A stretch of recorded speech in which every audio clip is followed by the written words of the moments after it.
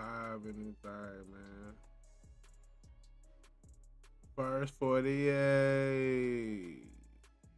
Blah, blah, blah.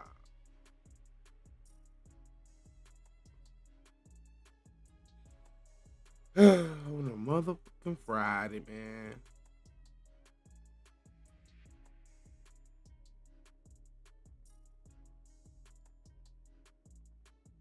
Yeah.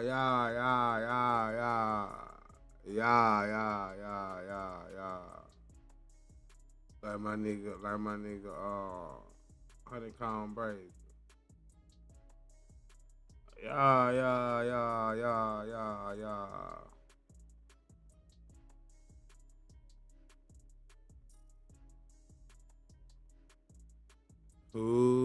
Smooth operator. Smooth operator. Big Trumps, man. Man, let's see what's going on in the world.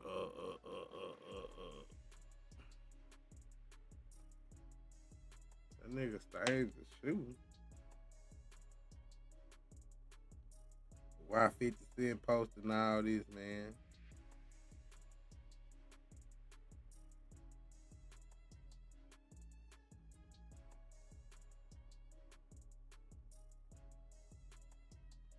Smooth. Oh, man.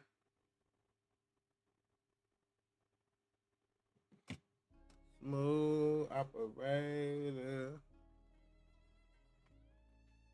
Man. Smooth operator.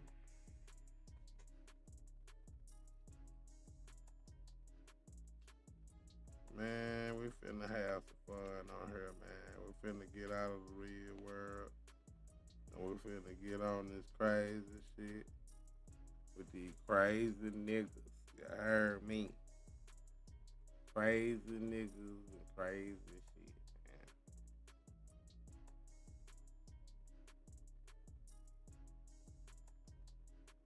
We ain't got nothing else to do.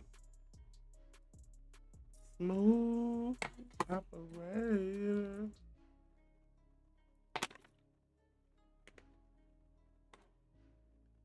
Man, shit brought me back, man. That water, man.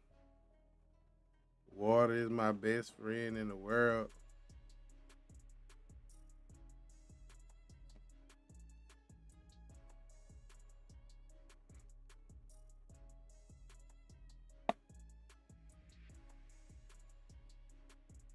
That's the only rat we jacket, man. Alright, man, let's get up in her TMZ. Bad boy Cancun Cash reveals stack lineup from upcoming scenes. Bad boys Cancun Cash. I don't know none of these niggas. Definitely don't know none of these niggas. Who is these niggas, man? Oh, okay, yeah, nah, you know, Zeus got some shit going.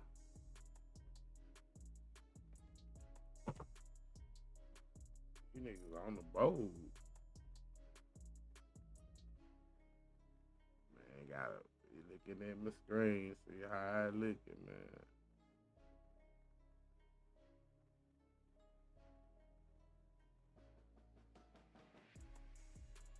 The little rapper, man. Niggas done made an AI movie. Sexy, can we sleep? I should have known I was on this all by myself. They said, no, just let Ray J take over. Let Ray J. Yeah, let Ray J take over. For the militia. Come on. Where the militia and the landmines at? Where you Where at? they at, huh? The nigga said, hey, bro, if you don't wear no more. So yesterday, 38spesh let us know that he's getting ready to drop his diss track to Jadakiss. And he brought the whole city out for the video. So yesterday, Where this nigga from? Yonkers or something? Where this nigga from? 38spesh let Rochester?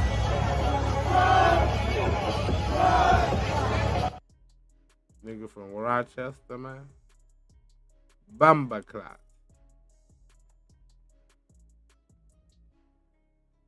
You got the whole city out there, boy. Dissing Jadakiss, man. And these niggas 50 can still get it popping, bro. He said he 40 something. They 50 something. He said they 15 years older than him.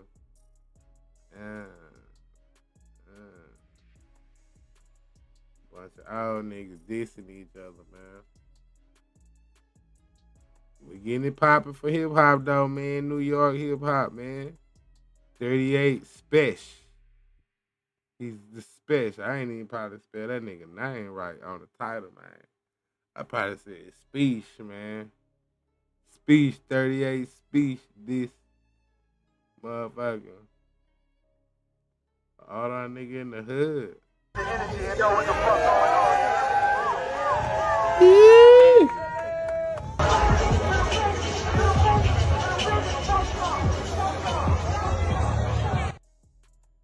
Niggas in the city with it, bro. Niggas got all the old school fellas out there.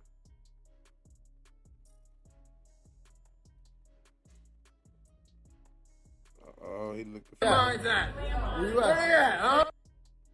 Where they at? Make way for the bad guy. It is. We looking for the militia. Come on. Where the militia and the landmines at? Where you Where they at, huh? Where they at? Oh, he did that to Jimmy. Nigga went on stage and dissed Jimmy for. They say at the Summer Jam. I didn't even know Summer Jam still went on. On some Jim Jones shit. Hold up, yo, Jim. I got a bone to pick. That's some whole shit worried about how another nigga clothes fit. Ooh. With your house on the foreclosed list. You lost your crib in 06, and this nigga still homesick.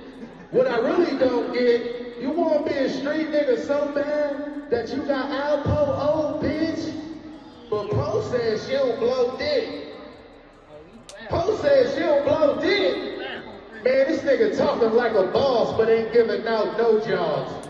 Nigga, you can't even go home and get a blow job. Before you made cash off rap, what was your job? Jim Story faker than the one fat Joe robbed. And your broad face type valid. Without that body work, that bitch would be shaped like Khaled. Ooh. Better replace them steaks for some late night salads. No matter how much you hate, you can't take my talent. You fucking with a real man. The crowd ain't doing nothing. Either they don't know who he talk about, or they just not hitting. But he was kind of going at Jimmy, man. Why he do that? Why he had to diss the man girl, man? Man, with steel hands, I took kilograms and build brands. Got a flow that could fill stands. And only reason Kiss eating, cause he Fat Joe little man. And nigga, somebody supposed to be like, ooh. They just looking. I'm like, okay, what? There probably be some young people out there in the crowd, man. They don't know who you talking about. And since y'all went and got that hook from Stove Dog, I just might go in the back and hook Stove Dog. Kiss, you will never be your own boss. And only a bitch ass nigga record phone calls. Trust. We recorded a phone call. It said he took shots at Jimmy on the Summer Jam stage. Fat Joe, Jadakiss, and Stove God Cooks. Yeah, I don't know him for shit now. Really don't know that nigga. He said he appeared to send more shots towards Jim Jones, blah, blah, blah, yeah. Keeping one of hip-hop's biggest lyrical conversations going. Is it? I never do. The performance comes after weeks of back and forth records, interviews, and responses surrounding the ongoing debate. I just thought it was just the records was old. I just thought it was a bunch of interviews and shit that sparked all this going on. I ain't know niggas was putting out records until now. If this even a record, he think he Jay-Z. Boy, you ain't Jay-Z. Nigga done came out there and dissed Jim Jones, man. Stop that shit, man. Go on ahead, sir. Get your ass on. They came over here with all these balls. Ain't nobody in the front rows either. Ooh. Oh, nothing. Jim Jones shit. Oh, somebody from way in the back was like, hey. Hold up, yo, Jim. I got a bone to pick. That's some whole shit worried about how another nigga clothes fit. Bars. But you is kind of dressed lame, fam. This is lame. Jimmy would never came on stage and that.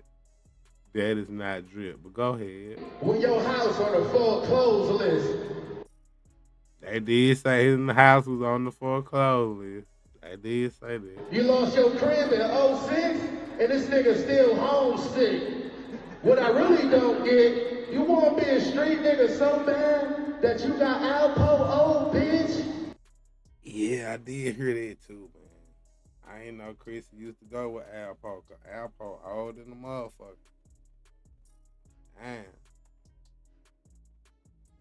Nigga had Chrissy young. But Poe says she don't blow dick. Poe says she don't blow dick. Man, this nigga talking like a boss, but ain't giving out no jobs. Nigga, you can't even go home and get a blow job. Before you made cash off rap, what was your job?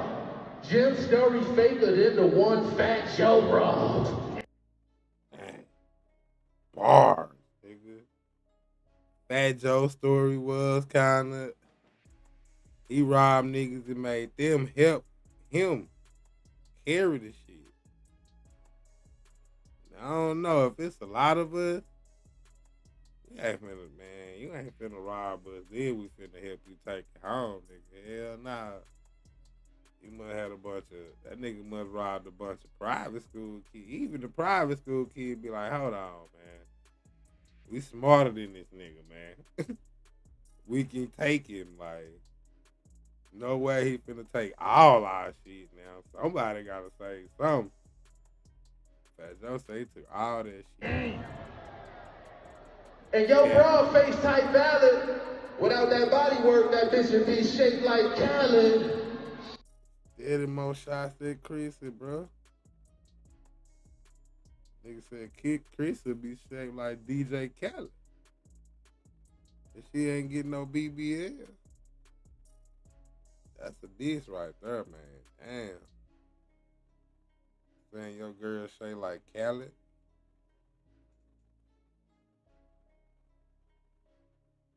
Then she used to go with Alpo. Better replace them steaks for some late night salads.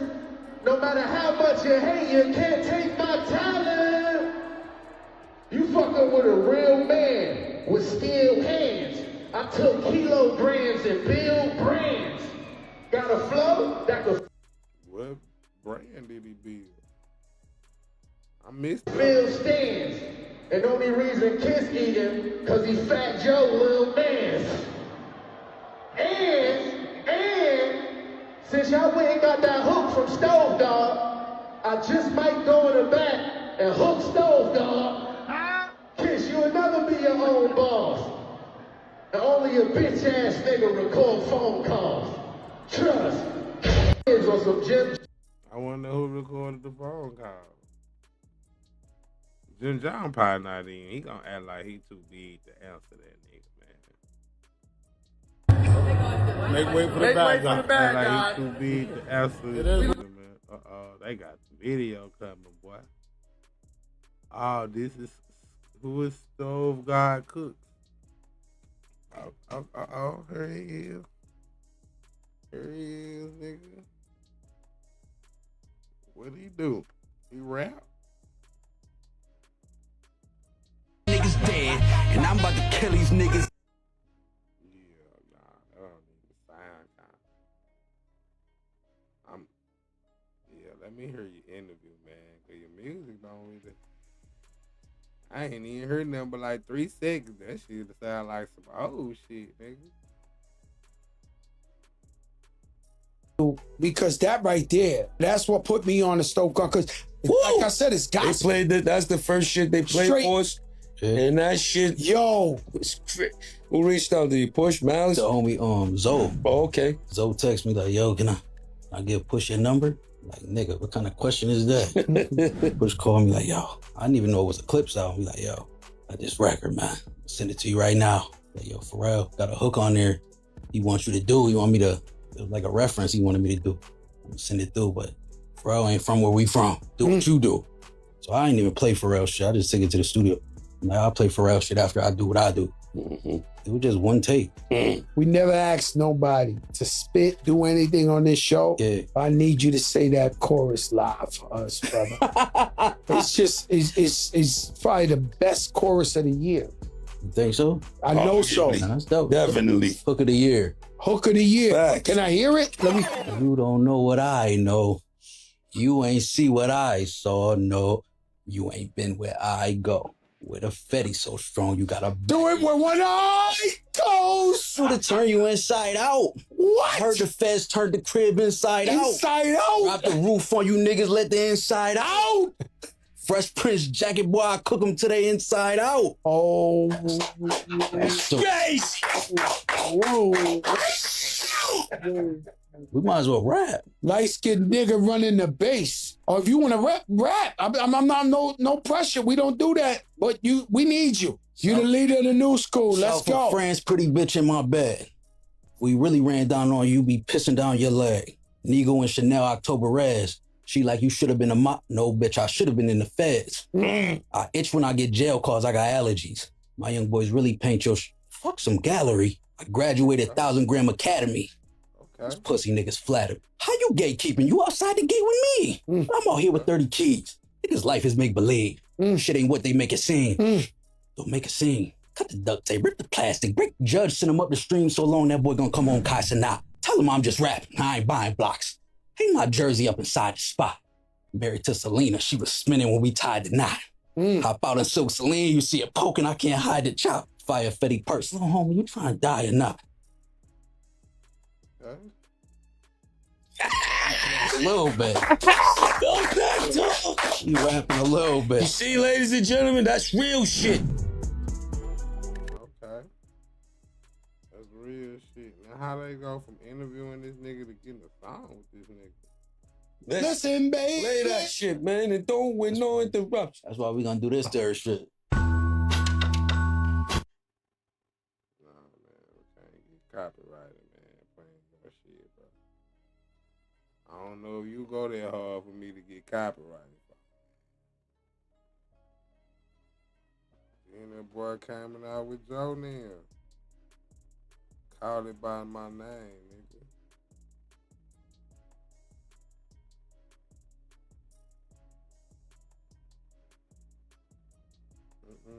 The boy say he got that shit on. By the time I was already in love with the hook, and then by the time he got to, if it was cooked in my kitchen, then call it by my name. I was like, oh, he flipped that. He's the hook guy of this generation for sure. No unquestioned. The beat was all that shit. When everything came on, I was like, Everything. Neat. That hook, yeah. by the time I was already in love. That nigga eating with DC Young Fly. I think that's DC Young Fly. Alright, man. Stove God Cooks, man. We got one quick. But I want to send another one too. No. I ain't gonna lie, the fit is drippy though. See, 38spesh ain't. See, he need to go get some drip lessons, man. She clear up. Remember to a rocket. Like even Kiss fresh, bro. Like Kiss Motherfuckers ain't wearing no damn. He think he Jay-Z. With these motherfucking baseball hats, man. A nigga came on stage, this Jim Jones in a damn baseball hat. With some jogging pants. Look at this shit. This shit ain't even no motherfucking snapback. It's a fitted. What size you wear, nigga? That nigga came this. That nigga in a fitted cat. He was on this Jay-Z shit. I swear he was Jay. Damn. No longer a trillionaire. I'm gonna be the one that talk about.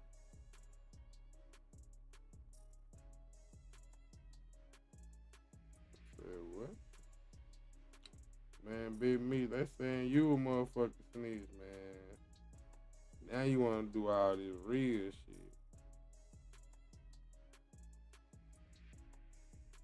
Fuck that. You done called out Whack 100, man. Fight the allegations, bro. Damn.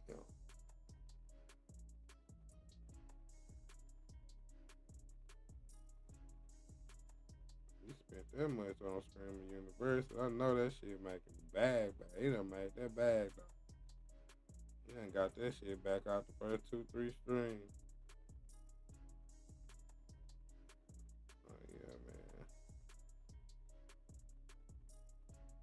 Don't.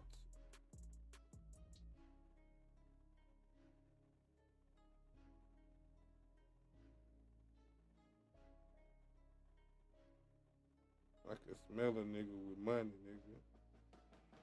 New York, New York.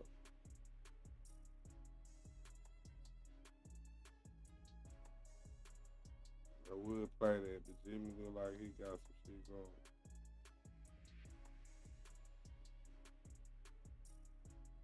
He ain't have to do that to Christian.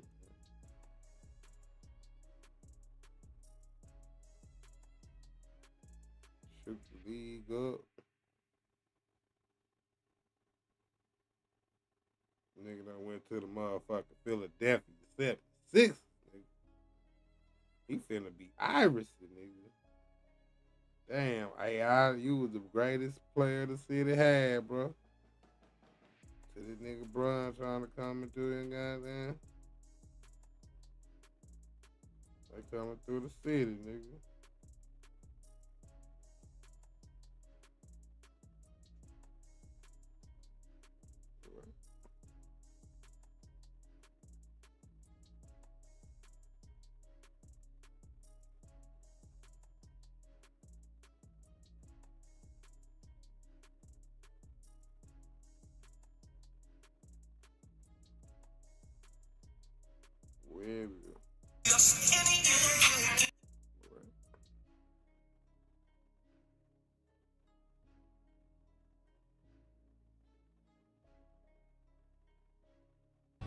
Some big shit. Nothing can stop me. I'm all the way up.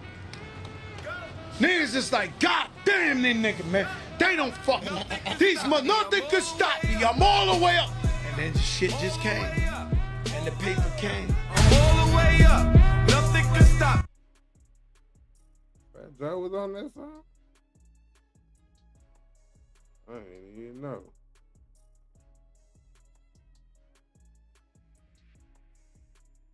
I used to hear that shit on the video games. That was like, oh, NBA 2K.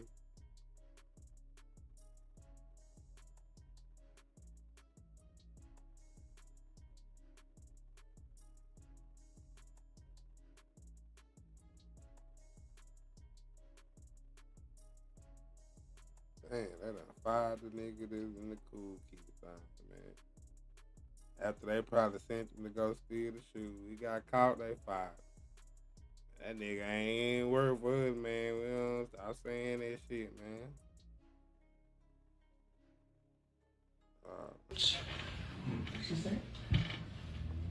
Right? NBAs don't. Yeah, she did say that. That was a minute ago. Uh-oh. I thought they wasn't in the club.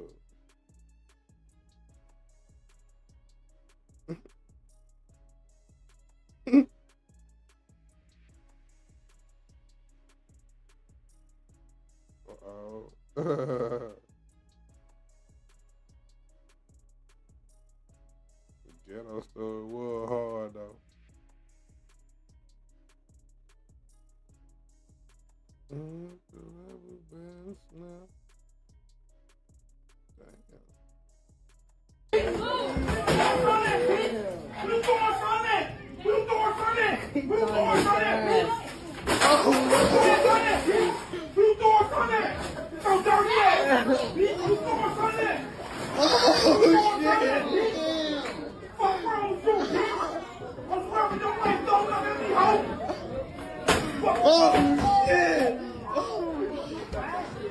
Oh shit, no. What's wrong with you, bitch? I'll break your motherfucking face. Fuck wrong with you? Bitch, don't throw nothing at me, bitch.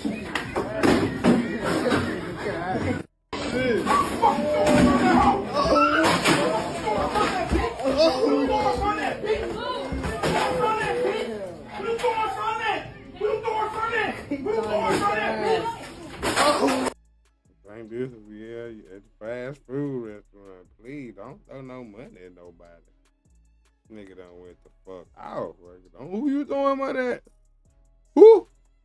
Who throwing money at? So dirty ass. Who throwing money at?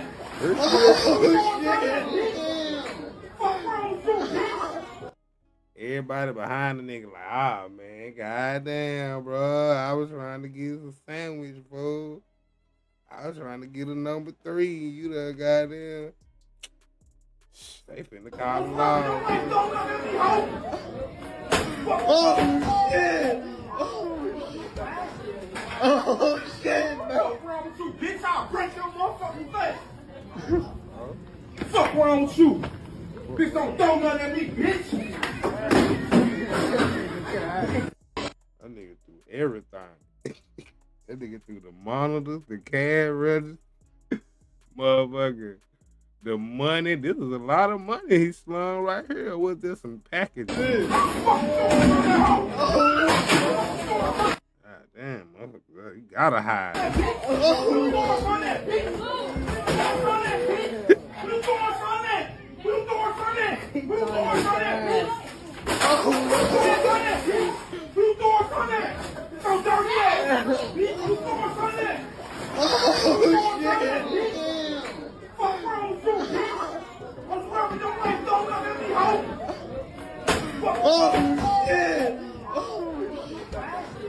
Oh shit, no. What's wrong with you, bitch? I'll break your motherfucking face.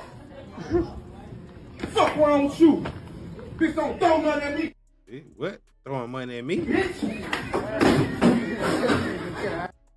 Nigga threw everything. I ain't bullshit. Point it, sweetie. Point it at. The fuck? Is that a commercial? Sham says LeBron might live in New York while playing for the 76ers. Oh, well. They said that shit a 45-minute helicopter ride. Oh, man. That nigga ain't finna, we don't know. That nigga got that money. He might be like Kobe. Take the helicopter everywhere. Say, damn, boy. You gonna take that beat every day, though? It's crazy work. They having a twerk contest tonight, nigga. EOB, nigga. Damn. Oh, that was the other day. Damn, right after sexual allegations. Fuck it. Uh-oh, that nigga got his son out. $30. Okay, man. They got his son out of jail, man. That nigga look like a gangster king, Yellow. You said that nigga wasn't never on no gangster shit, man. I don't know, gang. That nigga got a neck tattoo and shit. Nigga looking like he following your footsteps. So? You know that. You know that. You know that. But y'all know what's going on, man. Y'all trying to book interviews, whatever. Y'all want them to talk, put them on your platform, tap in. Ain't nothing free though. We need a fee. So this shit real. My son free though. Shout out the guys. Shout out that bag. You know what I'm saying? However it came, but it came. You know that. Huh? Nigga, ain't nobody want to interview your son. Nobody know that nigga. Nigga ain't want to interview you. 30 bucks, you know how that shit go, man. What that paper? You got your paperwork? You know I got You fresh out of what? Man, fresh out the county, man, on phone up, man. They thought this shit was a game. I got all type of, you know? Ain't even, hold on. What they say, 200? Damn. Oh, okay. Up, man. You know? Then how real is this watch, man? That nigga flexing his iced out ass watch, but your daddy was just saying he ain't had no money to get you out of jail. So y'all had this watch to sell, man. You gonna stay the fuck out though. You know that. But y'all know what's going on, man. Y'all try to book interviews, whatever. Y'all want them to talk, put them on your platform. Nobody don't want no interview from that nigga. Uh-oh. Headed to Philly, nigga. Uh-oh. Ooh. We right, nigga. They finna win the ship. Probably not, but shit. This like I said, I got LeBron, dog. It'll bring some money to the city, you know. It'll bring some attraction.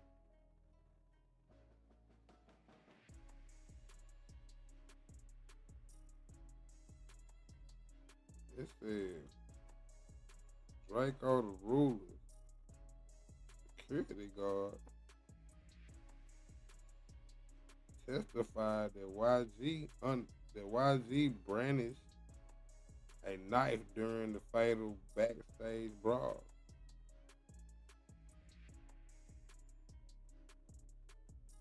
So that he saw rapper YG produce a knife and slash it towards him.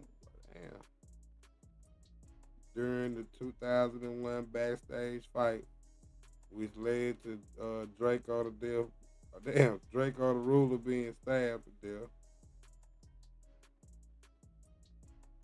And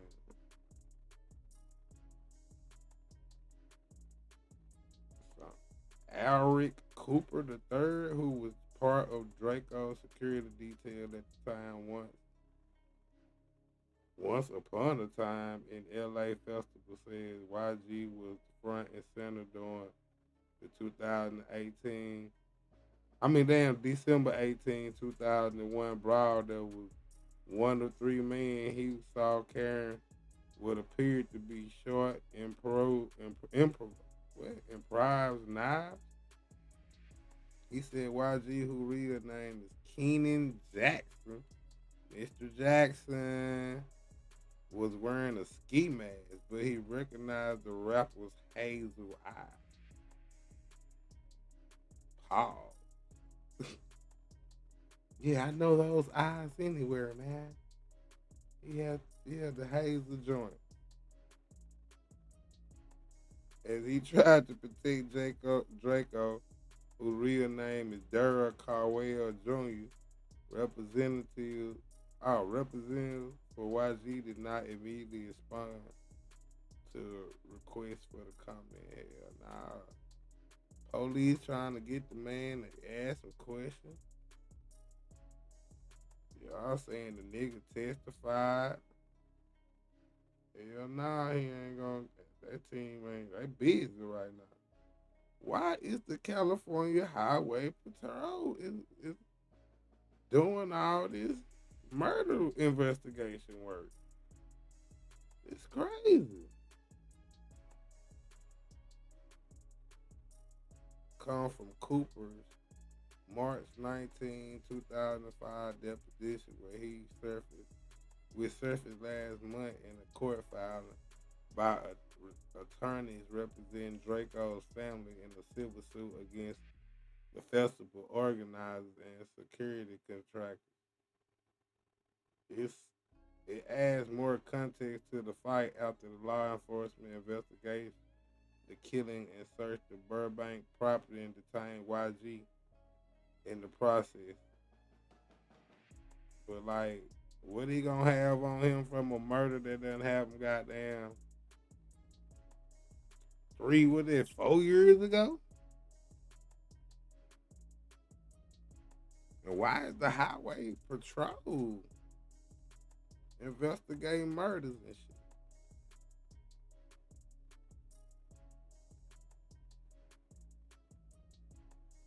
They said they would with help from the Burbank police department SWAT team briefly detained YG while the officers searched the property. What gonna be there from 4 years ago, bro? What you searching for? Ain't no knife gonna be in this motherfucker from 4 years ago. Ain't no nigga done left nothing, man. We done got rid of the clothes. All type of shit done been burnt up from 4 years ago, man.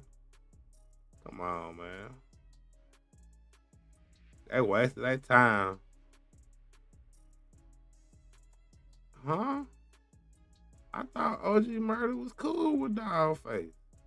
Things kissing my ass, sucking my damn near.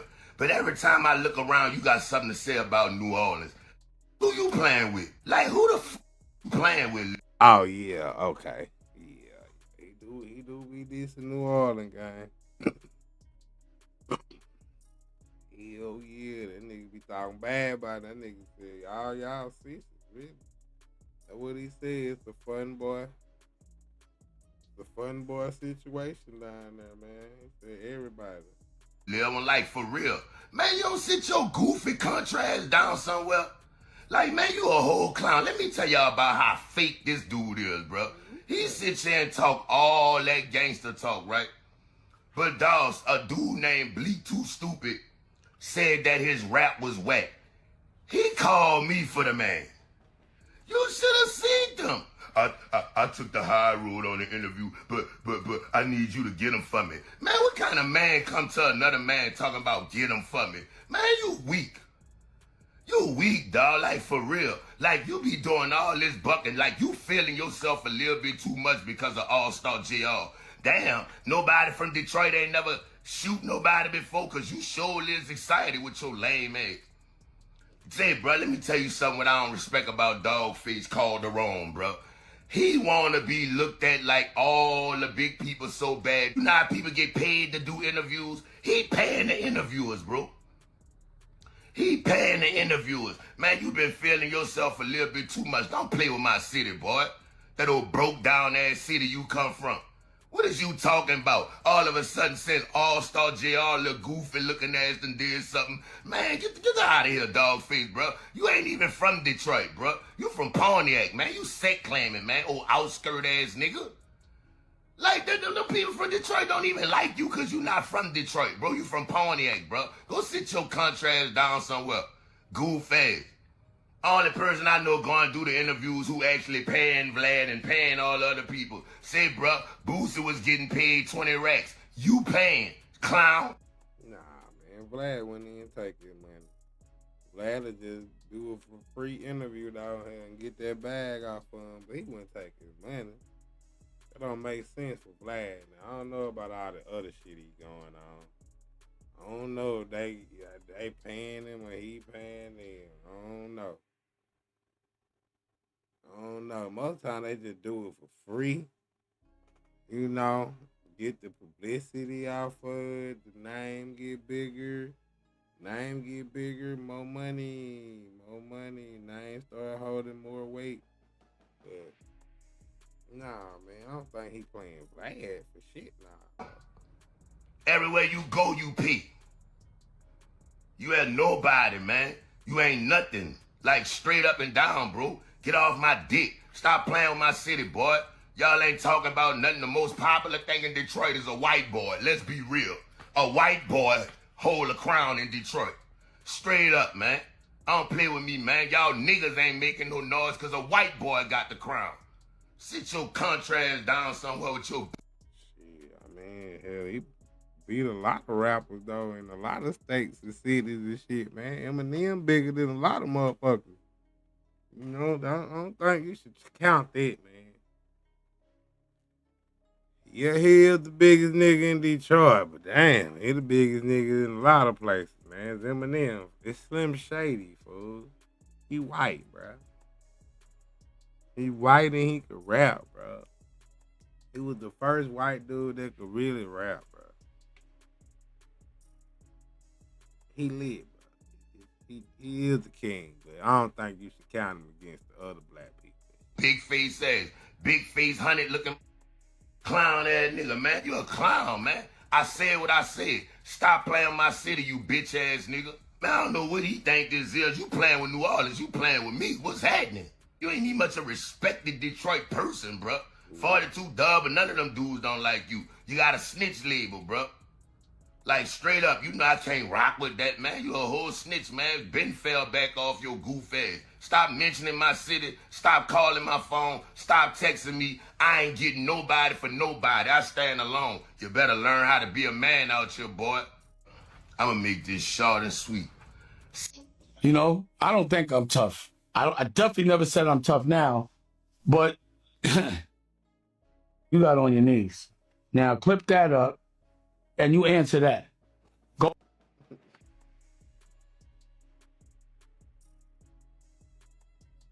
Damn, they already done gave the boy a day. And that's this fake.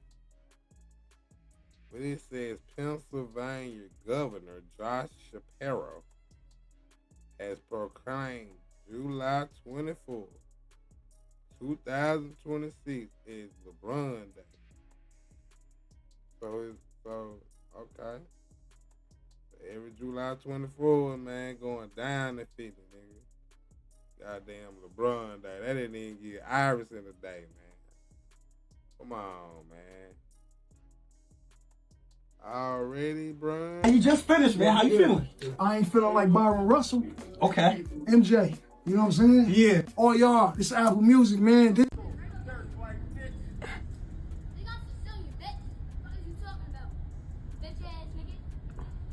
Yo, watch your mouth, yo. This back to school? No need for math. Okay, so I've seen this little trend going around where I pick boy names and you rate them. As y'all can see right now, we are expecting and we are hoping for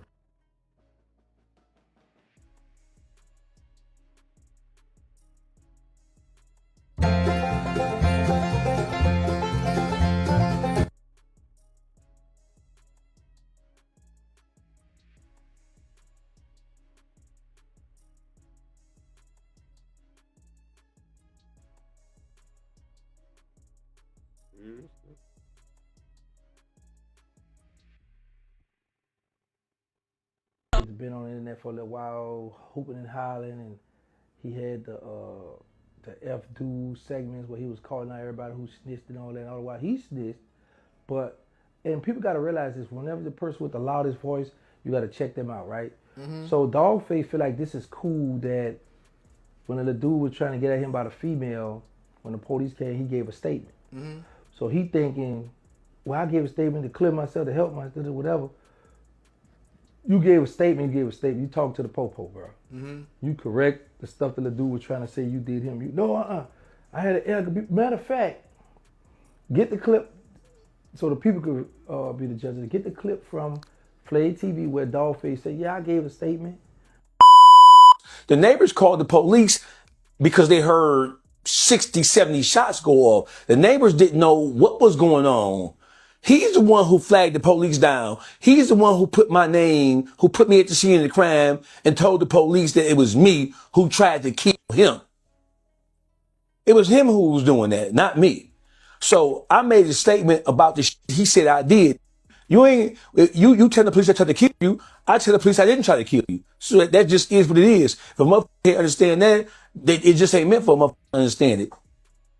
But he admitted to giving a statement. That's police action, bro. Us coming up, we ain't giving no statement. Anybody, and if he go to the feds, I guarantee you, Dogface go to the feds, and that paperwork get out where he gave that statement, he gonna get off that compound.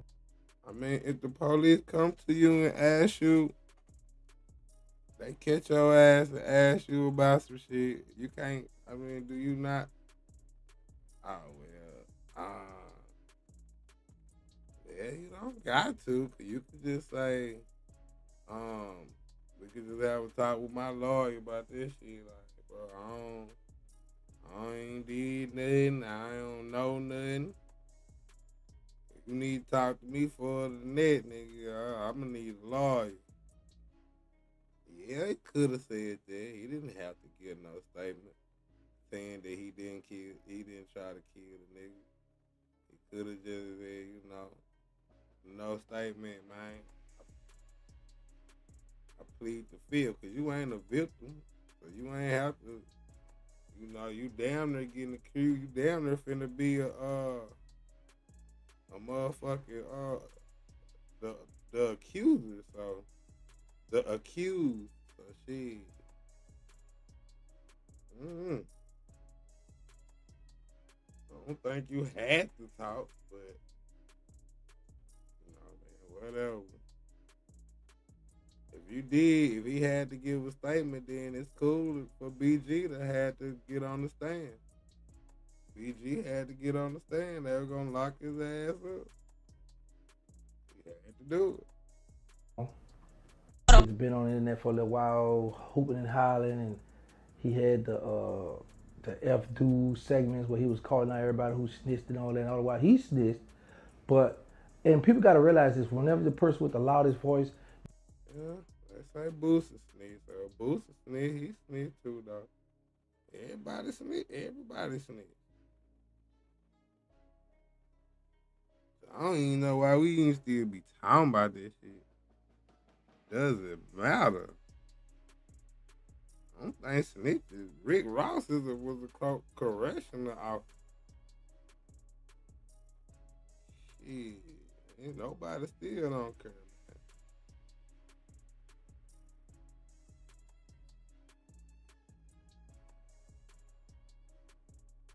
Oh, Diddy ain't taking that shit. Take that. Diddy ain't taking that shit. Nigga crazy. Nigga, man, that's why he can't lose no weight. Hey, Colin. It's Natalie from Miami. From Miami. Hello, Joey. Yeah, surprise. New York. I'm still here.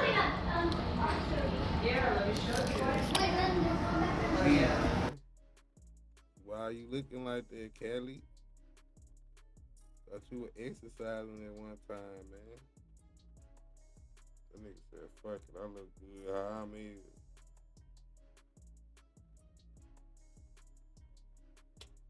Man, what?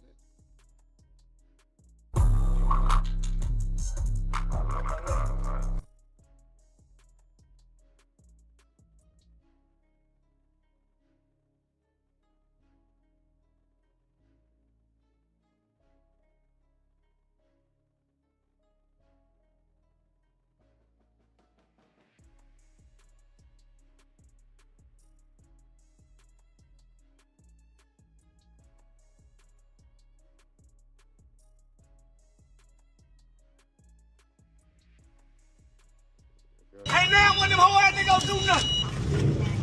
Ain't now one of them whole ass niggas do nothing. And I showed up by myself, nigga. Pussy foot. Run over here. Hello. Hey, now you. Oh my gosh, your Joe is hungry. Yeah, nigga, I was by myself, nigga. It's like Hellcat got the official footage. A woman who turned her birthday party into a political information campaign. And niggas wouldn't even be quiet long enough to get the information. Niggas ain't gonna be quiet, man. What you talking about, man? He was kind of moving through there. I mean, he behind this dude right there. So he was out in front. Then he was like, man, hell nah. Come on, my boy. You got it. You bigger than me. They walk my mans out, man.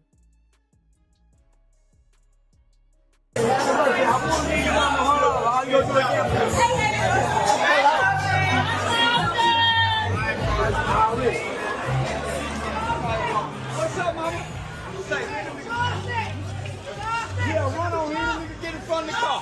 Hey, man, anybody behind me gonna get knocked off. Let's go. Let's go. Nothing? Let's go. Man, fuck them nigga. We ain't rushing out of here for nothing.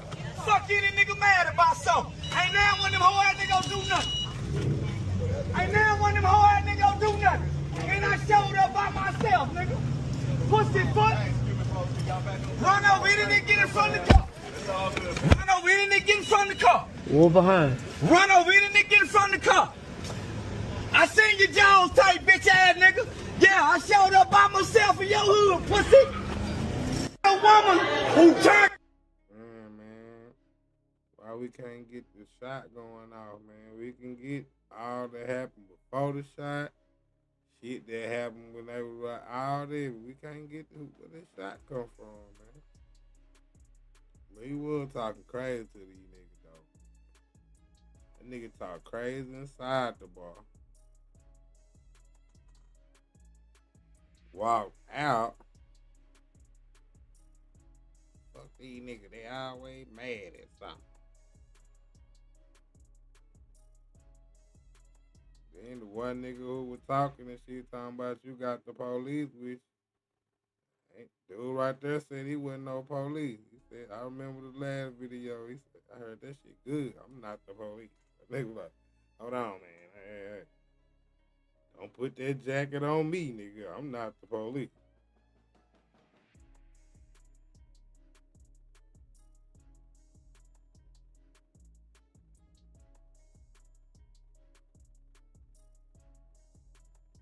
About that bitch. Yeah, run on here, nigga, get in front of the car. Hey, man, anybody behind me gonna get knocked off. Let's go. Let's go.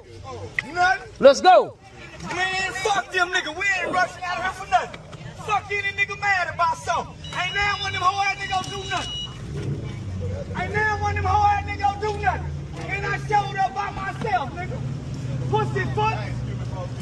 Run over here and get in front of the car.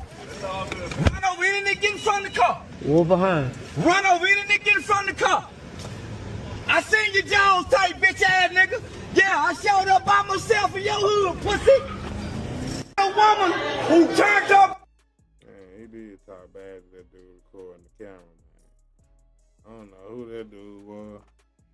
You went outside, my boy. You done let Charles the White talk bad, cause you all type coaches and shit. Everything. You ain't do nothing. You got the police with you. The nigga ain't had no police with him, man. That shit crazy work.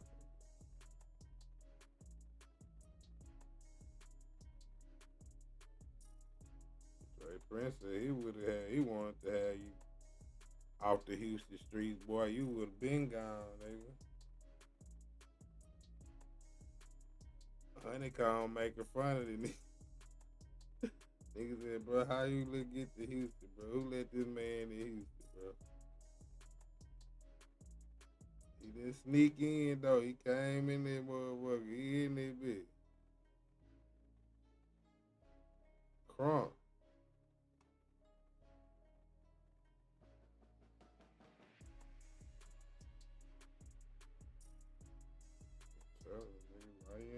Where you at, bro? Yeah.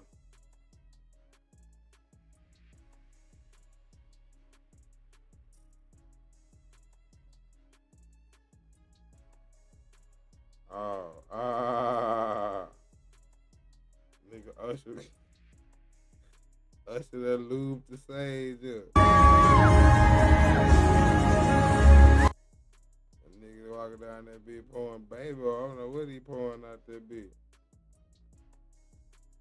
Motherfucker Mario came out that bitch and he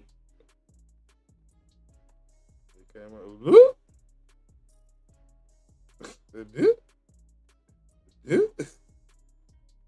like, I'm okay. I'm okay.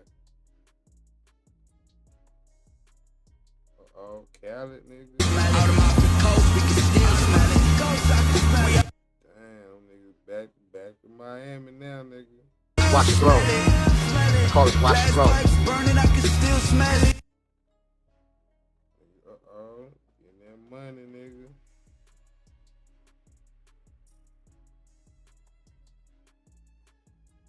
Got him a Dame Dash car, nigga.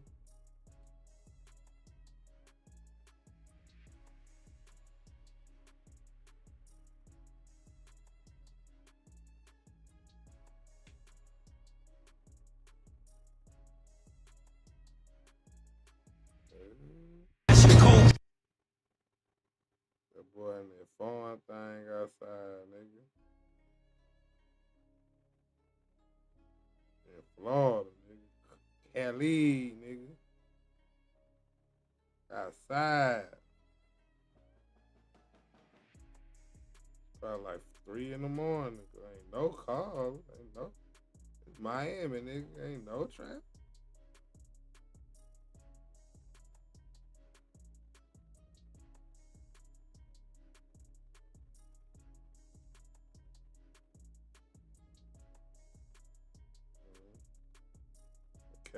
Cali say he got him a hit, nigga. He finna get Jadakiss and Fat Joe back poppin'. Cook's God is new. Everybody talking about his hook. Got him a new way to ride, nigga.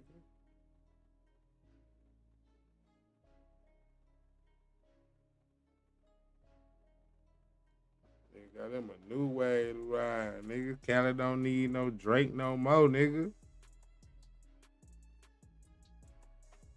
Man, let's react to this crazy ass dude, man. Mr. Trump. That he wants his next team to be the 76ers. Where do you stand on LeBron versus Michael Jordan as the best ever? Well, Michael Jordan's a guy that's a friend of mine. He's a really good guy, and I think LeBron is, maybe he's a racist. Bro, you can't be racist to white people, bro. That nigga crazy, bro. How LeBron gonna be a racist, bro? You orange, man. Your people ain't never been enslaved. Can't be racist to a nigga that ain't never been, ancestors ain't never been enslaved. But maybe he doesn't like Trump, I don't know. But I only like people that like me.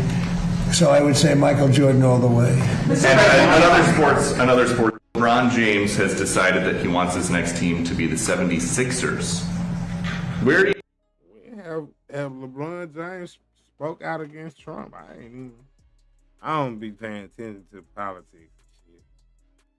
Oh, that's bullshit, man. Celebrities taking sides. Oh, that shit now. I ain't know that, man. I ain't know that nigga LeBron didn't like Trump. And Trump, no. Trump said, man, shit, that nigga racist. He don't like me. I'm gonna go with Where do you stand on LeBron versus Michael Jordan as the best ever? Well, Michael Jordan's a guy that's a friend of mine. Play golf with him. He's a really good guy. And I think LeBron is, maybe he's a racist, but maybe he doesn't like Trump. I don't know. But I only like people that like me. So I would say Michael Jordan all the way. I mean, I only like people that like me. I ain't gonna lie about it. That's a good answer. That's a good shit, nigga. I only like people who like me, gang. Like, I don't know about all that other shit they got going over there, man. Like, but that nigga fuck with me, I fuck with that nigga, man. We cool. Get this money on. We can run it up. But if he don't fuck with me, well, I ain't gonna, he's straight and all, but I ain't fucking with that nigga over there. I'm gonna go with Michael, bro. I know Michael fucks with me. You know what I'm saying? No matter what the black people say, Michael fucks with me, nigga. That nigga LeBron, nigga racist. And another sport, LeBron James has decided that he wants his next team to be the 76ers. Where do you stand on LeBron versus Michael Jordan as the best ever? Well, Michael Jordan's a guy that's a friend of mine. Play golf with him. He's a really good guy. And I think LeBron is, maybe he's a racist, but maybe he doesn't like Trump. I don't know. But I only like people that like me. So I would say Michael Jordan all the way. Maybe he's a racist. I don't know. Like, I don't know what's going on with LeBron. I'm going to go with Mike. You know what I'm saying? I want to be like Mike. We ain't talking about Michael Meary, nigga. We talking about Jordan, nigga. He friends with Trump, man. They play golf. Nicki Minaj. But after hearing the gunshots, many people yelled, "Get down, get down," which caused Nicki Minaj to start twerking. Do you believe it? Get down. She's the only one that really understood what that meant. That nigga Trump done became a goddamn a comedian. Who done wrote this shit? Dave Chappelle. Like, who wrote this? Kind of slight racist, but kind of that's my homegirl ass joke, man. What going on with this nigga, man? That nigga Trump done became a comedian in this bitch. I never knew. This nigga got so many skills, bro. He played golf with Jordan. But after hearing the gunshots, many people yelled, "Get down, get down," which caused Nicki Minaj to start twerking. Do you believe it? Get down. She's the only one that really understood what that meant. He was the only black person in the room, y'all, when the shots rang out. He the only one that knew what that shit meant. He started twerking on it. Pop it for pimp. That's crazy ass work, man. Nigga Trump crazy, man. So who writing this nigga material? Who writing that man material? Oh, man. 3 months ago. Now they into it, man. That shit crazy.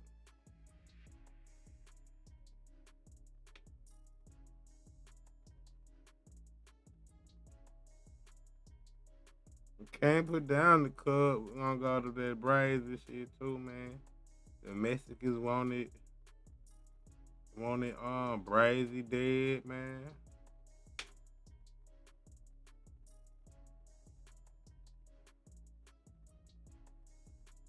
South Walker Clown and Brandy's little brother.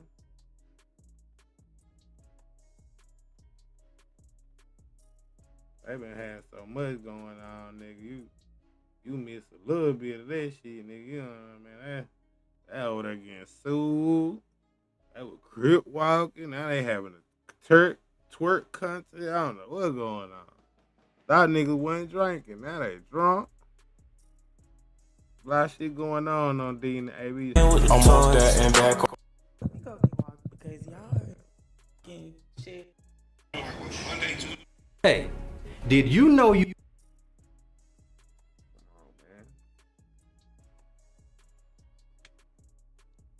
Come on, G. It'll probably be better like Wednesday or Thursday type shit. That's funny though. They can't let Bunny be me in the video. That's actually funny. Hunters, rules, and creatures.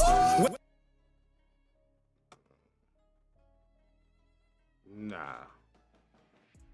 No. No. Stop it, man.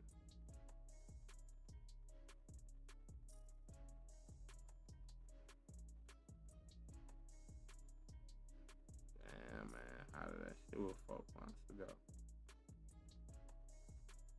Anyway, man, let's see what Duncan talking about, man. Him and Brazy with these. Well, HoneyKomb, man, with his rebuttal. Can't wait for an interview. Whoa, wait. Because I don't. We're gonna get to that. Okay. But he claims he claims he saw you with your dick out, and then he claims he went around outside to get a brick, and then he heard you say, "You think he saw us? You think he saw us?" Oh my God. That man said, you think he saw us? Is this like, is this, he had to be wigging because you know K2 make you hallucinate. It's a hallucinant drug. You know what I'm saying? He had to be hallucinating. He really believed this dear Harley in his heart that really happened. He was hallucinating. I feel like we should do the That nigga was on Mojo Jojo. a lie detector test. You know what I'm saying? That's the only way I feel. You know what I'm saying? If they really want to know, you know what I'm saying? Tell Jay Prince or somebody to pay for a motherfucking lie detector test. And whoever land, man, everybody just go against his ass, man. Cause he just, if it's me, man, y'all please go against me. I'm talking about for fucking on my partner girl. But if it's him, I promise y'all, listen here, man, he should get no more support right now, man, for doing his mama like that. Okay, so basically you think he was high and just seeing stuff. Yeah, because that K2 make you hallucinate, bro. It make you really see stuff. People be thinking they see demons. People be thinking they see God. People be thinking they see the light. People just be making those shit. They go into a different realm. You go into a different realm. So like whatever is on your mind, when you smoke K2, whatever's on your mind, it's gonna intensify it. You dig what I'm saying? Like that's why people be thinking like somebody go kill them when they smoking this shit because when Yeah, he telling the truth though. I done seen niggas smoke that shit and go to sleep in the middle of smoking that shit. Like, damn, nigga. You alright, nigga? Blunt fall and shit. Hell nah, I don't want to never hit that shit. But they in jail, they be like, niggas go to Reddit and shit, like running for their life and stuff because they already scared in jail. They done smoked this dope. It done intensified the motherfucking the scare, and you done weed out. That's what he did. He weed out, man. He weed out. That shit strong, man. That shit is strong. It is potpourri with chemicals soaked in it. Yeah. Do you do drugs? Because people assume that you. I mean, well, he said that you do crack and you're on drugs. Do you? I know you hustle or you hustled before.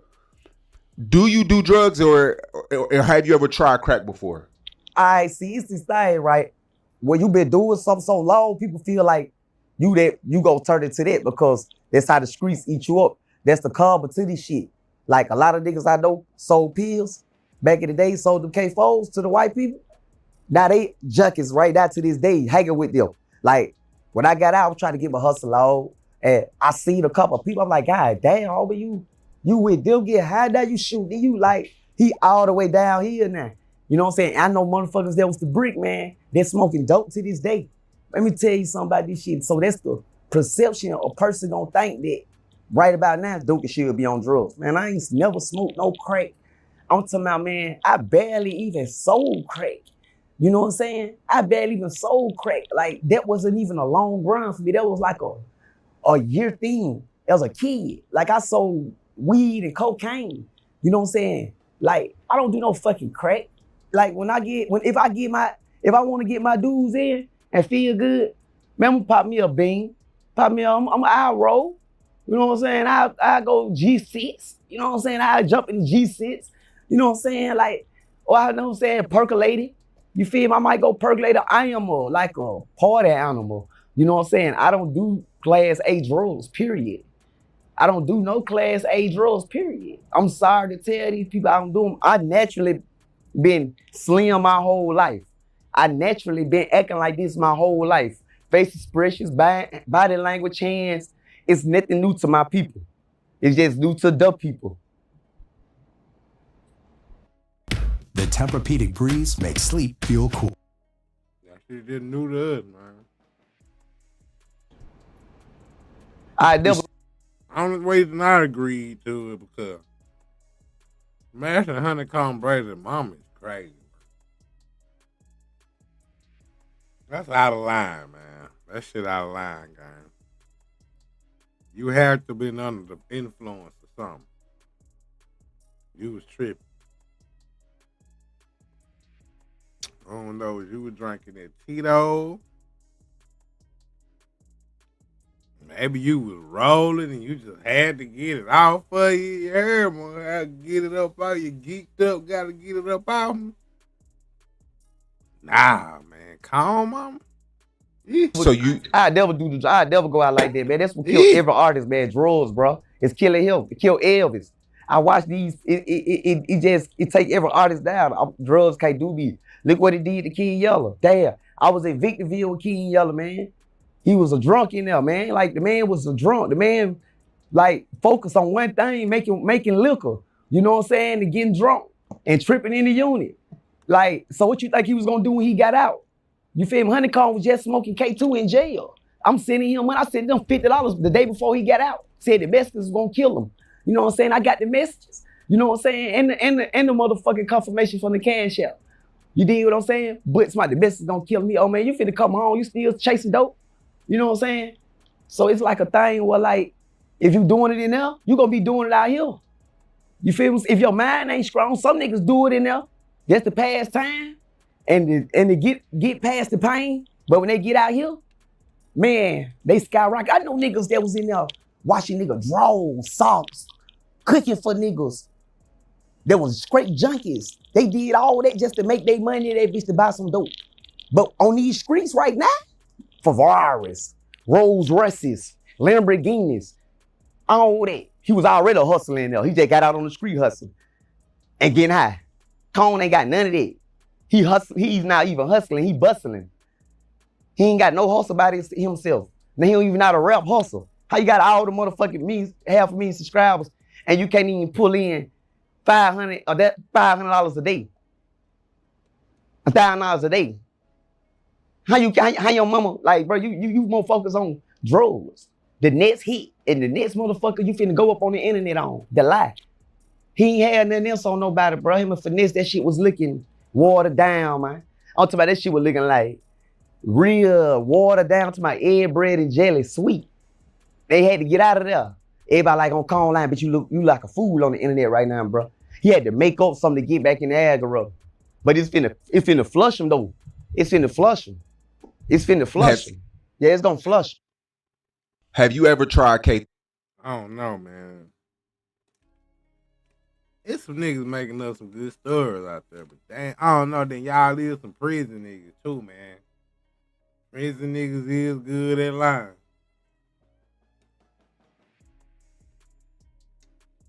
Them motherfuckers lying in jail. They lying from jail. They call from jail to home. They lying to their bitches. Nigga probably got 2, 3 bitches sending some money. Jail motherfuckers be lying, man. I don't know who. I don't know. Cause then they'll say in each story they'll compliment the other one, like, yeah, he'll tell the truth about that. Or, yeah, that really happened. Or, yeah, this and that. Like, and the stories damn near blending together, so the shit really happened.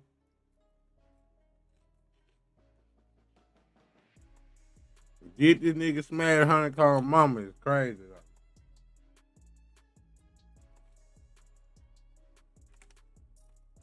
Why it was some rubbers? Duke Wild said when it was the box of unopened rubbers.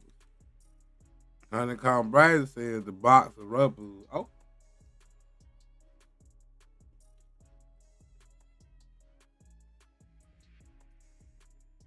Ain't nobody in the house but niggas. And HoneyKomb Brazy mama. Why would a condom need to be open? But anyway, that was K2 in prison. Yeah, I have tried K2 in prison. Yeah, I have tried it. I tried the motherfucking, like, smoke till I couldn't smoke no more, smoke to the death of me.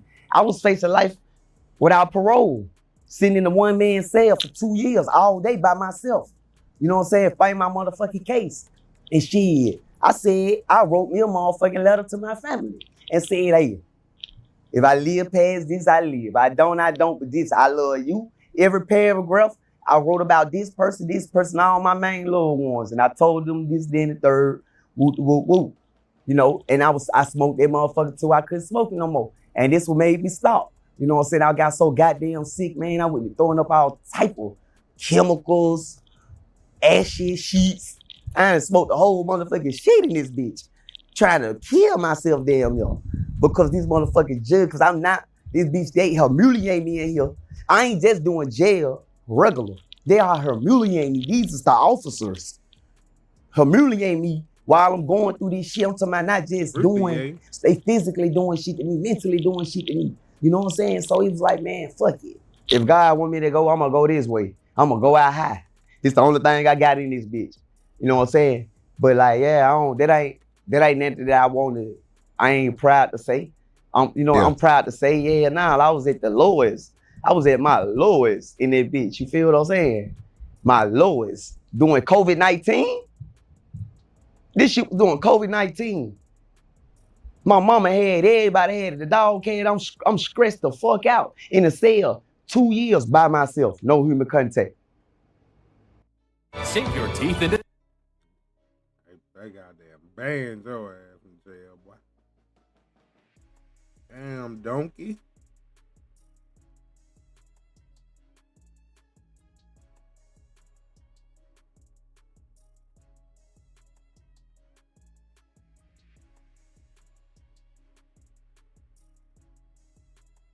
I don't know if I want to listen to no Atlanta shit.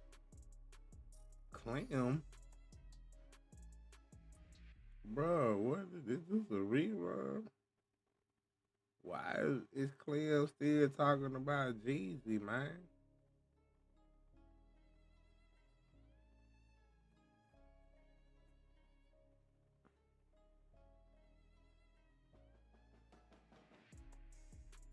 Yeah, mean Jeezy, man.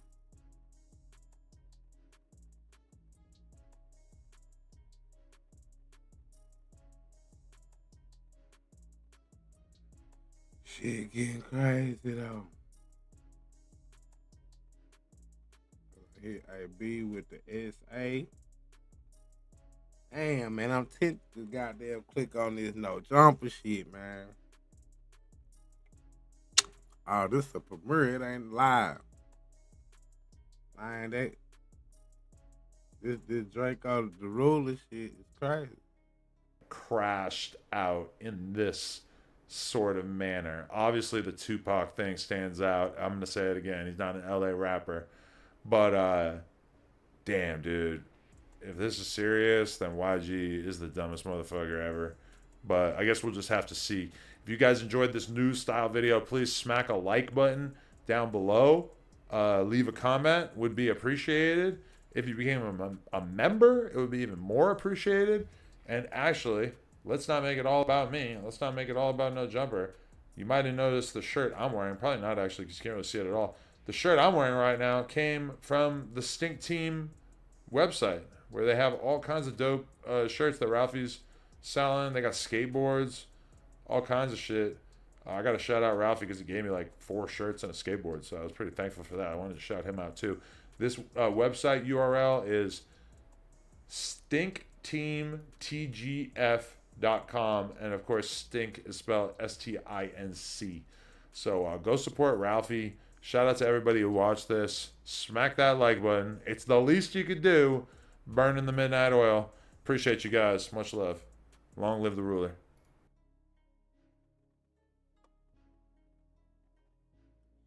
This is from No Jump. Loves, who has a security guard for years and years. He gonna be getting some heat over this, to say the least. Coop. Shut up, Adam. You the one gonna get goddamn. Who did it now? Is it Draco? I mean, is it YG or is it Munchie B, man? I said Munchie B know the dude, man. So is it Munchie B did? I mean, what that dude name?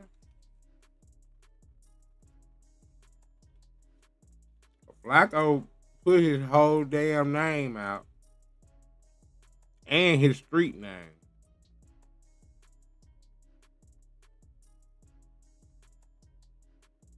Damn, put plantation politics.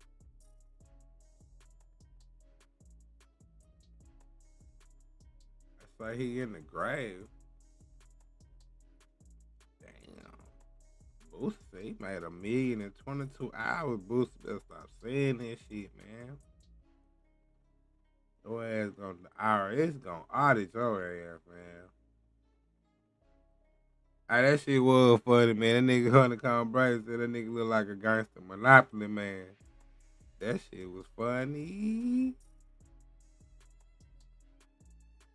Nigga said Charleston White look like a gangster Monopoly man. That's crazy work.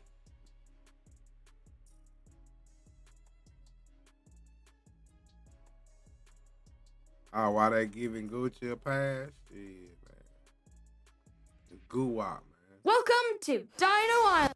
They from Atlanta, man. Everybody from Atlanta. Ain't nobody from Atlanta snitching but Ghana. That's the only person they'll say snitching is Ghana. Ain't nobody else snitching. No. What do you want them to do? What did y'all want me to do as a kid? I was 14 motherfucking years old, fresh out the hospital. Don't been watching street shit on TV. Starsky and Hutch, Good Tips. Yeah, Nick Bo and Luke Duke. I don't know nothing about this. So what y'all want our kids not to cooperate? So this is why I'm saying, come over here with me, RD, you and Keisha. Yeah, keep taking Keisha Couture, fatigue drinks, getting that belly high looking. But you gotta come on over here and sit down, me now, Paw. Yeah, go on, start letting your bird get gray. No, ain't no more of that Gucci man. Ain't no more of that overbite lip talking. Gucci man, ain't no more of that. So I'm saying, y'all got me at 15 years old on a capital murder case, and I ain't the trigger puller. I'm going to go steal jackets. I'm a motherfucking jacket thief. I ain't a killer. How you make me a killer? So when mama and them come in, and I'm her baby, I'm her little boy, I ain't supposed to be mama baby? Mama, I ain't do this, mama. Mama, I ran away from home just to have some fun, go to Tingles, and with my little Mexican girlfriend, Sharisa, and Adrian DeJesus now. But I wasn't no kid that knew not to talk to the police. Every year, I was in dark graduation, top of the class, next to the police officer with a badge on. So, I can't be 15, and I'm scared. I'm scared, man. I ain't never seen all white people before like this. I ain't never seen it before. I'm looking on them courtroom wall. You're seeing them old white people like they on a dollar bill. I'm scared. I just got to the hospital. My mama crying like I ain't never seen a while. I don't know what kind of trouble I'm in.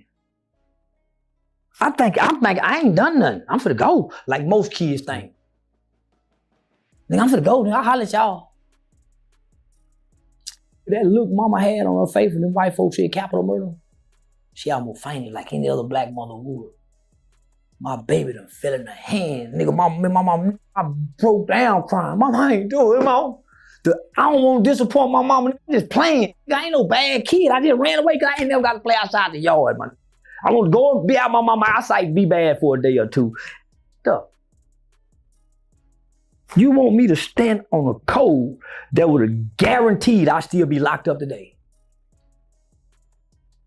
So why y'all getting Gucci a pass, nigga? And y'all won't give us a baby? Pop Hunter should have got a pass like Gucci. Let him be a little studio gangster kid, man. Now Gucci a grown man, now he a CEO. What supersedes a kid? See, he done lived his life. Gucci done killed. I'm sorry, he just took the rap for the killing, but he done time. I had never lived that life to know how to stand on it. I've been telling since I come out my mama's pussy. They don't even want to give that nigga Gucci the body no more, man. Damn, man. It's just history that got redirected so much. Like, find out that the nigga you thought was a killer, maybe not really a killer. Like, another nigga shot the nigga. He wasn't by himself type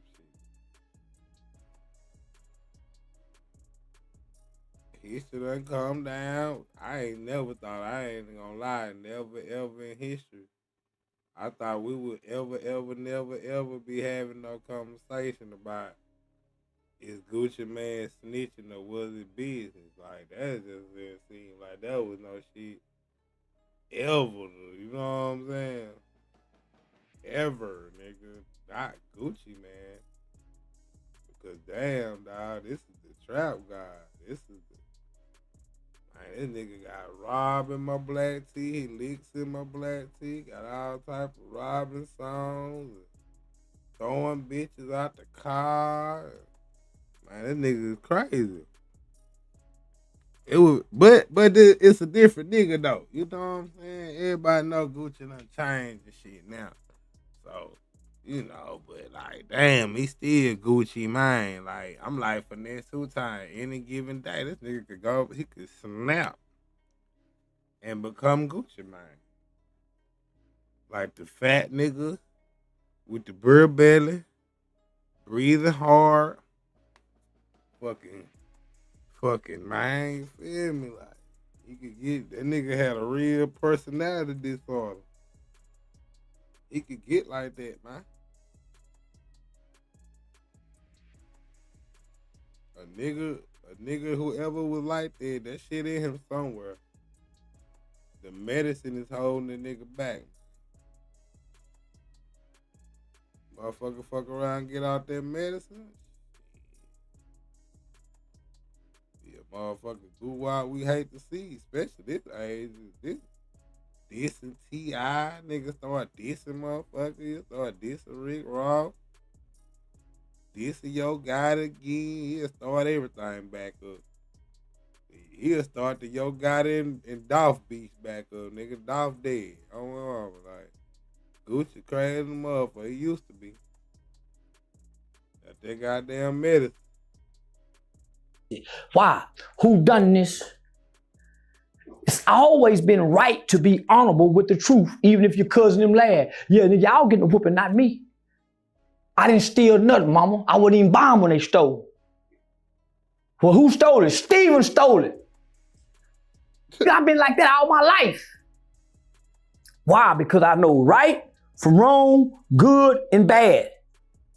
Somebody lost their life. And we didn't sit down and plan to take nobody's life. How one fool get to dictate all our life? How? Why? Because he been abused? His mama really don't give a f. He got to sell dope. He live in the projects. That's why I tell my son, don't ride with no niggas. There's always one fool in the car with 3 niggas, folks. It's always one gonna cost everybody everything because you always got one fool when it's a group. So I tell him, you keep your bitch with you, Bonnie and Clyde. All the strong men had him in the folks go rob together. When they get through robbing, they go their separate ways. So now he was the fool in the group. He was the fool in the group. His mama barely even came to see him. Cascade Complete has the power of Dawn. That don't mean you should have snitched on him, Charleston. Damn, man. Yeah, threw away a nigga because his mama didn't come to see him, man. He ain't deserve it. So I'm saying, y'all let these gangsters, this is what I love about LA. It's one thing I love about them old dumbass LA, they're stuck in it. They stuck in it and they stand on it. And they ain't looking for no way out because they know what they signed up for. They ain't trying to come over here and be paw like these niggas here. They ain't trying to come get their veneers done and look cute and be a cute daddy now. And they done hurt people in the past. They still checking in. Nah, homie, so how can you get in the past? Who know he ain't supposed to be in that report? I wouldn't give a if he been married. I wouldn't get Philmo Slim wouldn't have done it. Philmo still standing up like he got dirt legs at 90 years old, still talking pimping. Oh man, them black brothers can stand up, but he's still standing on it. The old pops. John Gotti, they put them suits on. All the old folk walked it to the graveyard. Why they put it on? No, I hear what you're saying, but look, this how a lot of people are looking at it. Gucci gave this dude a chance, an opportunity to change his life, to get out of Memphis. And You do somebody like that, but you did that to me. You this is business, I heard that. We're not going to commit a crime. We're doing business. But you don't let you take over though, man. And you ain't paying us. We ain't getting nothing to the CEO. They done medicated you, nigga. When I met you, you wasn't fully medicated. You was guap. Me, Fuji, nigga, you had us all. How is one of us getting something? And y'all got all of this. 10-17 wasn't shit till the new 10-17 came back and went to pushing, and yeah.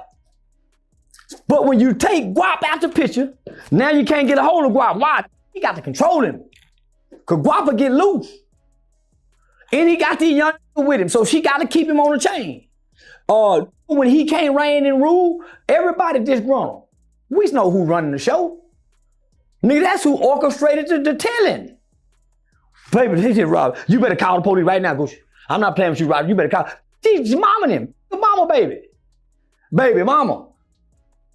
That's mama, baby. Yeah, she is mama and his woman. And she done give him a family where he have a meaningful life. He a bobblehead. He ain't calling no real shots.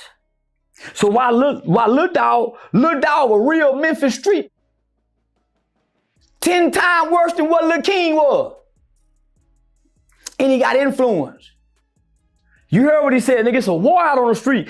He losing niggas, and my members ain't what they said. You heard what he said.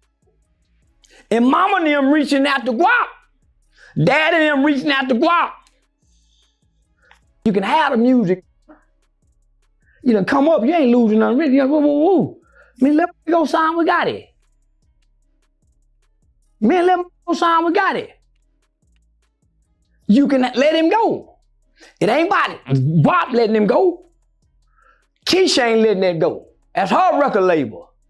As it should be. Two become one. So your members, your soldiers, your piranhas, they start feeling some kind of way. Then Scar die. Word get out. Y'all want the chain back.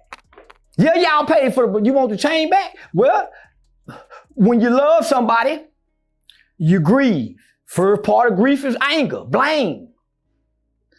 He been in the box, mind been wondering like a mother. Why jump out running toward this shit? Big 30 done fell off. Went to dope fiending on the yerks. The mama them doing, but mama them say they trying to holler at them. Hey, woo woo. But nigga, his wife says, hey, let it go. They went to pimping on the boy, look like. They went to pimping on all of them. Yeah, you give me an opportunity. Yeah, you put me in a position only to rob me and keep me broke. See, one thing I learned about the people that give you opportunities in position, if they own anything of yours, it ain't really opportunity. Yeah. You put me in the box. Yeah. And this is more of a curse than it is opportunity. Nigga, you mean to tell me that little nigga sitting there, man, he 10-17 curse, man. that's what the official name for it called. He say he ain't did nothing. Woo, woo, woo. Do we owe him something? You goddamn right. We black. We black. I thought when a nigga come home from being a little nigga like Pooh Shiesty, no. You live by it, you die by it. I don't want to die by it. Yeah, I want to be able to outthink the dumb shit. Yeah, I want to be able to outthink it. So I don't hold. If something hurt me, I try to hurry up and let it go. Release it. So I don't keep pondering on me. Because it'll keep hurting you, thinking about it. That little hurt, homie. Yeah. And I think in that FDO song, he really talking to Gucci. When you listen to it. Yeah. I mean, you go back. Say, Dirty, give me the great. Yeah. You see, man, nigga, ain't nobody sliming me. Homie, I've been studying that, man. That's his, man, that's a bad motherfucker. Yeah. And he was on pace, nigga. He was on pace to be there with NBA Youngboy. Yeah, he was gonna have a $10 million summer, for sure. Yeah. Festivals, tours. He still got the hottest single. Yeah.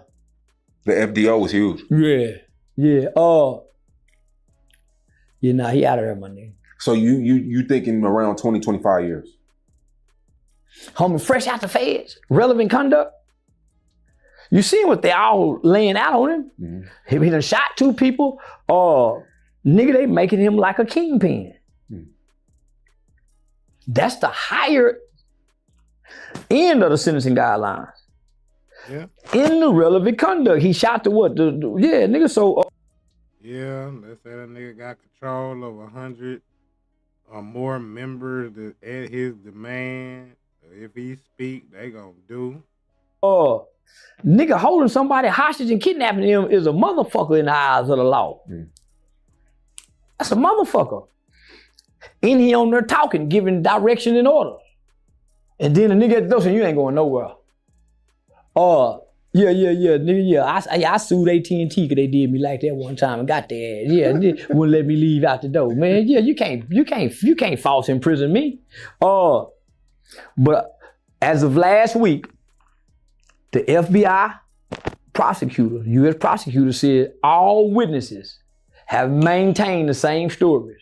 So that means RD is testifying against him. And I think that's all Pootraxi really want to see. I think that'll give him satisfaction to see Gucci testify against him.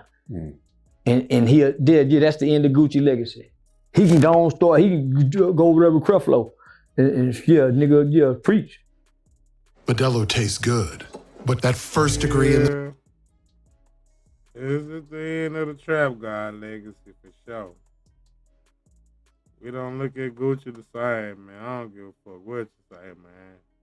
It's just he got too much music, man. You think of him too much of one way in your mind.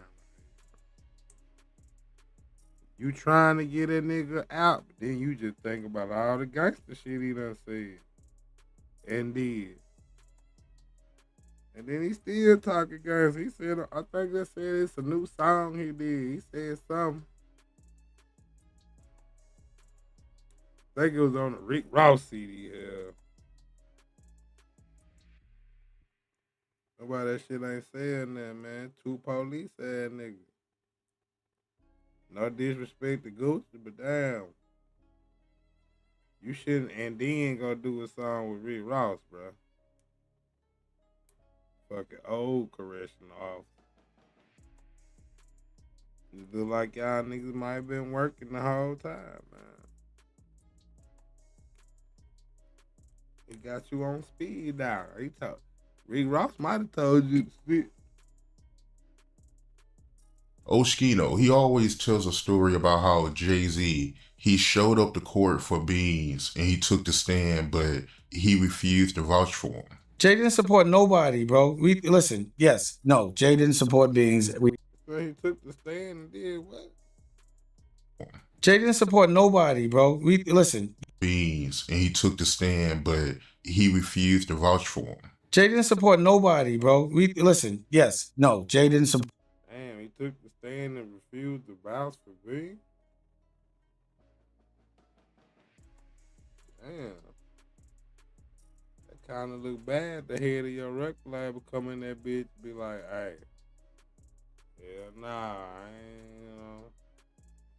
I answer these questions, but nah, man, I ain't just got the best outlook of him, man. You feel me? Like, don't hold me what I say to be, you know what I'm saying, him to me and me to him, like, you know what I mean? Support Beans. We all know that. Beans is supposed to rock with me. I went there every day. I had to make Jay, like, you better go up there at least one day. But that's just who Jay was. He's just not a supportive person like that. Like, when did you ever see Jay? He didn't show up to Irv. I mean, maybe he did, but I don't see him. That's not that guy. He made logic of it, but I was like, stupid. Stugotz.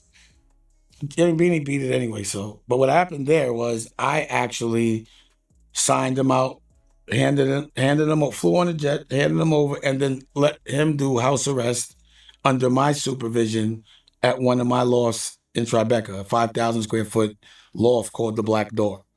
So, yeah, when Jay said I wouldn't trust him out on bail, I was like, what I did was I had Beth go talk to the jail, to the warden, and explain to him personally that if he's separated from his family, if you disenfranchise him, then he won't be able to take care of his kids. So he needed to be with me so I could make as many albums as I could with him so that he could have money while he was gone. But he was released under my supervision. I don't know if it was, yeah, I think it was. Yeah. So I basically, he did house arrest at my crib, or one of my cribs. So I had another crib. I had a couple, I always have a couple cribs. You always gotta have a crib just in case your homeboys is on trial and house arrest so they could not have to feel like they're in jail. Broke that shit. What was his reason for that? Him telling the judge that? Yo, ask, I don't remember that, man. Again, bro, I'm high now. You think I really remember these conversations? Other than if they didn't affect me that much. Like, I don't remember that shit. I don't remember the conversation. Ask Jay. Oh, Hassan, what's good? Come over here, Hassan. See, artists are just walking in everywhere. Hassan got a new single with Kanye. Yeah. That's Hassan. Peace, peace. Yeah, he's polarizing too. So what we were celebrating today, and again, no one will say anything, but a record that I silently executive produced has 3 million, what does it got today? Yeah, 3 million streams. 3 million streams? Yes, What, sir. do you get like a plaque for that? Do I get any money? Yeah. So come on, man, send the bracelet. Yes, sir. You get that bracelet or something. And he making sneakers and shit. And I guess he hangs out with Kanye a lot. I like the comeback boots, yo. Yes, sir. Very easy, right?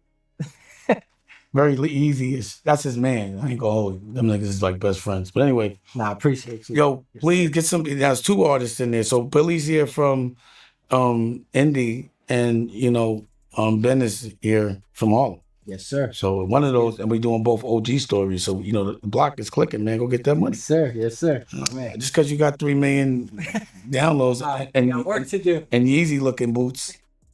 Pause. Don't come in here with leather tight pants even. I'm just playing. See, he got his leather spandex on there and he bugging. Pause. I'm just fucking with him. I know him. My son introduced me to Hassan.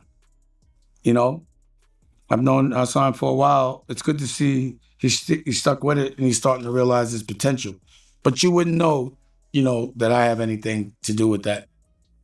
Because I don't, it's nothing, unless you walk in, I ain't gonna say nothing. But he's creative, He be fucking with me sometimes, pause on purpose. He likes to get reactions out of people. So I'll be like, I'm not doing this with you. Like, it's one of those, like, I'm not just gonna argue with you for fun. You know what I mean?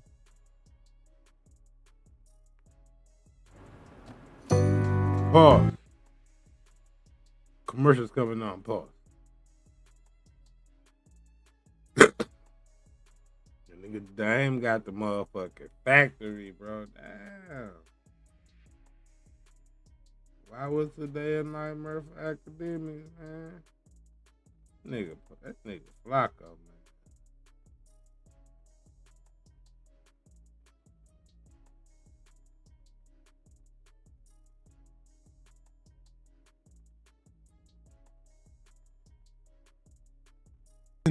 Because DJ Academics told her the truth. Now, here's the thing. If Brittany Renner had more men who care for her in her life, she would have heard this advice well before Academics gave it to her. But because of what Academics said on stream, Brittany Renner went scorched earth on DJ Academics, revealing their private business for the world to see and just burning his bridge completely. Academics was on stream and reacting to Brittany Renner announcing that she had to move back to Mississippi after a relationship with this guy who she thought was a sucker didn't work. So this guy played the role of a stepfather really well, told her that his dream was to be a stepfather to her son. And apparently he played that sucker role really well and she thought she had a fool just for him to play her and steal her Patreon and her only source of income. I appreciate even you letting me, I appreciate you letting me in with your son, and being able to be a stepfather, someone to, care for him in ways that people didn't believe they would for you, So I really appreciate that. And that takes a lot of trust to even open up like that, So I commend you for that. She was parading this dude and flaunting this dude as a case study that women like her can be loved out loud.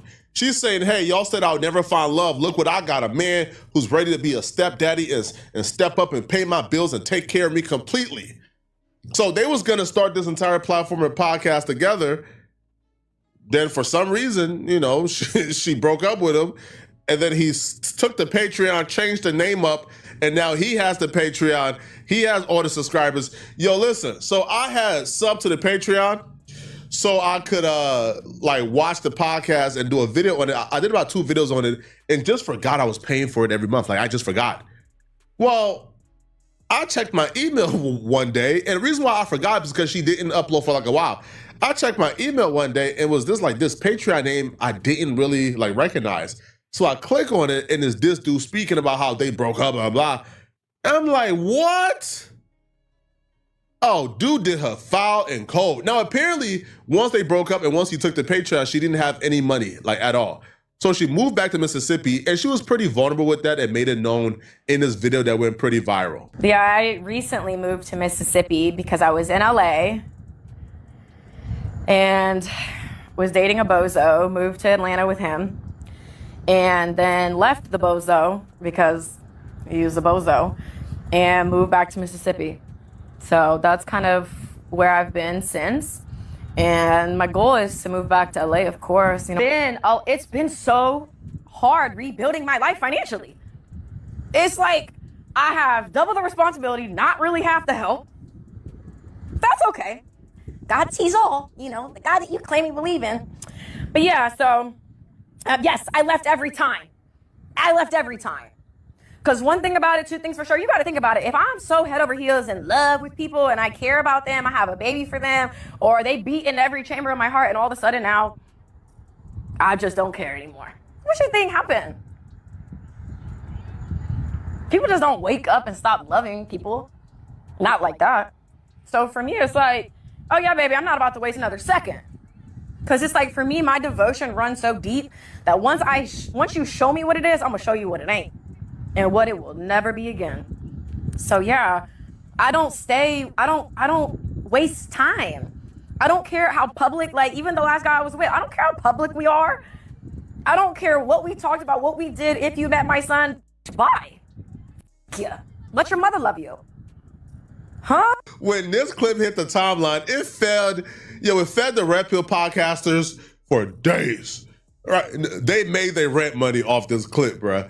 Now, I haven't really watched MTR's channel yet, right? Because MTR is probably like my favorite kind of like day-in men's uplifting channel, right? But the other dudes, oh no, they ran amok with this clip. Myron spoke on it, and Myron had a pretty insightful take on this situation. Like Myron, I expected Myron to be like really cruel. Myron was not cruel to Brittany Renner at all. Like Myron just gave her like the reality. Now, I'm not a Red Pill guy. I don't think the Red Pill philosophy really works, right? Like at all, right? I would never consider myself a Red Pill dude at all. I'll laugh at Red Pill dudes, but in this situation, they were kind of right. Now, Academics also spoke on this situation. Now, apparently Academics and Brittany Renner had a relationship at some point, like not romantic, but like she thought they was at least close enough to where he should have picked up the phone and called her, and apparently they were working on doing business together. You're aging at this point. Bro, he's just saying whatever he could say to you. For a few months, you're old. You know you got a kid. He won't move on to the other chick. He got some little. We don't know who this is. He got clout all for you. Like the thing with a lot of chicks, like they're chasing this fairy tale thing, right? You left PJ Washington or however it ended up. I'm pretty sure in your mind you're like, yo, yeah, I don't care if he got like a $80 million contract, he couldn't be faithful. Well, newsflash. Bozo the clown right here, he's going to lie like he going to be faithful. He going to be on the same. Kevin Gates going to put you down with being Muslim. You dressed from head to toe in like some garb, some hijab and like that. Yo, women start to realize, like at least you was with the NBA. You was in the Rolls Royces, whatever. Bro, this have you in an SRT. Got you in the Kia. You feel what I'm saying?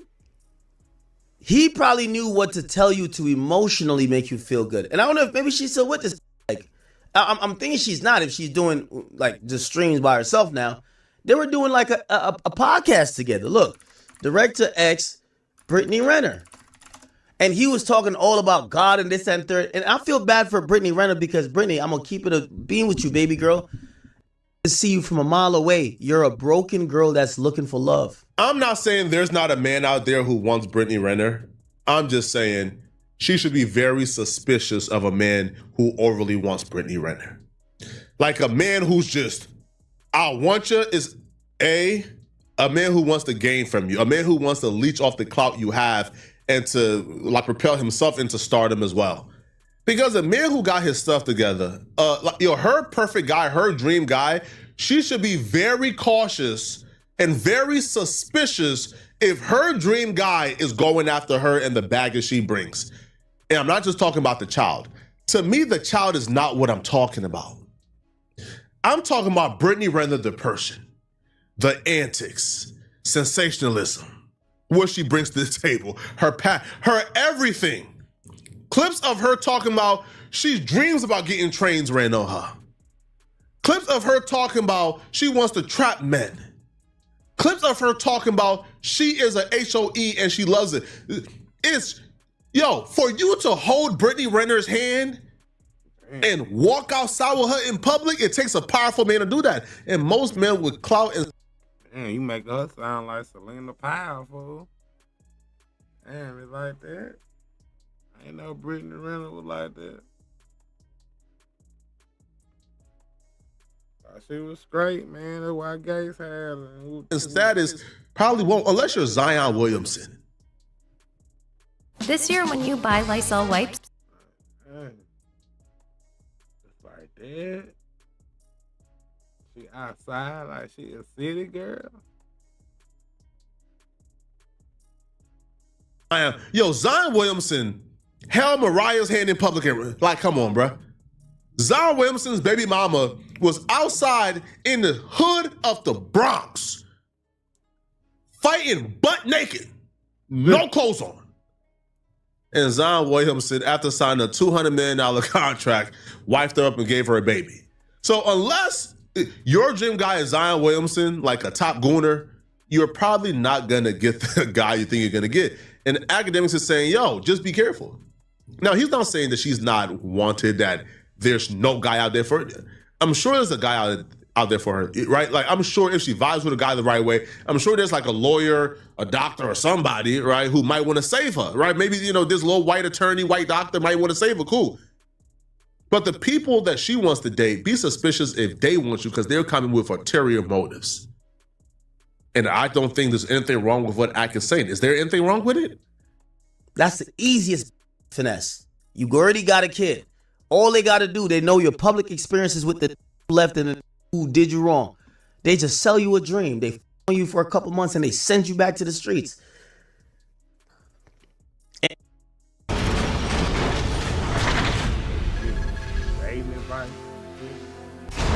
One of the things that I haven't heard too many people talk about, I might have just heard it mentioned here and there, and that there was... Man, this shit all... What? This nigga look the same. He look the same as all the old goddamn... What the comments say?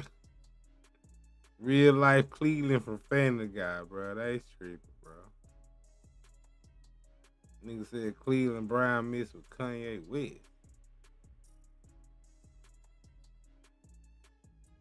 It's Clem, man.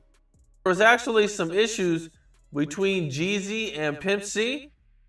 Oh yeah, the Pimp C beef. Yeah. Oh. And you gotta understand, we looked up to Pimp C, man. I love Pimp C still to this day. UGK is one of the best groups ever. So that beef was kind of, it was kind of confusing. And because you gotta understand, we was always friends with Bun B. You know what I'm saying? Bun B was on, we getting money over here. You see what I'm saying? And Pimp C was locked up when we first met Bun B, I think. So once Bun B got out and him and Jeezy started kicking it with Bun B, because I remember Pimp C and Bun B brought Jeezy out at the Ozone Awards in Atlanta. And matter of fact, at the Ozone Award, we was like 200-300 deep, just us, CTE. We took up the whole arena left side with all that we brought with us, no cap. And we performed with Bun B and them that year and Pimp C. But the beef with Pimp C came when Jeezy, some way, Pimp C wanted to get a song, and some way, somehow, they try to charge Pimp C for the song, right? And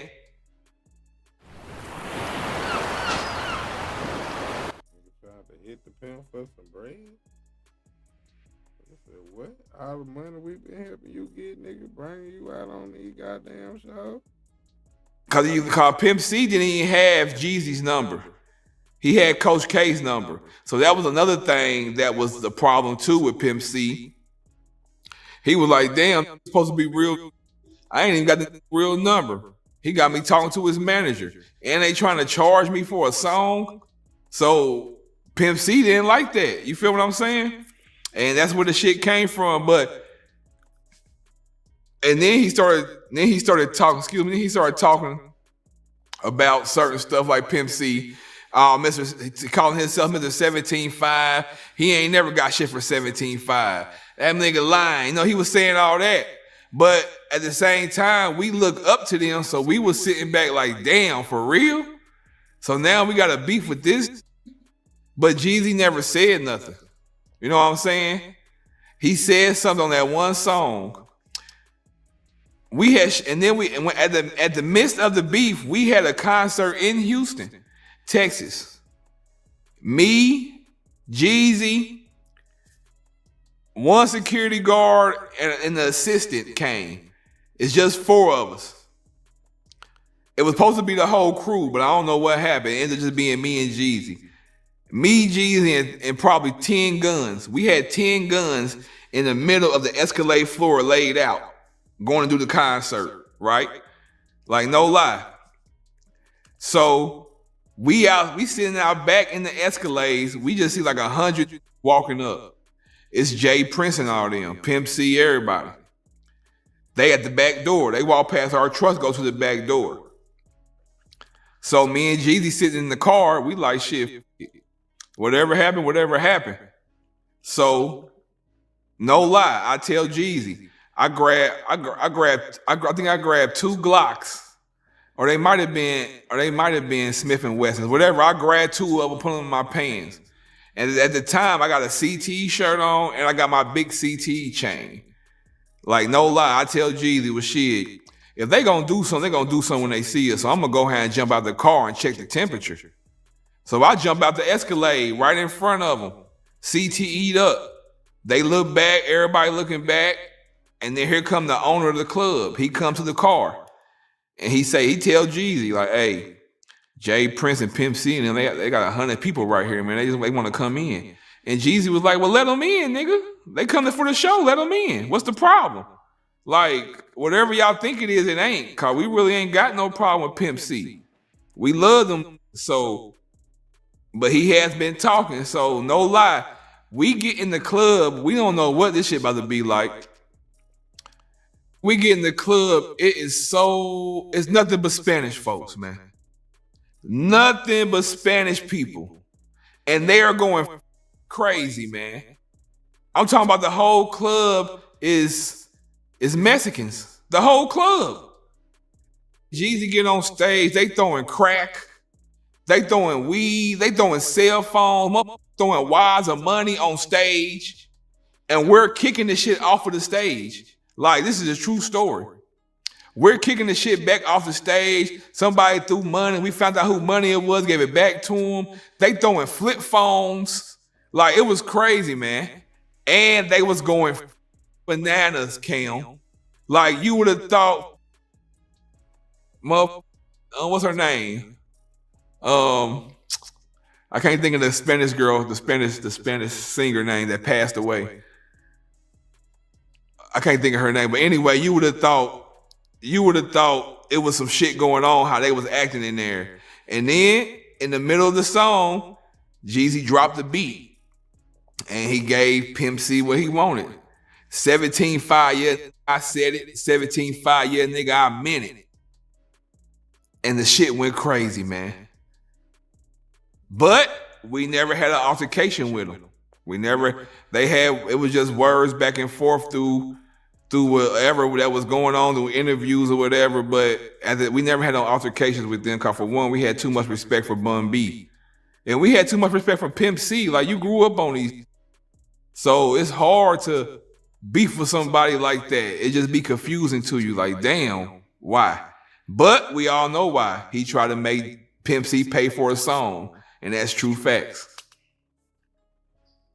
So wait, when you mentioned he said that on stage, was that supposed to be like the Pimp C diss? It wasn't the Pimp C diss, but what Pimp C was saying about he ain't never got shit for 17.5 and all that, you gotta understand, it was more people before Pimp C that was saying that. So by us already having that song and that verse, it already counterattacked what Pimp C was saying. So we didn't have to do no diss song. We already had a song out that explained that other people were saying that before him. You know what I'm saying? Like, what he calling himself 17.5 for? He a nigga wasn't getting no shit for no 17.5 and woo woo woo woo woo.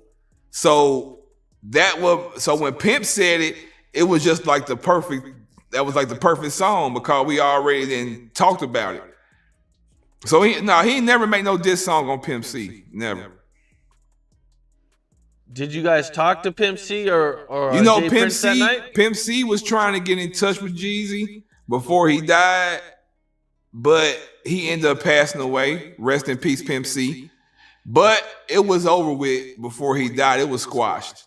Cause I think, Pimp C had knew Meech and them too, somewhat. You feel me? So, and Pimp C knew people. So I guess Pimp C had talked to people, did some homework, and they was like, nah, bro, like, nah, Jeezy the real deal. If Jeezy said it, that's what it is, bro. Like, and anybody that was around would be like, nah, for real, like, nah, your man, nah, he a real one. Like, nah, he really doing it like that. So I think once Pimp C did his homework and he realized that maybe I was tripping, but maybe he wasn't tripping, because, I feel him on that. Somebody like Pimp C, you and Jeezy should have the same phone number. You shouldn't be talking to his manager. You feel me? So he felt the way. Because Pimp C was a boss, Jeezy was a boss. So he felt, two bosses had a disagreement, but it didn't escalate to nothing. That shit was nothing. And you guys didn't talk to him that night at the club or anything? We ain't talked to him, no. We was on military time at the club. We wouldn't want to talk to nobody. Because it's too many. For one, they had too many. You feel me? And it was only 4 of us. And only 2 of us going to shoot, me and Jeezy. So, ain't no talking, cause one wrong word is going to go down. So y'all might well just go in there and enjoy the show and talk later. What's up, this Cam Capone? If you want to hear these interviews, niggas real thoughtful, nigga. We're gonna go in here and enjoy this show. We're gonna talk later. Breathe. Everybody sleeping, I'm thinking. Loose lease folded.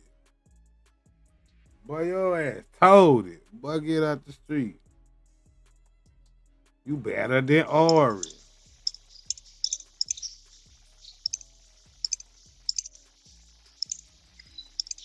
I do not need a soul. No, man. So y'all saying y'all hear me now? Y'all hear me? You can't speak because then creep.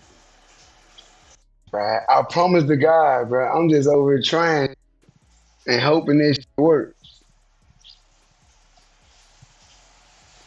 How you do know this evening? Your brother be battling on her. I don't get no damn. I don't know what the fuck he did on here. That nigga different. That boy was sitting on the dock in the base, worried about the streets, what we need. This brother's weird. How I'm weird, bitch ass nigga? Fuck you, nigga. Fuck you mean I'm weird, nigga? what the just out the blue just make you feel like this brother weird? Like why? Why? Just why? Why I'm weird? Why I'm weird, buddy? Why I'm weird, little buddy? Little buddy.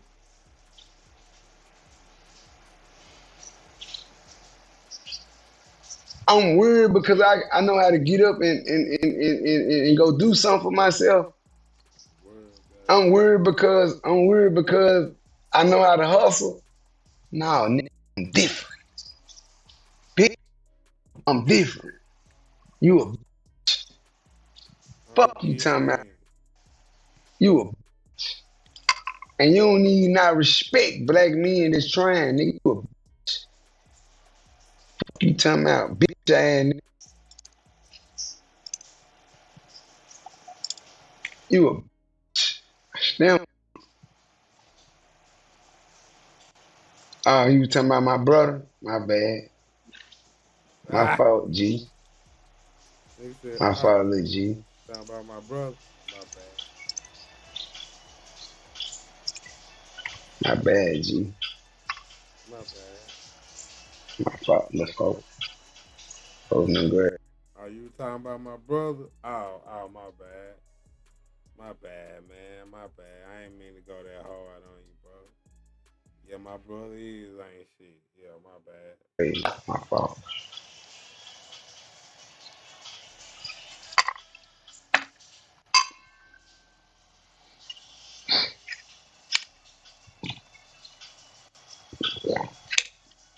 Teach me how to make 10K. You said teach you how to flip 10K? I send you my Zelle or my wine transaction or my wire information or my routing numbers and shit.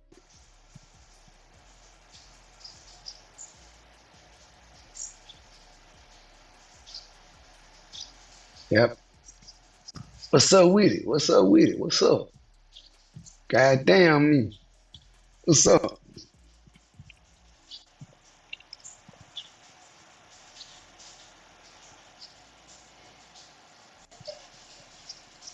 I'm trying to change my life around for real. I ain't gonna even lie to you, little buddy. Buddy.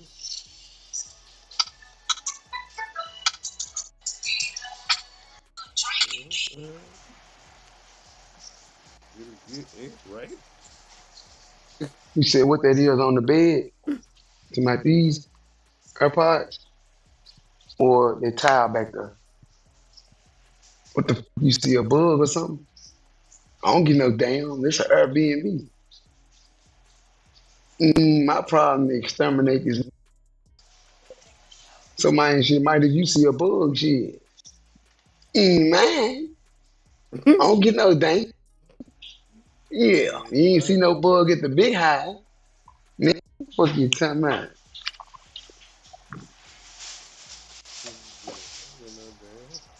Nah, for real. I ain't finna play with you.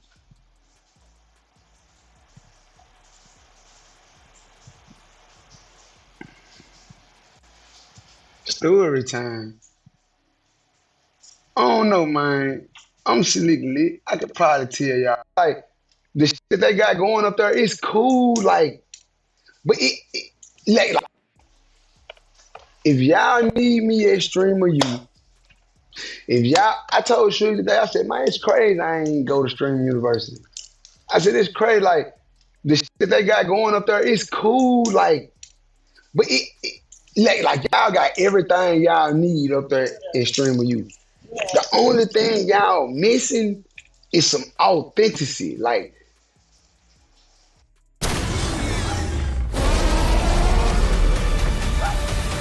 The end of Oak Street. I got all this stuff. All y'all missing is what?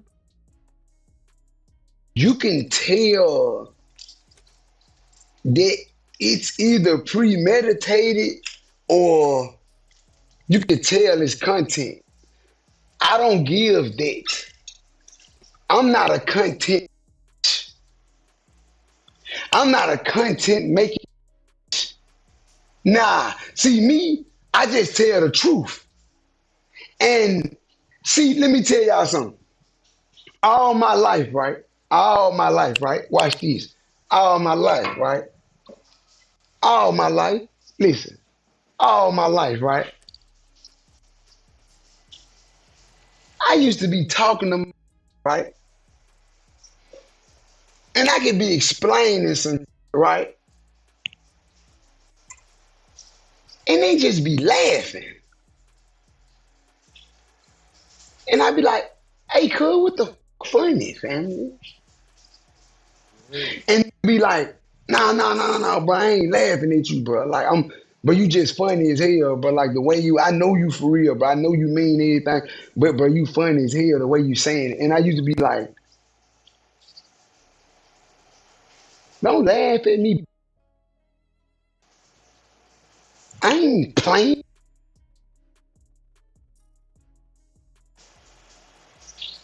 Real talk.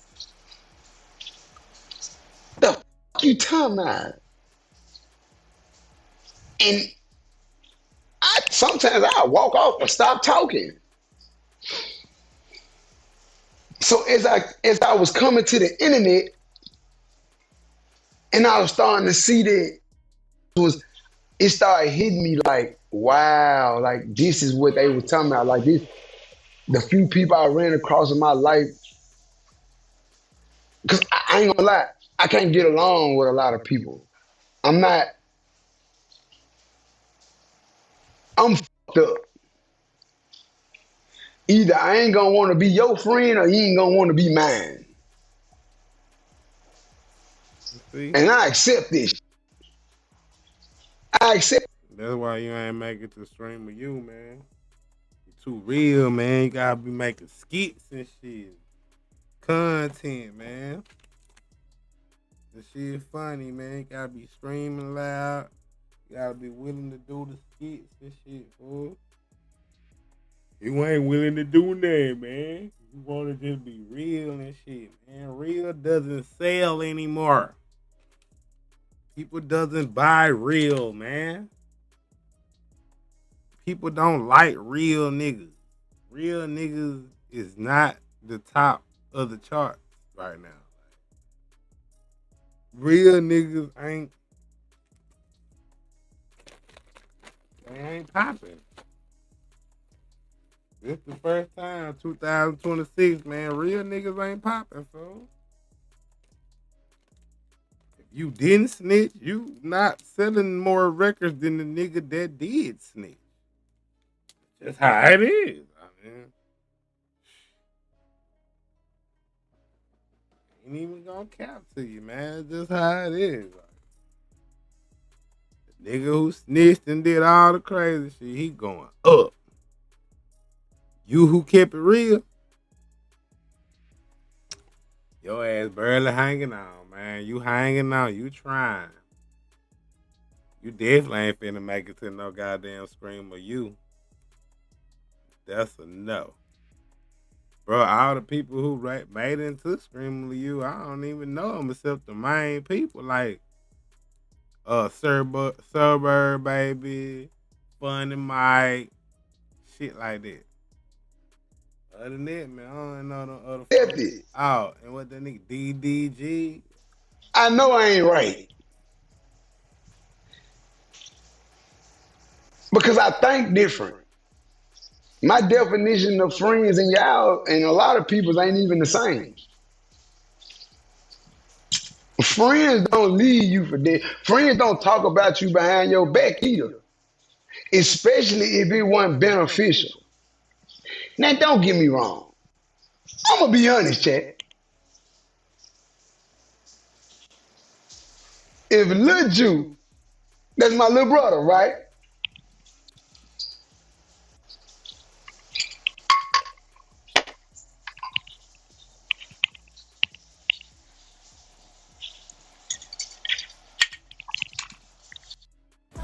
Try a whole world of delicious. Then they gotta hit the shot, gotta take the chaser with that motherfucker. before he get his thought out, man. Gotta get his thought process correct. This is my thought process. This is And my brother, right?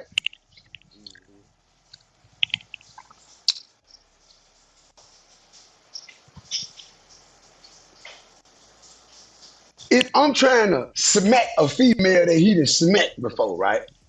And this is just an example. If I'm trying to smack her and Lil Julian already smacked her, right?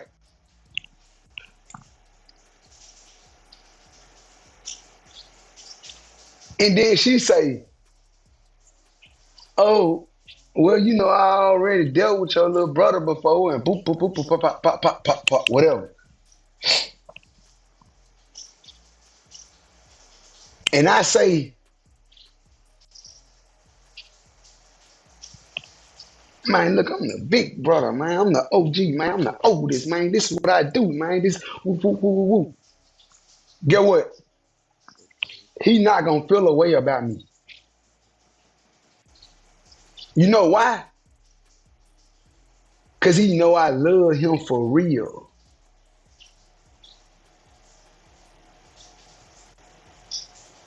He not gonna take nothing that I said about him personal, especially if he know what I was on.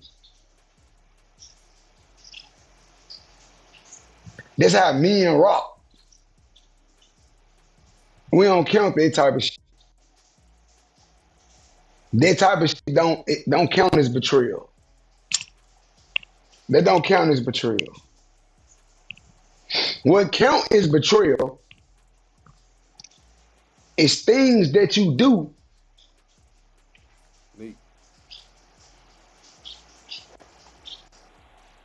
that don't nobody but you and God and another know about. That's betrayal.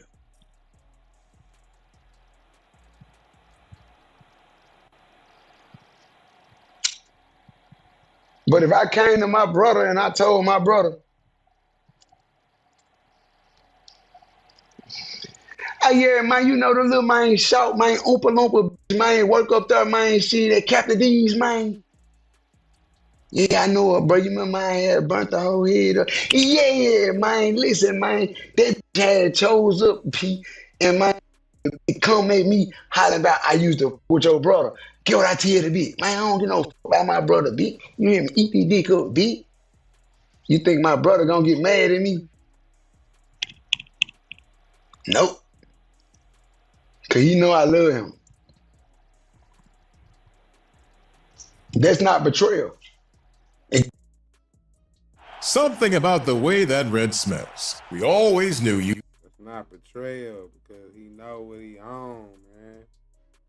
Only thing, you know, is love over loyalty, nigga. With finesse. How you know? He don't get no fuck. Bro, Bag dissed you, P. He need that. That's what Bag need. Bag need me. He need for Bag music career to work. He either need to do music with me or talk about me. That's the only way. The other doo-doo garbage. That shit ain't going nowhere. And y'all know. That shit ain't going nowhere. That shit ain't going nowhere. You're going to have to talk about 250 the stream. I'm what it is. This is what you wanted. You wanted he wanted me. He think I'm finna stream and talk about him and turn his song up. No. You thought I was finna sit at the computer and talk about it. No. Why? No, boy. You on the phone talking about it though, boy. Yeah, and this shit just like talking on the computer. The niggas done screen recorded, boy. And put it up that you responding to him, boy. But now this shit going platinum, boy. Hyping up his screen because people like, damn, he responded to Money Bag Yo. What the fuck Money Bag Yo say? Now they go listen to the song. All type of good shit, right? After they do that, my nigga, shit, you done promoted the man. You done gave him about 10,000 screens right here that you needed for your label. Man. It's weak, boy. And I ain't got no label. And I ain't got no label. And I don't got You no talking about? That's weak. That is 14 days, 2 weeks.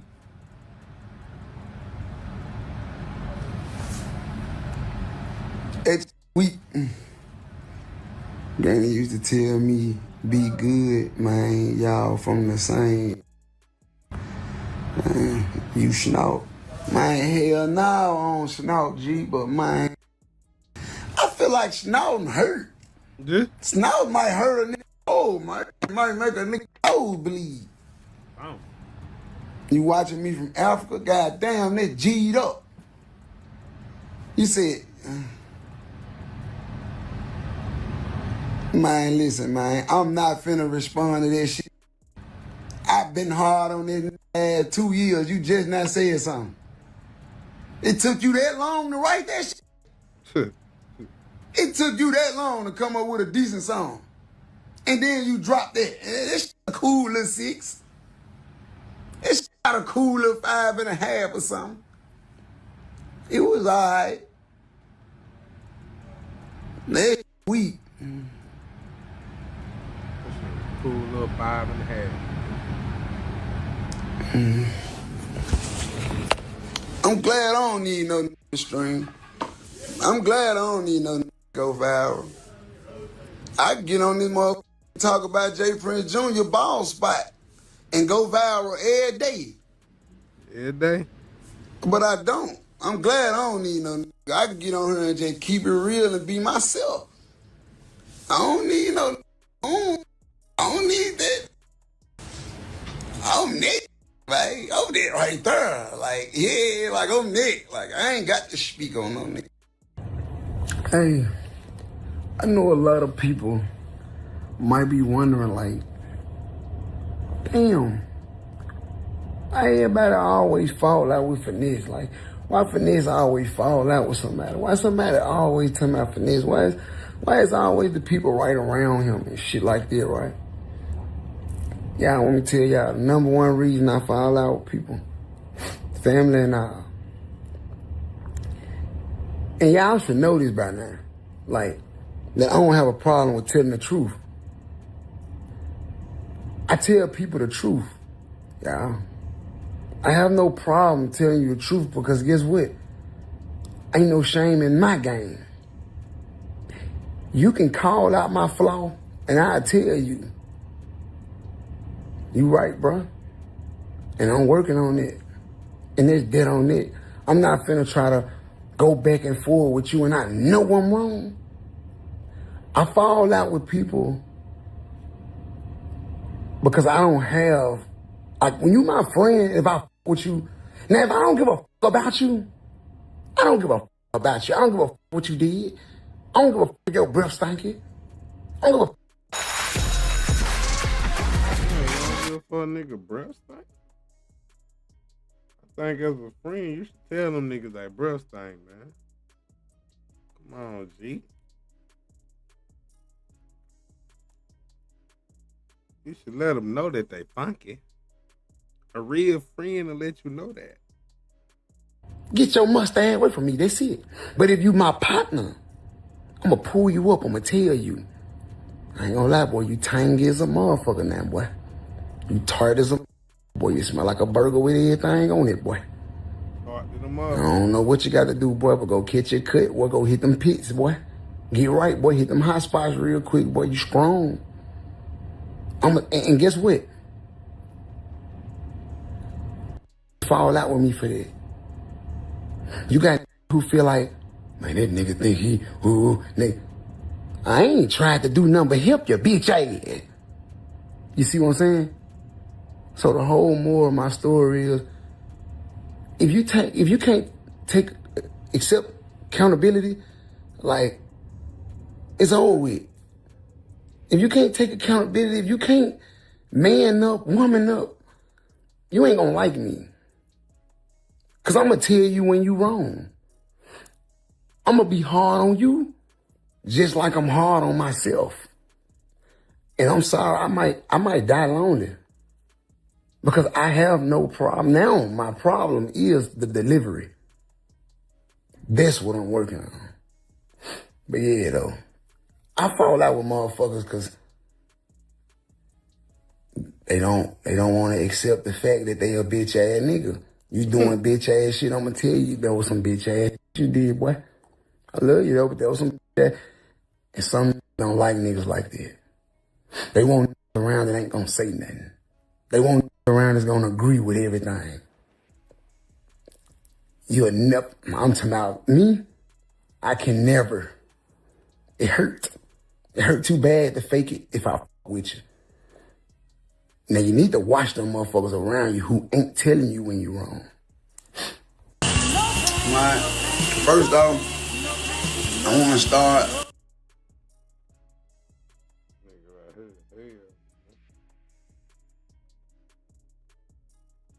Yeah.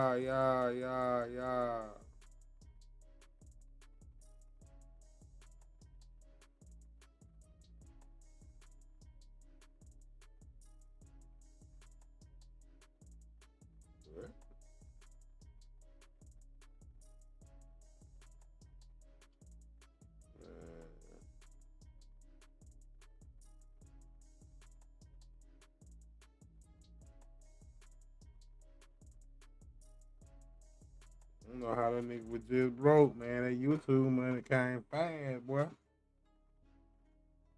He was just broke. Now he bonding out his son.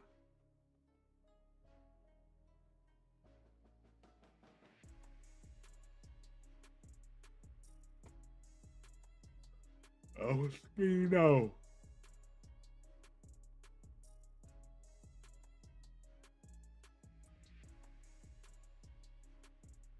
Man, what y'all to say about AB, man? He hate AB, man. Booking.com. Booking.yeah.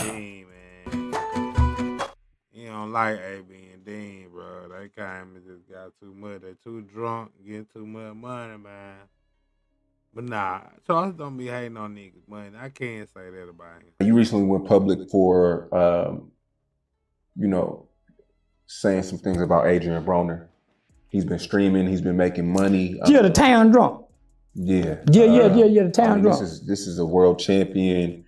Him and Dean they're going crazy right now. They're on the money, but you also said that you don't think it will last. It won't. Alcohol, young girls, pursued sex in an aggressive manner have never been a great combination for a boxer.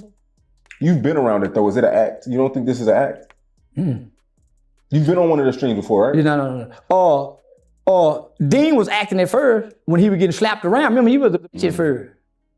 Remember, he was getting punked on, slapped around. His first good show when he boxed Crip Mac. Yeah.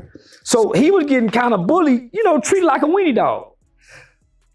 AB was online in a dirty white t-shirt every day, laying down in bed, seemed depressed, bashing women. Name dropping the hoes and kissing and telling. Because he the has-been. Once was a hell of a nigga, used to fuck Ruby Road. Now the barely bathing can't fuck nothing. So the athlete, the homie, have never, the boxers. In that world, most boxing niggas aren't smart drunk. So all boxers niggas fuck up as drunks. Most boxers who I see shake back when they get off the alcohol like that. So they all go through that phase. Nigga, he ain't no great boxer no more just because he can throw punches still. That 2-year transformation should be shameful. How he looked then and how he look now. And he picking on the weakest people in society. He barking around all sheep, him and Dean. And they drunk doing it. And then they like to drunk and bitch in the project. They start out having fun getting drunk. Before long, for the night, they fight. That's the addiction of the trauma relationship. Both of them trauma bonded. That's why they drunk every goddamn day. And these are athletes drunk every day. Fucking hoe showing the weakest side of a man, his loins. And they mean to the if she ain't fucking. They mean to every little bit. They ain't never gentlemen. Only time they can talk nice if they trying to get some pussy. That sound like a predator. You ain't never cool with man. She gotta go. She ain't. You know, coercion is right.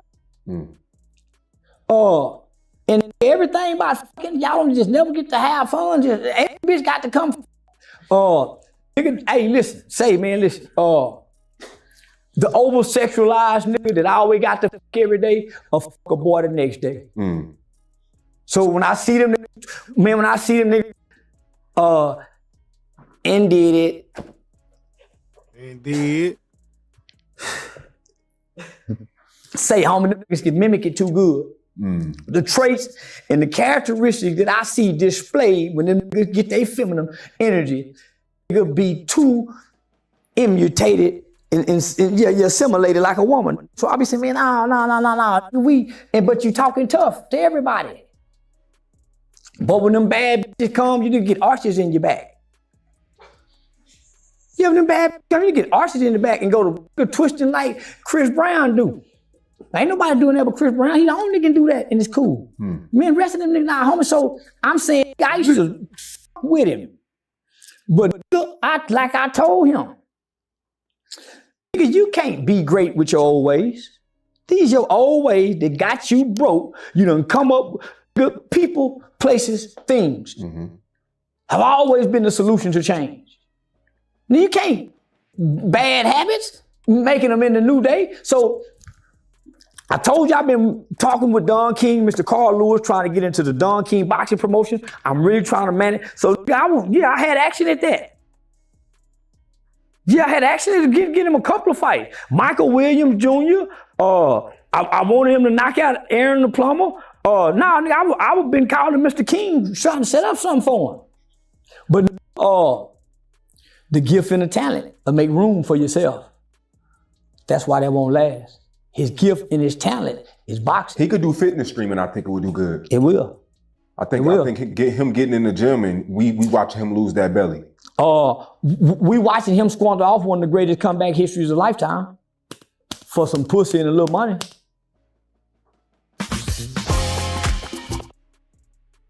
If you need cash now, just go to lend. Yeah, nigga, what's that? Nigga, I need that shit.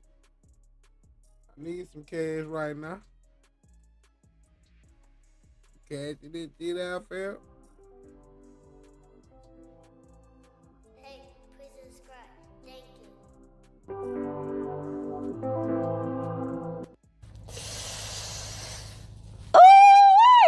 Okay.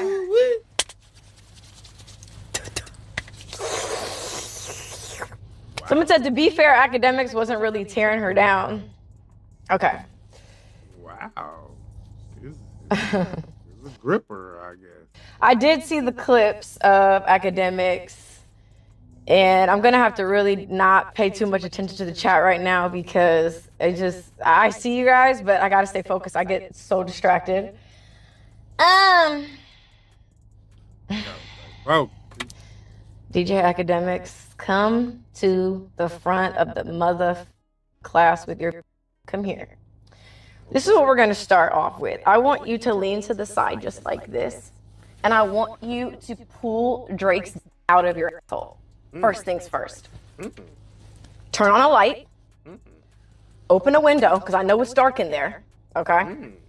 And get some water, because I remember you told me you've been drinking every day since college. I don't know why nobody's talked about your alcoholism, but I don't know why you do that. I think it'd be a great time to talk about it. Okay, so I just want to address some things that he said, because it's like, I want every single person that says my name, something is coming behind it every time you do, okay? I'm not these other, I understand why girls just, they shake their ass for subs, they don't say anything, they, again, suck, swallow for $1. I'm not one of them, okay? So this, okay? barks and bites. Do you understand? So what I really don't understand in general when people talk about me is, let's go back to what Academic said. So Academic said that I wanted the perfect relationship and that I should have stayed with my cheating, lying baby daddy who literally did nothing but lie and cheat the entire relationship. I'm here to tell you guys, all of these men with mics, none of them are happy, truly. None of them are in successful relationships, but yet they got all the answers in none of them. And sit around with mics that look like close to their mouths and just run their mouth about certain people. Academics, you're the same that was literally writing Daphne Joy, who would not even let you smell her fart air if you paid her. But you want to comment on you're a broken girl that's just searching for love? Huh? I ain't gonna lie, you do look broken, girl. But yeah, man. See, I ain't got no mic that look like that, man. You know what I'm saying? But you got some crazy shit going on, but I don't know. Let's say your ex-boyfriend robbed you. That nigga stole your Patreon, your Patron page, man. Nigga stole the Patron page, man, over there getting money, going live on her ass. I'm like, ain't that a bitch? What the f*** are you? That's what we really need to get into. Who the f*** are you? See, this the energy fuck going off on Academic. Let's go off on this nigga who stole the Patreon, man. The Patron page, man. That where the money is. You on Kick, man. What's the money on Kick, though? You should holler at D and the AB, man. Get your bag on. Then you'll be turned. Okay? So, my thing is like, it's a cycle. It's rinse, wash, repeat every single time. You're looking for love. All these niggas cheat. You should have stayed with your baby daddy. Babe, you couldn't pay me $90 million to be with that today. Okay? And I understand a lot of people, it's really easy. It's like low-hanging fruit to say, oh, she's just a bitter baby mama. Babe, how am I bitter when I left that situation? I warmed the seat up for the next bitch. That bitch is going on vacation because I didn't want to be there. Oh. Okay? And to address Academics, you saying that I fell off. The irony of you saying that I fell off, but yet you did a 15-minute segment talking about me. And let's be really clear. This is a pattern that you do. You're so quick to talk about my relationship with Kevin. That said, the reason you do all these segments about me is because you're secretly in love with me. Are you going to address him? Or you just address women? You don't address these niggas for real because they're going to do you something. Okay? So you don't. Nah, it be dressing niggas now. We ain't gonna do that, Brittany. He be on here talking shit like a motherfucker now on this computer and this microphone. I think that nigga be in the house with his shoes off, socks off. Nigga probably don't even be having no pants on. They just be on the computer going hard. He don't turn it off. He go hard on everybody. That nigga go hard on, except Drake, you know, shit like that. But he do go hard on Drake. He told Drake he was fucking them ugly Houston girls, man. The nigga said Drake, he said Sauce Walker baby mama was ugly, man. He said Drake was fucking a low budget, a low on the totem pole, bitch. I was like, damn. He kind of did Sauce with it. Nigga said that bitch ain't nothing. Like, damn. I don't know these. Sauce Walker had a baby by though. You do not know what they think about you. Okay? You literally, the thing about it, Academics, is that we were supposed to do business together at one point in time. I had recently hit you about me and Selena maybe doing a pod or doing something together. So it's like you did not give me the common courtesy of calling me. You were not curious. You just went on a rant. Like you were so angry. Like, you gave this nigga clout. You did this. This guy f***ed you all kinds of ways because you want to f*** me. You love me, Academics, and you've been in love with me for a long time. I was not lying when he said that. Like, what are we talking about? So, my biggest thing is let me tell you something. Yeah, just in love with you, girl. Why he trying to tell you some shit? Nigga just in love with you, man. But I don't know. Well, Act might like them type of women though. He been playing around with the idea of him and 50 Cent, baby mama. Yeah, she was in a whole damn cook code situation with Diddy. Well, a prostitute piped her out, my nigga. Yeah. And they say Brittany Renner is goddamn Flacco said she go hard.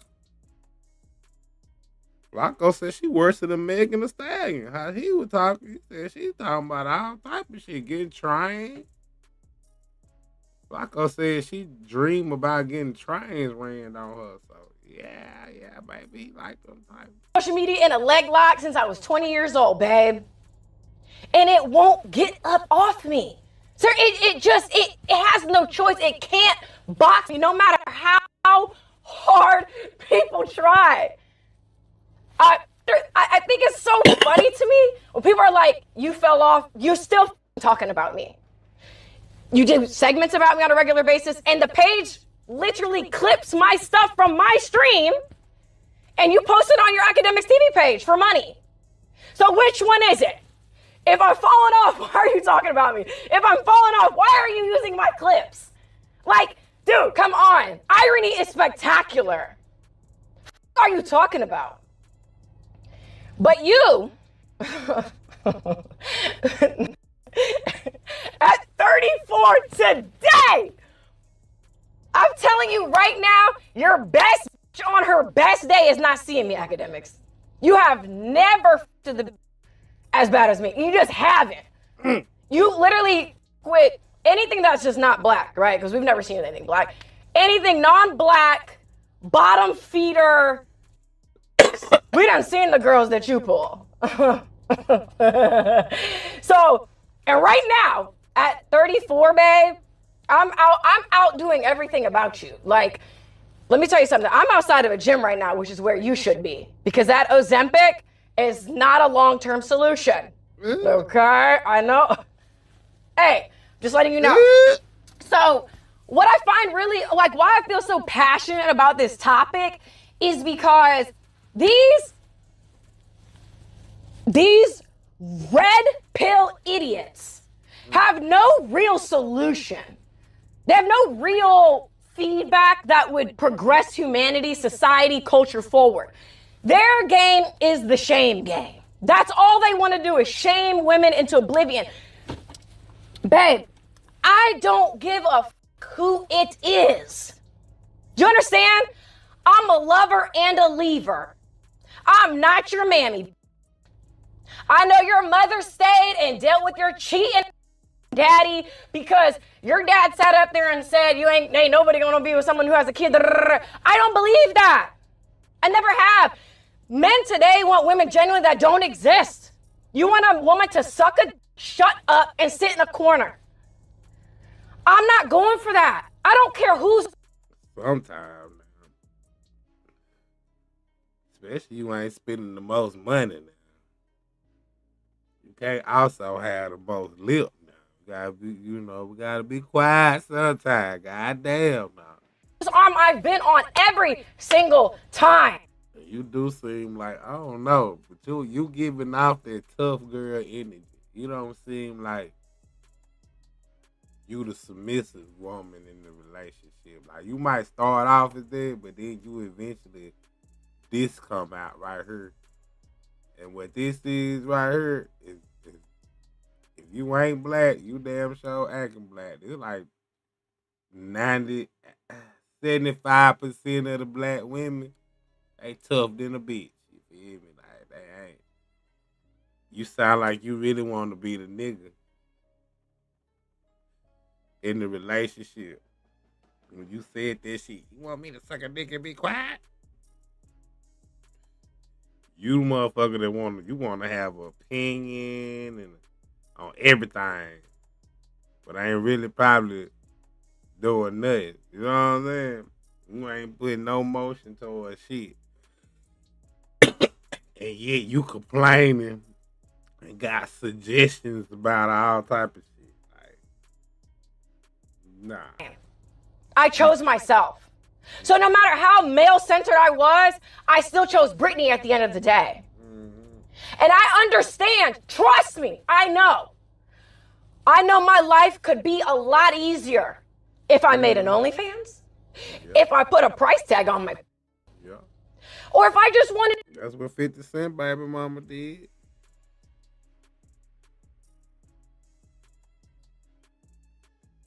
That's what 50 Cent did, man. He, you know what I mean? Hit her baby mama, his baby mama.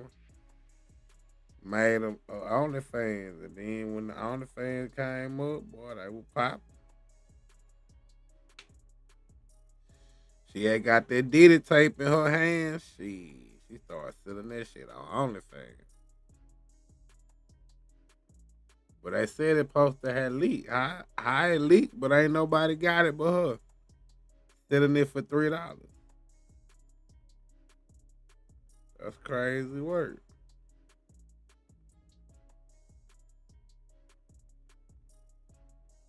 So back again, I don't know what, but that's what 50 Cent baby mama did, man. Everybody like her. Ain't nobody ashamed her for selling Diddy for $3.50, 75 cents. Ain't nobody was like, man, they done start interviewing her, man. She got her DJ academic interview / date content create shit. She got paid.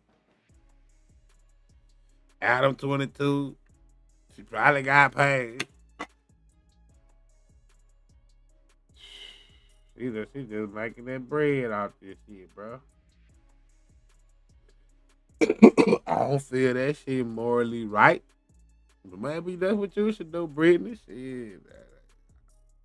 That sound like you an OnlyFans girl from where they talking. Might as well lean on it too. To go do something that really just doesn't feel good, because there's a lot of easy ways, quick ways to get money. But I have a child, I have a son that I am doing better for. I'm in Mississippi. Why would I be anywhere other than Mississippi when my support system is here? So if I got an ain't baby daddy who don't even want to pay for school supplies, but you want to do for your other kids and spend all this money and tat all this godly shit on you. Irony is spectacular, like I said. You want to do all this, but the child that has your whole name, that you've seen 1 week out of a year and 3 months. For the ones working to make every day a little sweeter, there's Granger. For the A year and once every 3 months?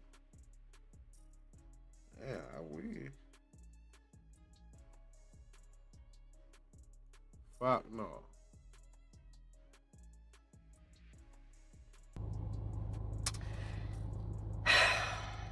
It's pathetic to me because there is a lot of bimbo behavior that is glorified.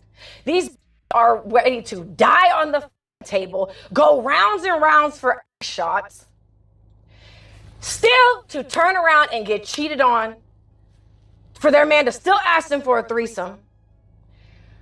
A lot of women have their lives funded by men.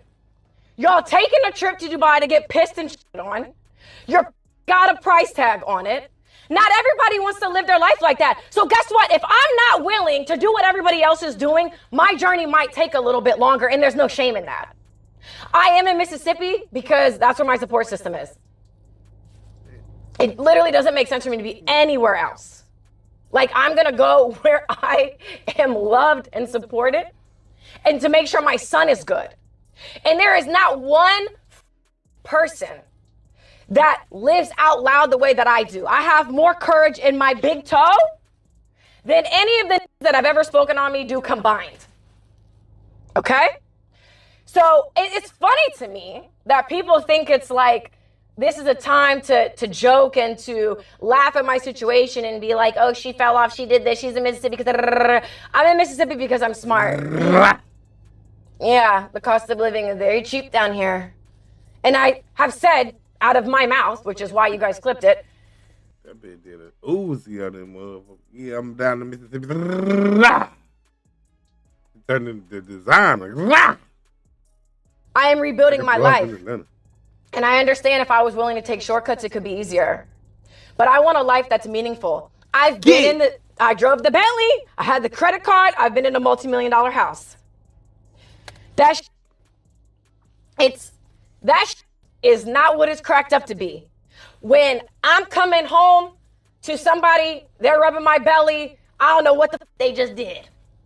They're out here cheating on me, but still got the nerve to come home and rub my belly, talk to my belly, talk to the baby in the belly. Like,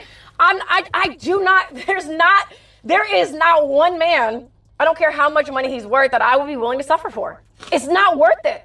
You guys ride these backwards. You don't know who they are, what it's about. Let me tell you something right now. Y'all keep bringing up, you should have just stayed where you're cheating, baby daddy. Babe, let me tell you something. I would rather be in a cardboard box on the side of the road than be in an 8,800 square foot house in Frisco, Texas, not knowing where the that done been and who he done stuck his dick in and what bitches are laughing, talking about me in a group chat. I can't be bought. And that's really a lot of people's issues, because they're like, we thought we had this girl figured out, and you don't. You really don't. You see how I'm rocking? And I'm going to tell you right now, any person, I'm going to use my platform just like everybody else does. Yeah, we'll see how you rocking. This is Brittany Renner in raw form. Straight raw form, gang. Like, no lashes. Do she got her eyebrows waxed? I don't know, because her hair is like just everywhere, and that shit is in her face. It ain't combed. Her split ends is coming out on the side. You know, this that raw Britney, nigga. This that B. This B. You know, this B from the hood, bro. you know Jenny from the block. Like, this B from the hood right here, bro. Like, this your average head right now. Her teeth clean, though. I see the white teeth, girl. I'm going to give you plot what this shit do now. You came on here with your teeth on fleek. Them bitches shining. Cause you had kind of on your hair back a little bit and put that little bang up there. So I'm like, you could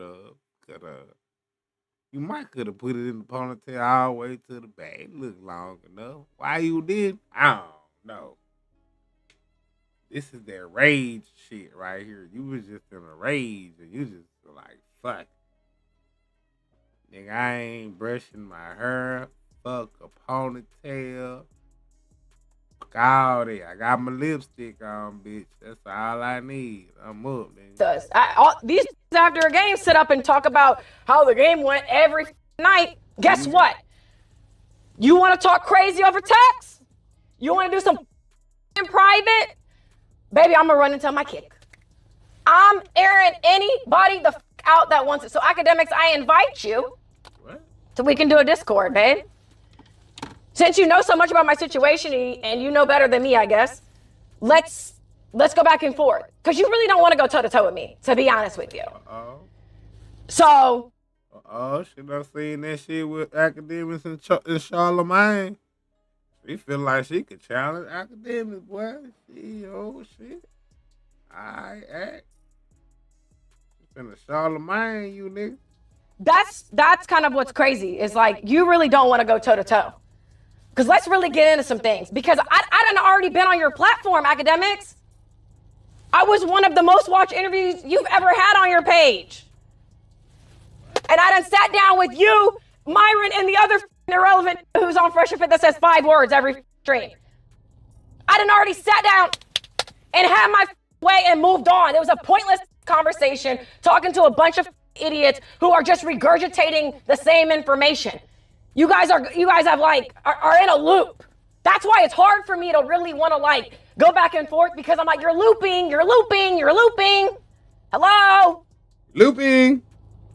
So yes, my journey is going to be different because I'm not willing to sell I don't want to make it OnlyFans.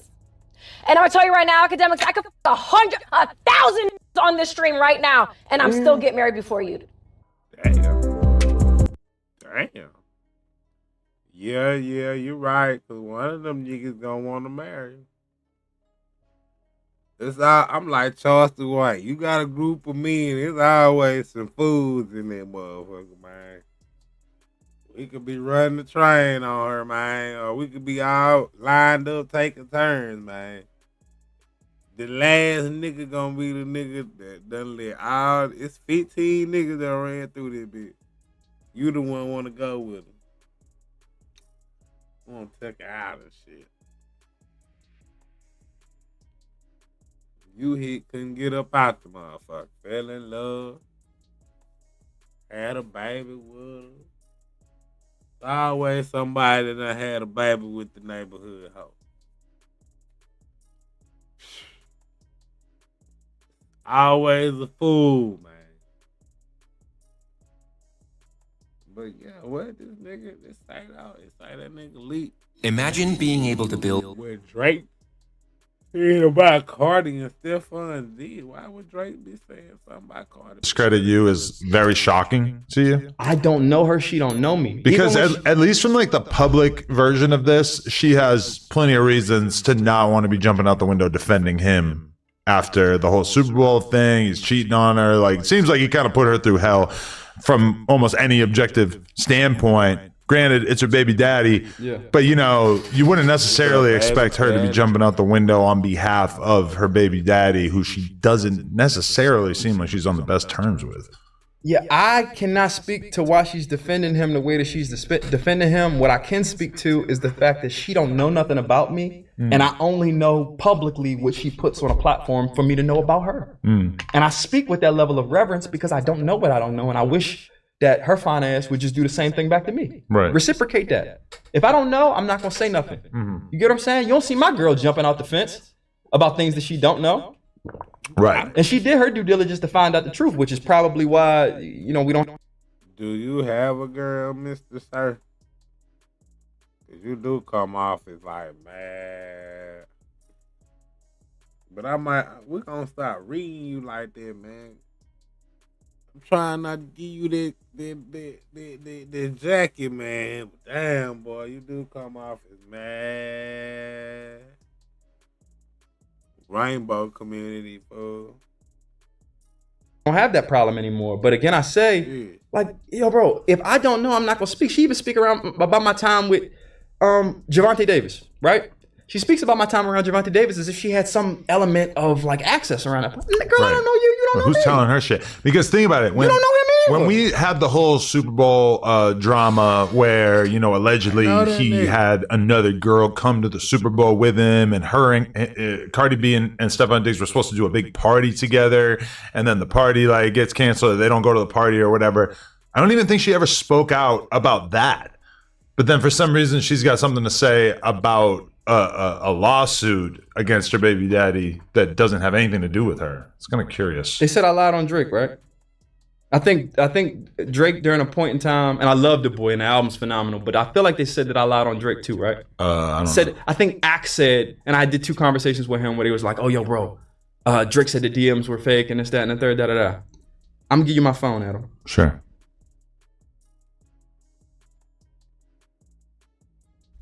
Do you think? Tell me if that's real or fake. This is a conversation with you and Drake where you know, in 2024, you sent him like a song, an EP. And I said what? Could you preview it for me? Did I say, can you post it? No, you just basically were asking him to like listen to it, I guess. That's Adam 22, y'all. Then you sent him a picture of a bunch of boxing gloves. And I said, and this is in 2024, and you said, "Damn, gang." Touch the boxing gloves and see the names under them that you see. You can zoom in. Yeah. Oh, Drake. Preem, CJ. Okay, so a bunch of different OVO members. The whole crew. Yeah. For everybody. Damn, gang unfollowed me from college days, playing Views on repeat with the volume turned all the way down in my sleep in hopes of helping you attain another #1 to tatting the owl on my skin.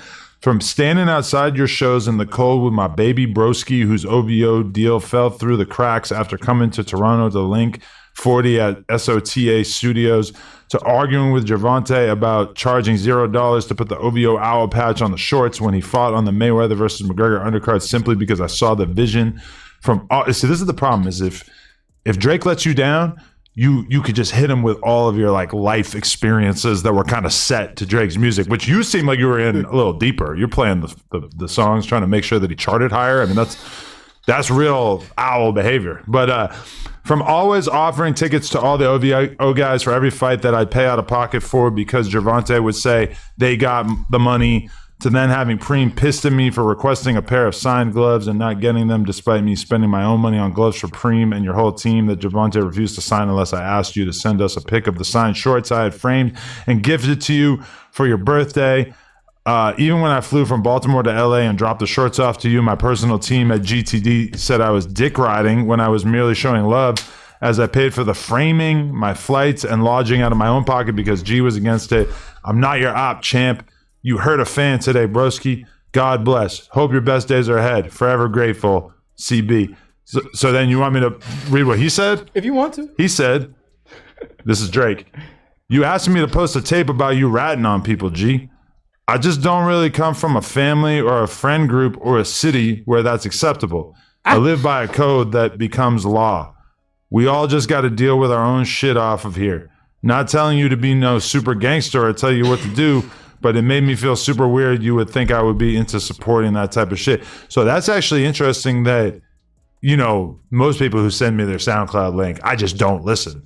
He apparently he took the time to figure out what was on it, whether he listened or somebody told him he knew it was on the tape. Chris Blake, the mixtape, now playing worldwide. Go get that on your DSPs. Go ahead, Adam. Okay, and so you sent him a bunch more messages, but I don't know if you just keep No, it's reading cool, this, it's cool, but- it's cool. Damn. Just talking back and forth. But Yeah, that yeah. leads to him saying, I mean, I don't need, and this was my problem. But it is understandable that he wouldn't really want to get involved between you guys' drama, right? 1000%. Yeah. And in hindsight, I was wrong for leaking this conversation. I was Okay. wrong for that, bro. Okay. I was wrong. The main reason I leaked the conversation was because when he called me a snitch, my proactivity kind of kicked in, my anxiety kind of kicked in because he had just moved to Houston. Stephon was playing in Houston. Right. I did not know how deep this shit run, and I also know the boy for real. Uh-huh. And since I know the boy for real, I'm not even playing no games of you feeling like I'm this type of man. I'm a snitch. At the end of the day, I feel like on some business shit, to be called a snitch is a detriment. Right. If you and I go rob a bank together, or let's use a different example. If you and I rob a bank together, we rob this bank, and then we get caught. I look at you, and amicably, we've understood that we going in this bank, we taking this money, we going home, we gonna do whatever we want with it. I look and say, oh, I had no intention of robbing the bank, it was all Adam. I feel like that's disloyal. Yeah. I don't owe loyalty to niggas I did not commit crime with. Mm-hmm. The loyalty is amongst them. Right. And when they get snatched, they can do what co-conspirators do, and that's either hold tall or tell on all of each other. I have no idea how it's gonna go, and that's their business. But I don't owe you that loyalty, nor are you gonna put me back in a trick bag after having been on probation before in my life when I was younger, to now be involved in some situation where I gotta revise my life as a father now and go back to the drawing board and figure out how I'm finna respond. This nigga got deep, didn't he? What he talking about? Bro, you ain't even no street nigga. What he talking about? Being called a snitch. I don't know. Most athlete niggas is kind of be trying to be street niggas, though. You try to design their clothes and shoes. Some of them you got to. They might tell the company, I don't even want to work with that nigga. He a rat. He a snitching ass nigga, man. I don't want that nigga making my motherfucking shoes. But at the same time, though, Jay-Z didn't work with a rat. Meet me, everybody's Rock Nation. It's cool, but it's cool. So, I don't know, man. But yeah, you ain't in Rock Nation, though. So yeah, your rattlesnake gonna really be looked down on. Like, nigga. You a rat with no power, nigga. Trying to talk about some shit. Like, hell nah. Drake ain't finna put that on his Instagram, man. What's wrong with this light-skinned man? You too light-skinned, dude. That was you lighter than Chris Brown, man. That's why everybody thinking you the other way, fool. You should have He tried to tat himself up to make himself a little dark. It ain't working. These goofy guys that only tried me on some gay shit, to be honest. Like, that's too much for me. But when the boy said... That's pretty funny to, like, go do a robbery in order to, like, basically silence somebody who's outing your big rich homie as being on some zesty shit. Y'all defending, like, look who you riding for. Like, why'd y'all run up in that apartment? Man, he was going to out the homie for being gay. We had to get his shit. We had to take his chrome. That's crazy. And then rocking the chrome at, like, fucking on the runway and shit. Bro, that's and crazy. that's what I'm saying to you. That's not alleged. That's funny as hell. Whatever you want to talk about in regard to sexuality, have a field day. What I'm talking about is not alleged. That really fucking happened. He was really charged and convicted. And truth be told, I wouldn't be surprised if they reopen the case now with the new evidence. But when Drake says, I don't know no details, fam. In my head, that was like really disrespectful to me because you can't call nobody a snitch, in this space, without the details. No, so the number one thing you can't really say. Is the details. It's not objective. You need the black and white. That's it. And what are we talking about? I don't know these niggas from nothing. So when he says, me and Universal is like, whatever, and then he gets into what he said about whatever. In hindsight now, having that been the only form of dialogue in regard to the lawsuit that he had made at that point in time, that came by way of me releasing a private conversation, to the boy I say, bro, I'm sorry. I apologize. I'll say that the Iceman album and everything that you battling legally is getting me through what I'm dealing with legally right now, where I'm fighting a man, not suing a rapper, you boys are not listening. You're a corporate America hit survivor. I'm a corporate America hit survivor. Got a real good heart. I'm a fucked up guy though. Yeah. These ain't my haters. These are my secret admirers. Yeah, it's a fact. Love you, Barty. Police escort, because I can't miss the fireworks. Yeah, that's a fucking fact. Private arbitration leads to resolution. Come on now. He stuck his tongue in my ear and it was sloppy, so that wasn't my word. We could do the whole gay version of it. We heard your homies got hit in this sloppy, so that wasn't our word. Yeah, these niggas show up, no mask, no nothing. I'm saying it to us, yo, bro, y'all no mask, no nothing. Yeah. What the f you think this is? Yeah, that was some boneheaded shit. So in my mind, bro, it's just get out of this floor. If I can get out of this floor, I can make it out of this situation alive. Get back to my babies, I'll be cool. And that's exactly what the fuck thank you, Lord, that I was able to do, bro. And I'm grateful for that. But what ain't gonna happen is to 160 million people at attention on Instagram, 37 plus million people on Twitter, this person who would literally sue anybody if they spoke ill of her name, come out and spew conjecture while I'm walking this shit down as little old David versus Goliath. That's too much. Right. Yeah, I can't have that happen. That is wild. It's like, I wonder what he tells her as far as like, what is her rendition of this that she has been fed and why is she so passionate about it? I mean, you see her be like, kind of weirdly like outspoken about variety of things from time to time. So your game got to be strong, providing the amount of children that were born last year with that last name. Your game got to be sharp. Or how many? You tell me. I don't know, but he made a bunch of kids last year, including with her. So I hear. Damn. So I heard. If I knocked up Cardi B, I think I would just focus on that.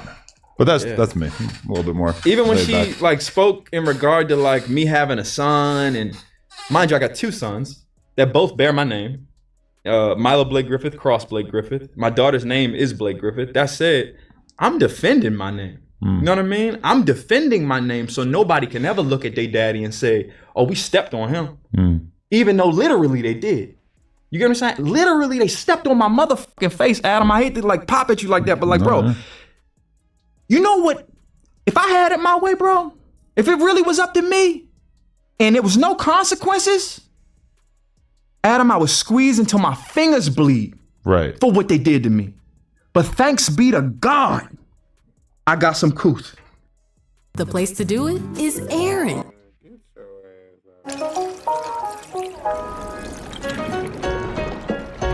Yo, fuck up the case, man, doing all this talking, man. They do all this talk about this stuff, man. Yeah, I gave the details like a motherfucker. Okay, so that lawsuit got settled. I believe a complaint has been withdrawn. I believe that's to be the yes. Okay, can you talk about the terms of the settlement? And did Derez or Stefan actually pay you, or Was this a settlement from the insurance company, the building, whatever, security company? I can say that in order for an agreement to be reached, all parties have to agree. Okay. Without going into the details, are you happy with the settlement? I am ecstatic about the settlement. I am ecstatic about the terms of the complaint now being withdrawn, and I am very eager to pursue justice in my name on the East in the East Coast case that we reference in the federal court of Greenbelt, Maryland. Okay, so that lawsuit gets settled, but the lawsuit with Stefan Diggs suing you and you suing Stefan Diggs is still ongoing, right? But along the way, a whole bunch of other stuff happens. Cardi B gets involved in this conversation. Yeah. Cardi enters the chat. Yeah. And it's not the first time either. Oh, yeah? No, it's not the first time. Okay. She did this shit last year. All love to you, Barty. Bro, that shit looking wild. Stop doing that shit, nigga. Hey, Ma. But yeah, the first time she jumped out there, it might recall your memory now. Her and JT start having a back and forth, and JT starts to kind of like leverage me in order to like talk shit about Stefan, the BD, whatever the case is. But that's when it had kind of like blown up initially, and she had tweeted a bunch of things and then taken them down.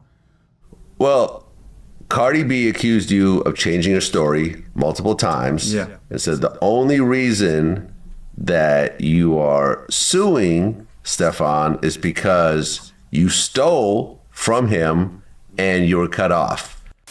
This light-skinned albino came on the internet and told the story 3 different times. The first time was, I asked this nigga for some money, like he was my people, and he came and whispered in my ear like, oh, you want the money, you gotta do this, this, and that. Then when your story wasn't getting picked up how you wanted it to get picked up, you juiced it up. And you spiced it the fuck up. And now it's, he pulled out, he was high and he pulled out his meat. You said 2 days. You hate the fact they didn't forgive you because you stole from them. You didn't like everybody around your circle knew that you stole. So what you did, you went and you put the worst allegations, the worst allegation on a man. I never seen another man want to be involved so much with have those allegations with another man. Not only that, I never seen a man be obsessed with another man like that. Now, this story coincides with Derez approaching you and saying, what's up with the Chrome Hearts, right? Not to say I know the connection, but it's kind of implying that connection that you got fired for stealing some Chrome Hearts. Yeah. And now the brother's coming to get the Chrome Hearts back. Because Chrome Hearts is very expensive. Extremely expensive. Let's be honest here. The problem is, Vlad, I left his home on the 22nd without even shoes on my feet. I didn't even have shoes on my feet. He's publicly said, I had to get Woe when Woe kicked you out the crib. When he says Woe, he's referencing Marshawn, Derez.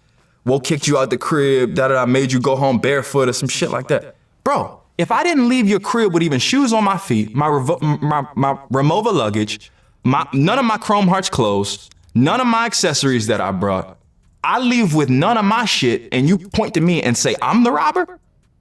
Then you rob me a week later for all of my own personal shit that I have receipts for. His brother, I don't know if you know this man don't have $2 to his name. And I can speak about him because this man tried to kill me. He tried to take my life. So even when I hear Barty online and she's speaking from the perspective of, woe is him.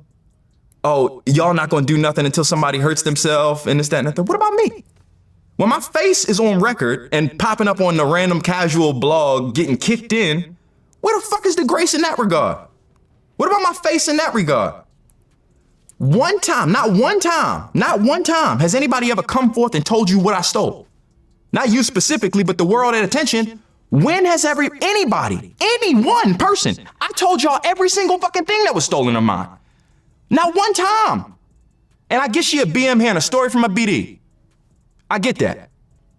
I sold my own bullshit to my BM before. You get what I'm saying? Right.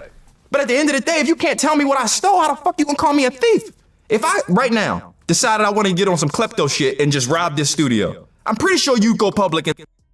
Yeah, I mean, that happens. Say he stole nothing in particular. But they say he just stole from Stephon D, man.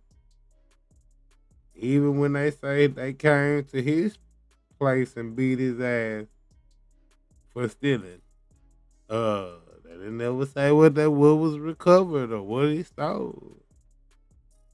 He just on camera getting his ass whooped, man. can say he took this, he took this, he took this, and we're moving forward with the proper throughout the proper channels to make sure the situation gets resolved properly. I'll have my day in court.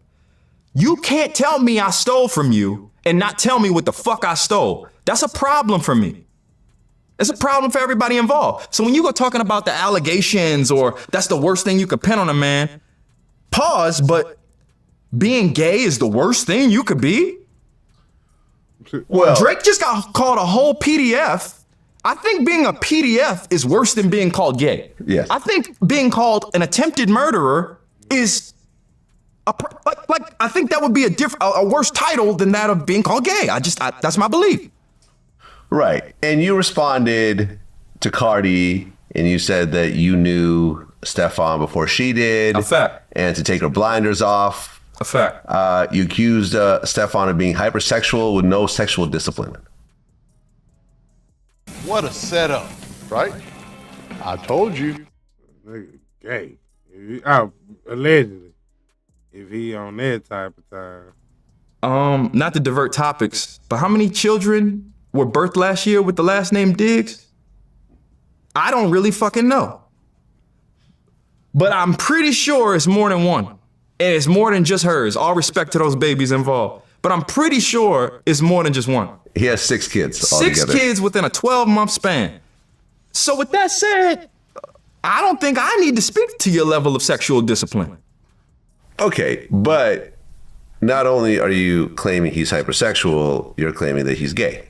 I'm not claiming he's gay. But you claim that he sexually assaulted you. Correct. I don't call him gay. See, the difference is I want to be very matter of fact when I speak to the semantics of homosexuality. If you go out right now, don't make me, I hate to make you uncomfortable. No, go ahead. You walk out this room and you kiss a man on the lips. Yeah. Does that make you gay? Yes. By our definition. by our definition. If I stick my tongue in your ear, I'm gay. By our definition. I'm just saying that. No, I agree with you. If I start to pleasure myself in front of you right now. Tenfold. I'm gay. Tenfold. And that's okay. Tenfold. I'm not going to do it, but if I did. 1,000%. Right? Yo, you funny. Tenfold. I agree with you. I'm there with you. Legally, that's not the case. Okay. All right. Legally, that's not the case. Okay, I got By it. definition, that's not the case. Sure. So in our world, popular culture, all of the above, yes. Does that legitimately make him a straight or not a straight or heterosexual man? I don't fucking know. Okay. Do I feel like sometimes he's just, I don't want to say that. Do I feel like, how do I say this? Do I feel like he would take advantage of a hole without a face at the right moment? Yeah, I do. Okay. That's a lot to unpack there. That's a lot to pause. That's a lot to unpack there. Pause, man. Nigga, you got everything gotta get paused on this nigga interview, man. That nigga should have had the pause. Should have been up under here under Vlad TV. He claims what he drugged him, leaked his dirt. Yo, this is crazy work. Wow. Whoa. But yeah, I think he told Academic this shit. So leading up to May 22nd, 2023, I'm trying to see if his story gonna change. Shit with Stefan. Oh, myself and Stefan, by the time May 22nd, 23 rolls around, at this point, we've been like consistently working together for give or take a year. Okay. Building out a clothing line. He had this idea in mind for a clothing line called Liam or Liam Ohm. I mean, I feel like almost every professional sports player starts a clothing line at some point, right? Definitely. Everyone feels they're the fashion guru and now they have the money to do it. Definitely. And pretty much all of them fail or don't even get off the ground, No, you're right. I mean, am I No, fair? you're 1,000% right. Not to say that Stefan's any different, but this is a very stereotypical thing to do when you get some money and you're playing professional sports. So was this a real clothing line or was he just spending some money and playing around? To your point, it's the epitome of a cliche. Yeah. And in Stefan's world, he was spending so much money on clothes, I think in his mind, he felt like he was the glitch. Okay. So you go tap the guy, you tap the shoulder, because at the time when I was working at Under Armour, he was signed to Under Armour. Okay. So he was signed to the football department. The Gervonta situation was different because although he was a boxer and Under Armour had a boxing department, he was signed to entertainment. So it was a difference in like how he was handled.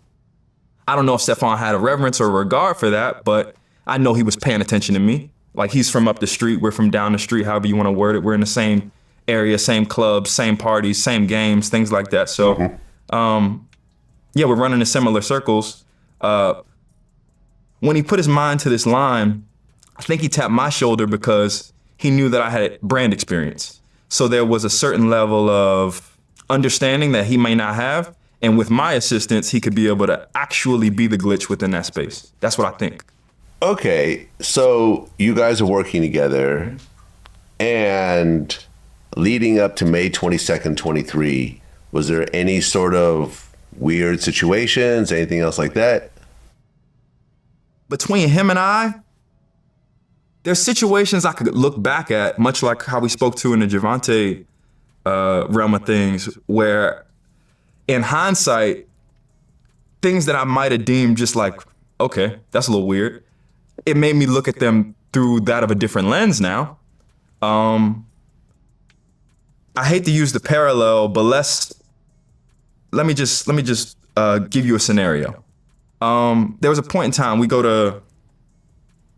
to New York Fashion Week, and he got this giant suite, right? I have my own room at the hotel that we're staying at. He probably still stays there, so I'm not gonna say it, but it's in Manhattan. It's in Soho.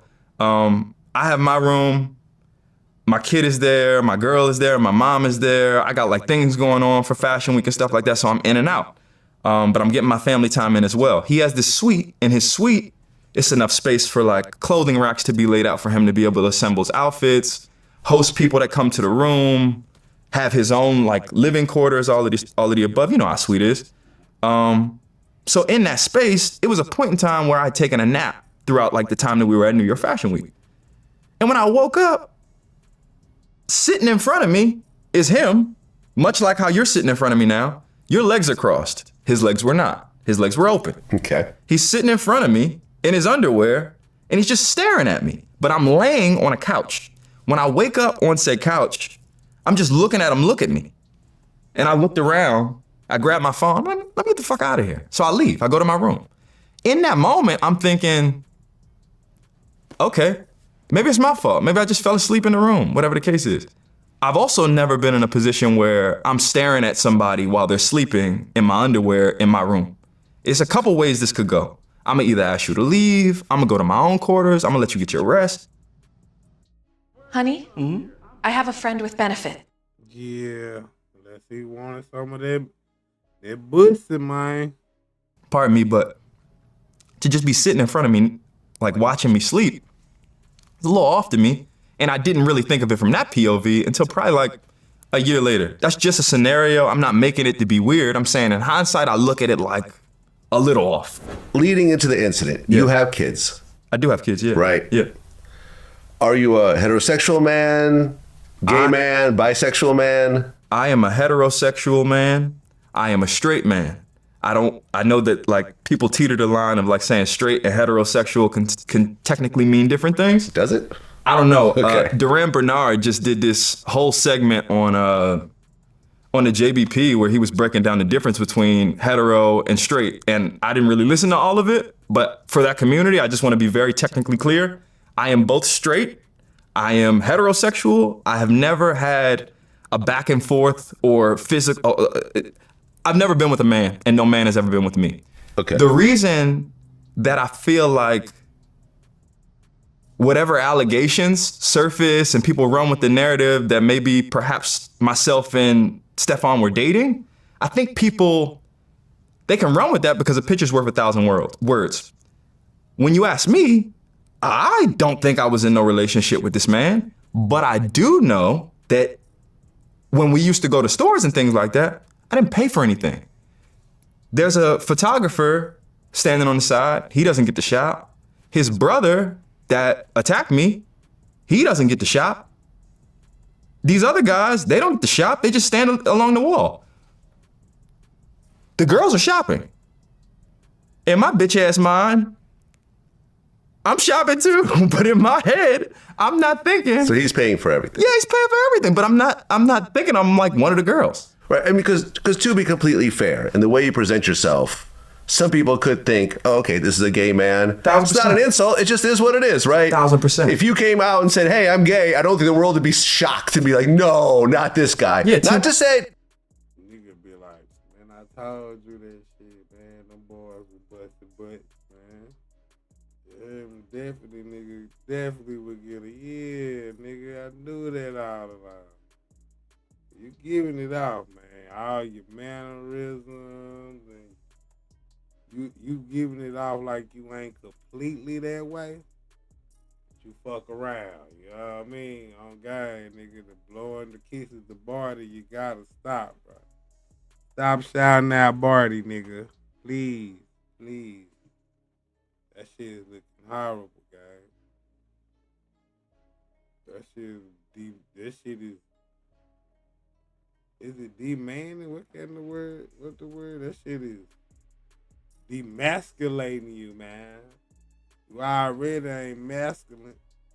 That shit, this face is demasculating you, guys. Blowing kisses, the Barty is demasculating you because you looking sweet than a motherfucker. Some tea, nigga. You heard me? Then you do that shit, boy. I'm telling you, stop doing that shit, bro.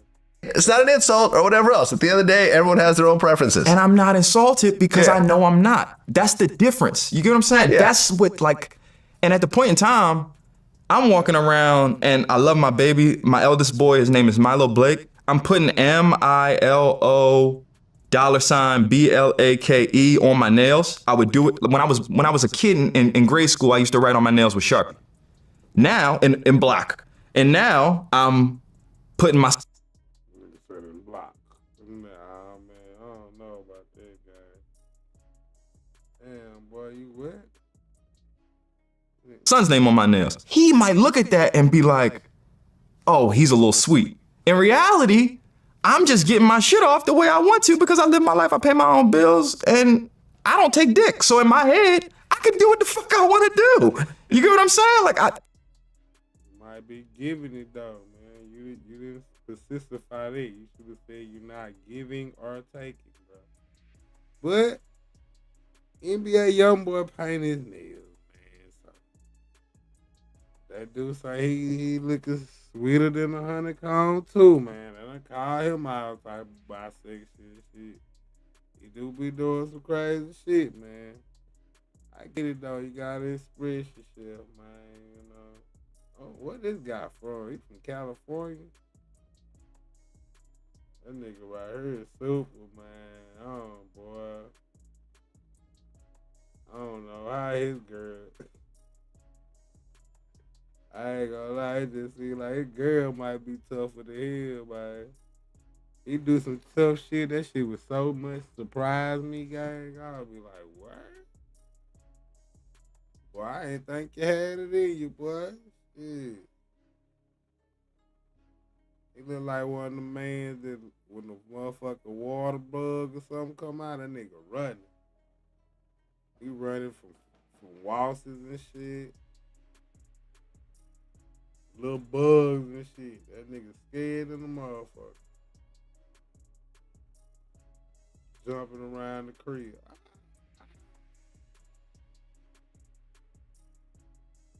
Running outside, he probably could never. He ain't never been to the country. He too light skinned.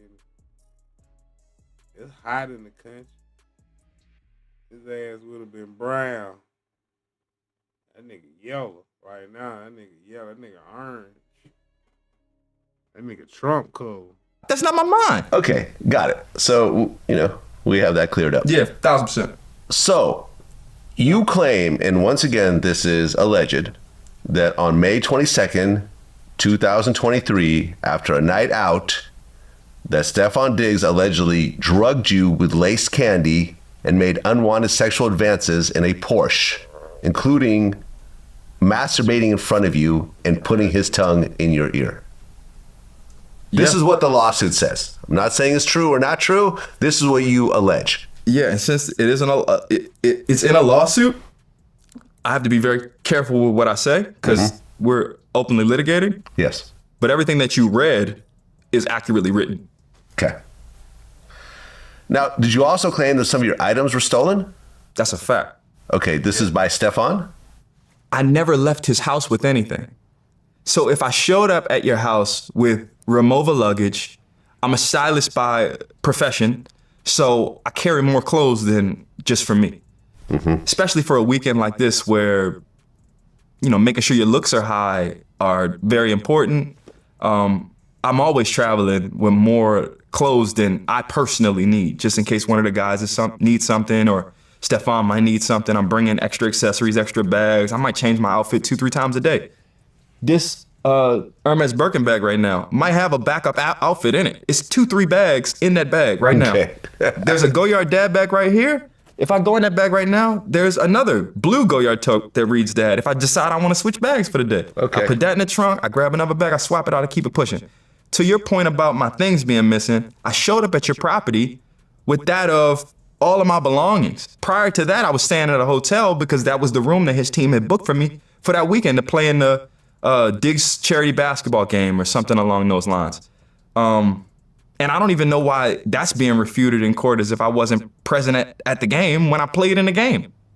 Like, there's video of him throwing me the ball, AKA an assist, where I go and score. Like, I don't know why people would expect me to not have played in the game if I played in the game and it's documented. I'm really trying to improve my flexibility this year, so I asked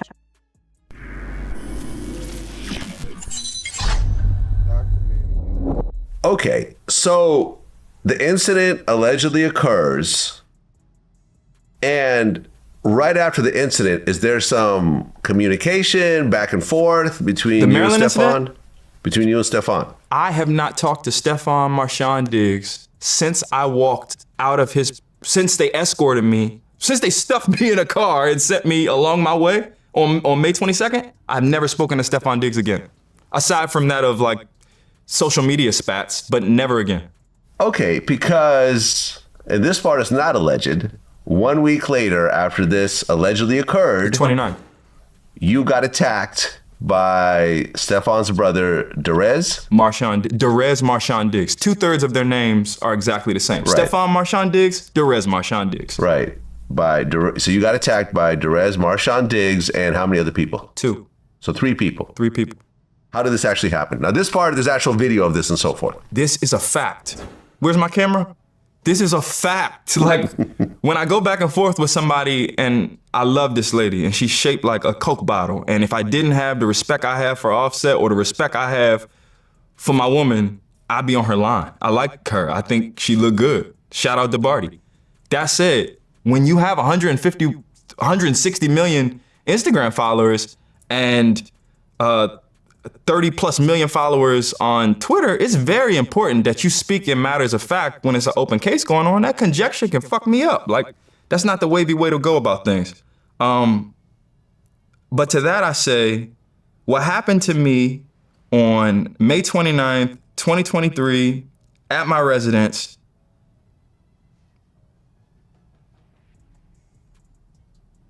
yeah, that changed me.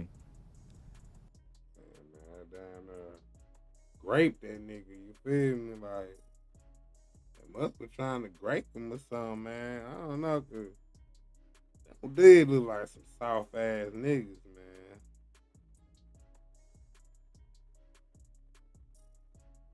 Everybody in that damn video looked soft, man. Let's go back.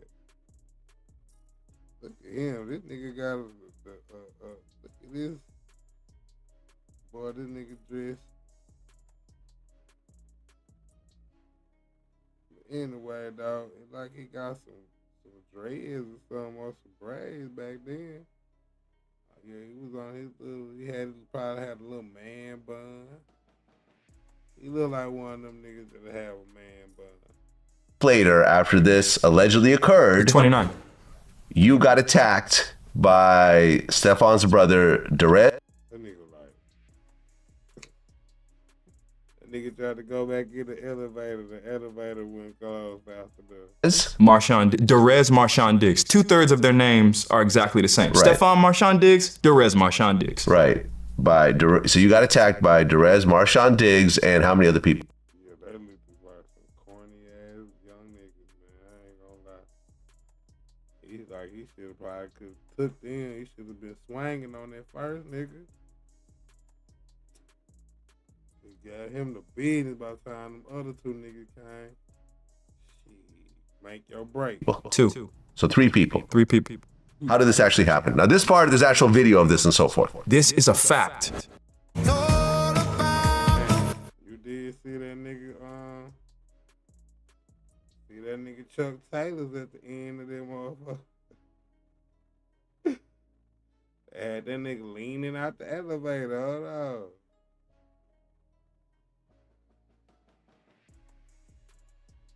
They all went in standing up. I had that boy by his throat.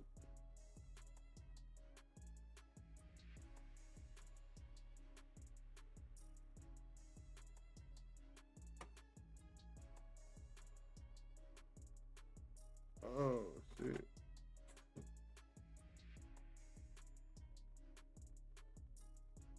Right there. You see that? You see that boy Chuck Taylor come out the goddamn elevator, man. They went up in there. See, you got the Chuck Taylors on when they first come to the door. Chuck's right there. Ooh.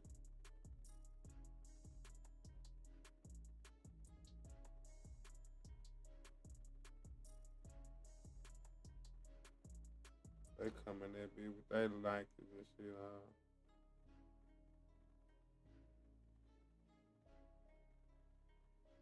Dang.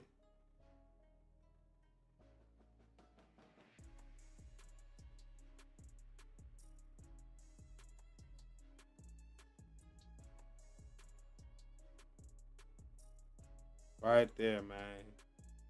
They done pulled the boy, they done got the boy on the ground, boy. They choking him out. The boy feet out the damn elevator. Here go with Chuck Taylor way out here, man. What is Cinderella Slipper doing out there? He ain't had no help. How you this your house and you ain't looking out when you coming down, nigga? Nigga, I'm supposed to never get the drop on you at your crib. Well, you supposed to have motherfucking 2 security cameras. Goddamn this man or this apartment or whatever, man. Hey, man, don't let them niggas in. Oh, goddamn. Let them niggas up here, man. What's wrong with you, man? You need to call me and buzz me, nigga, before anybody come through this bitch. What you talking about? Niggas should just be able to walk on through the building and shit. Camera, this is a fact. Like, when I go back and forth with somebody and I love this lady and she's shaped like a Coke bottle, and if I didn't have the respect I have for Offset or the respect I have for my woman, I'd be on her line. I like her. I think she look good. Shout out to Barty. That said, when you have 160 million Instagram followers and 30 plus million followers on Twitter, it's very important that you speak in matters of fact when it's an open case going on. That conjecture can fuck me up. Like, that's not the wavy way to go about things. But to that I say, what happened to me on May 29th, 2023, at my residence,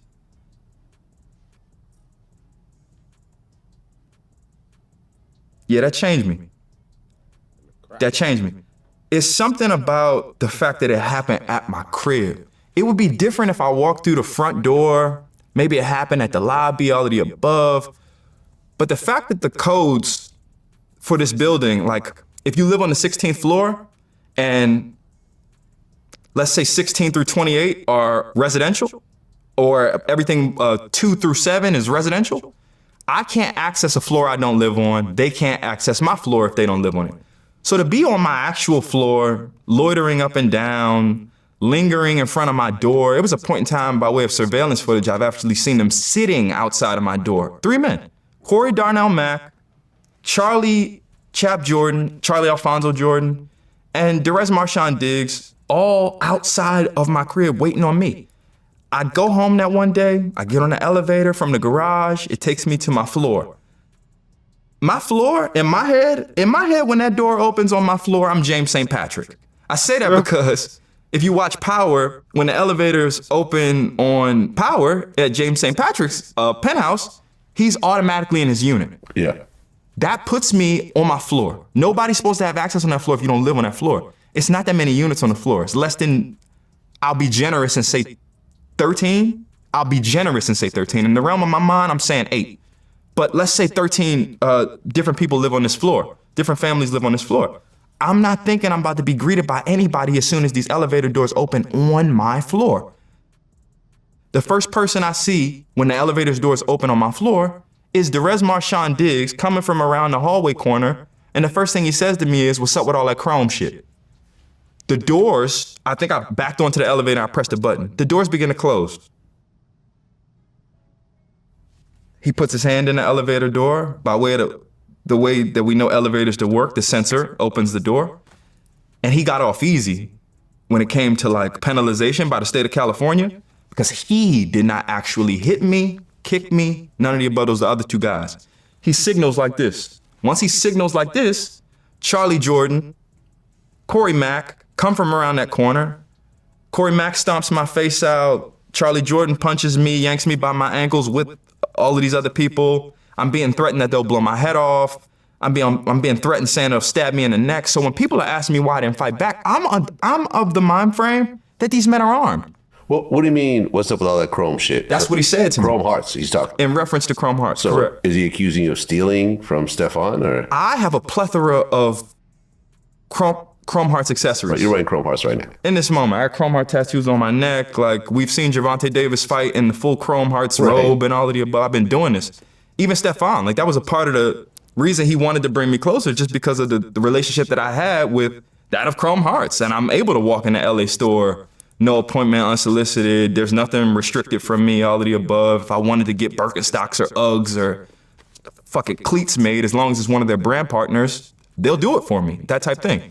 So with that said, I don't know what was on his mind. I do know that during that robbery, and I know we'll get into the details of the robbery and all of the above, I don't want to fast track, but when my Goyard, and we were just talking about a Goyard toiletry bag, when my Goyard toiletry bag was stolen during that robbery, my wallet chain was in it. My Chrome Hearts wallet chain, that one specifically, I had a few of them, but that one specifically was one of one. And it was because it combined almost 3 different exclusive Chrome Hearts pieces that I formed into one. I have the receipts to show all the different pieces that it took to make that one thing become a collective. I have so many photos of me with this one necklace, whether it be my girl at the time wearing it around her neck, me putting it on my bag, me putting it on my waist, all of the above. There's so many different ways I could wear it and so much evidence I have that it is mine. And then this guy, after the robbery, wears it to Paris Fashion Week, wears it into... You're talking about Stefan? Yes. Into the tunnel on Monday, or one of those nights footballs. I don't want to misquote because I know I'm being quoted. But yeah, walks in through the tunnel on game day wearing my one of one piece. Then is seen with the same guy that robbed me, Charlie Jordan, shaking his hand while wearing the item that they stole from me. How else would you get it? So when he say what's up with all that chrome shit, I don't know if they had the intention of taking it and selling it or giving it to him or all of the above. I just know that was what was verbalized to me. So you get attacked and some of your things get stolen. Everything on me got stolen. I had 3 necklaces on that day. One was a diamond tennis chain. One was a Chrome Hearts Tiny Cross, custom made piece from that of Chrome. And the other one was like, just like diamond balls parlous. But diamond balls alternating, and it read my son's name, Milo Blake Griffith, across it. They snatched all those chains on my neck. That's on video too. So the attack happens. There's cameras in the elevator. Yeah, and I told them that. They said, I don't give a fuck about them cameras. Okay. But you go and file a police report. Yeah. How long after the attack? After that attack, LAPD reported immediately. Okay. But I didn't know the other 2 gentlemen's names. The only name I knew was Marshawn. I didn't even know his name was Derez. I just said Marshawn Diggs because that's what I knew him as. Okay, so you knew one of the attackers. So the police come and you cooperate. Yep. You say, that's Derez. No. They didn't get caught in that moment. No, not in that moment, but Yeah. I'm saying after the police show up afterwards and they talk to you, you tell them it's Derez and 2 other guys. Yeah, Derez and 2 other guys, yeah. Okay. So is there a warrant out for Derez's arrest? At this point in time? Yeah. I don't know. Does he get arrested? Eventually. It took him a while though. Like, how long? I was like really on it, bro. Like I felt like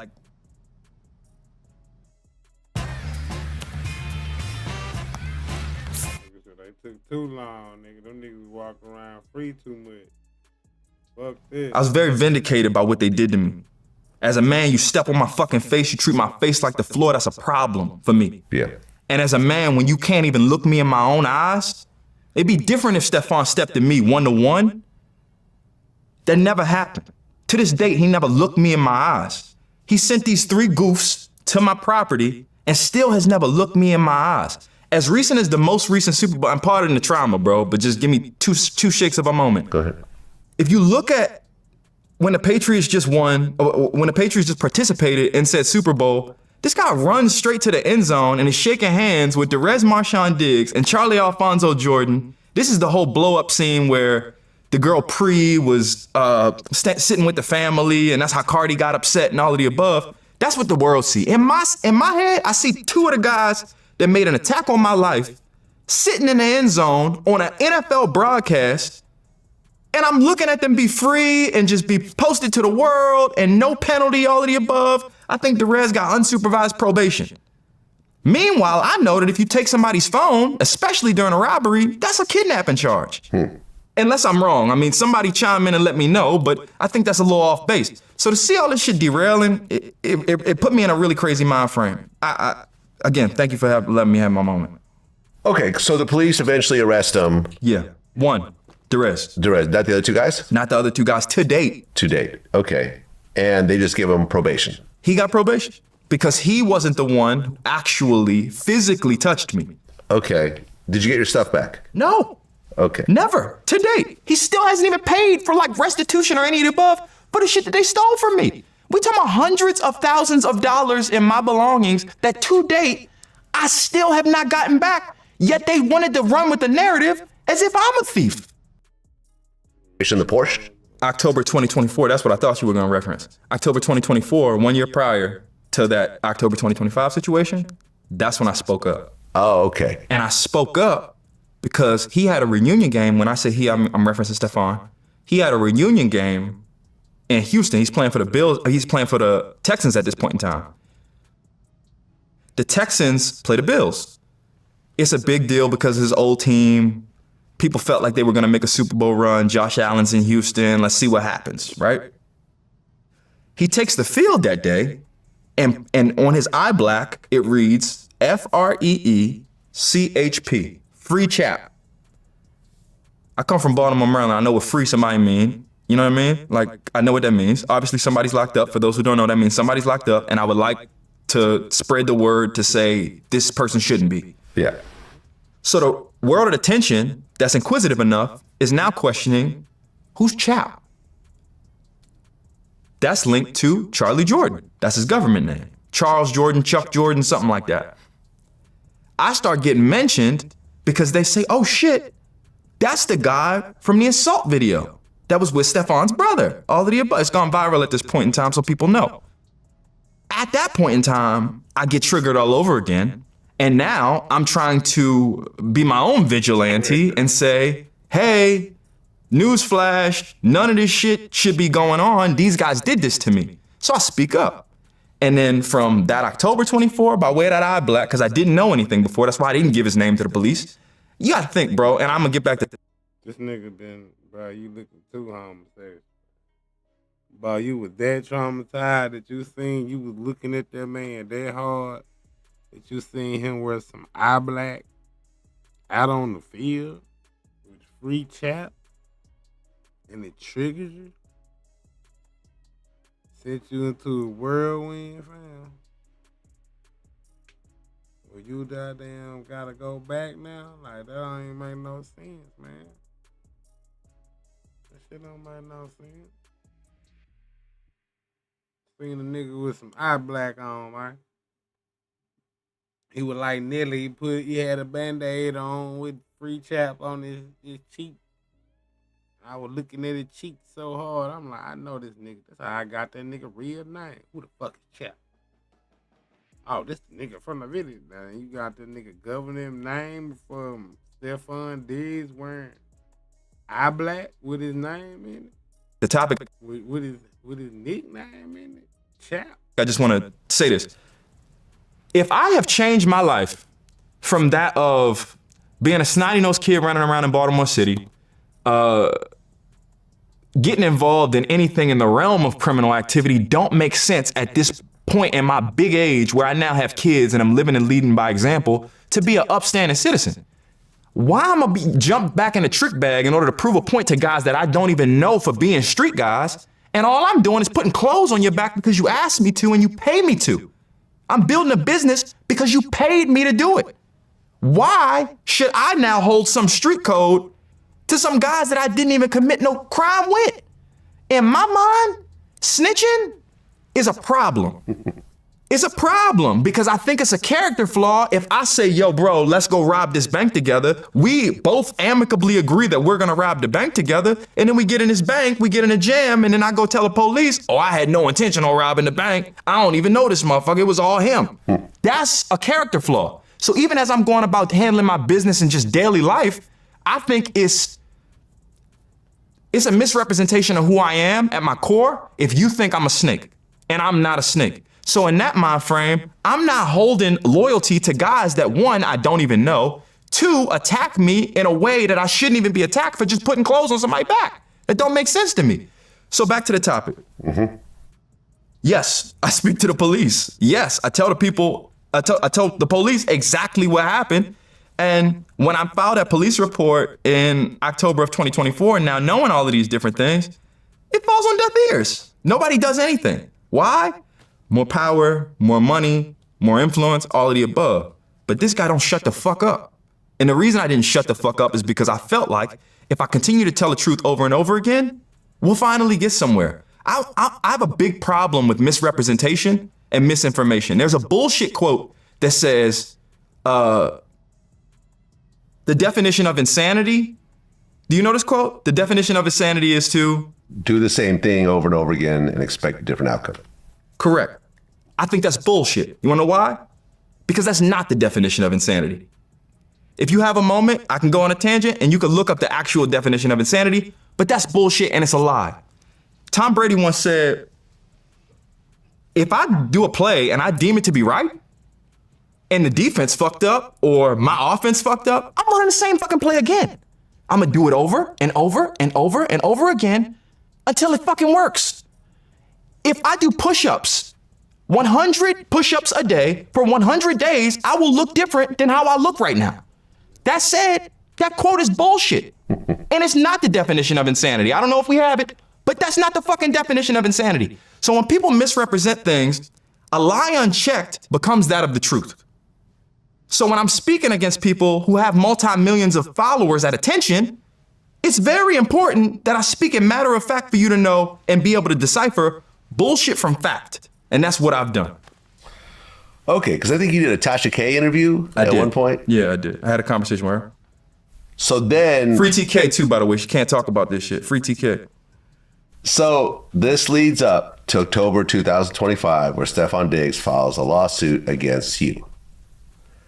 And then in November 2025, you file a lawsuit against Stefan Diggs alleging sexual battery, false imprisonment, negligence, and related civil claims from the incident on May 22nd, 2023. You also file a separate $10 million lawsuit against his brother, Derez Diggs, and others for assaulting you, robbery, and intimidation after the May 29th incident. A fact. So both lawsuits get filed. So I guess it's 3 lawsuits altogether. The first one you referenced in the realm of $10 million with the brother and all of the above, that was filed almost, I don't know, maybe like within I know I had representation within a week after the attack. But that was filed back in 2023. It just took a while. Oh, okay. The building and the security company and all of the above, getting all of the litigation in order might have taken a while, but that was already in motion. Well, because just recently, the lawsuit against Derez Diggs was settled. There was a lawsuit with myself, the building, the security company, Derez Diggs. Originally, it was just myself, the building, the security company. And we were trying to figure out who else was involved. Once we got the other names, Derez Diggs, Charlie Jordan, then they were added to the suit. Once all of the information came forth, please don't quote me here, but I believe Stefan got looped into that lawsuit because of what I had said publicly about him potentially being affiliated and things, allegedly being affiliated and all of the above. Yeah. And they felt like, well, if he is, come on. And they tagged him. I did not sue Stefan Diggs and one-to-one. Man, you trying to get your one-on-one calm hard thing back, bro. They trying to get that damn thing.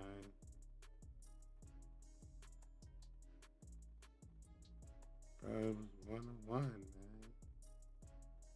Barty,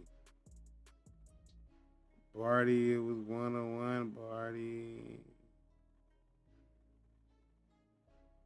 What?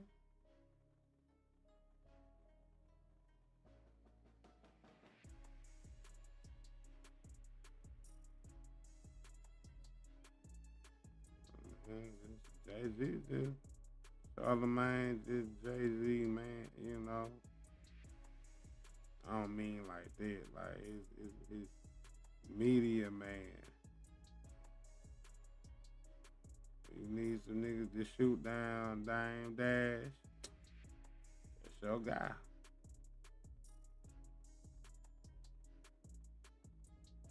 You gonna go right up on her. Ooh.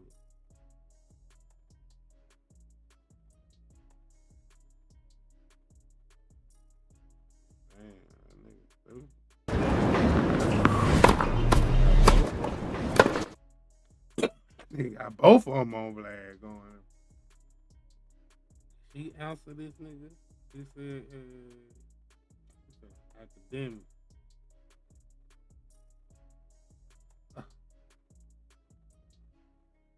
Nigga accused of being trained. He did call Les hilarious. Mm-hmm. And the two of you had some back and forth. She a lying bitch. Well, it started with the nude photo shoot she had with her son. Mm-hmm.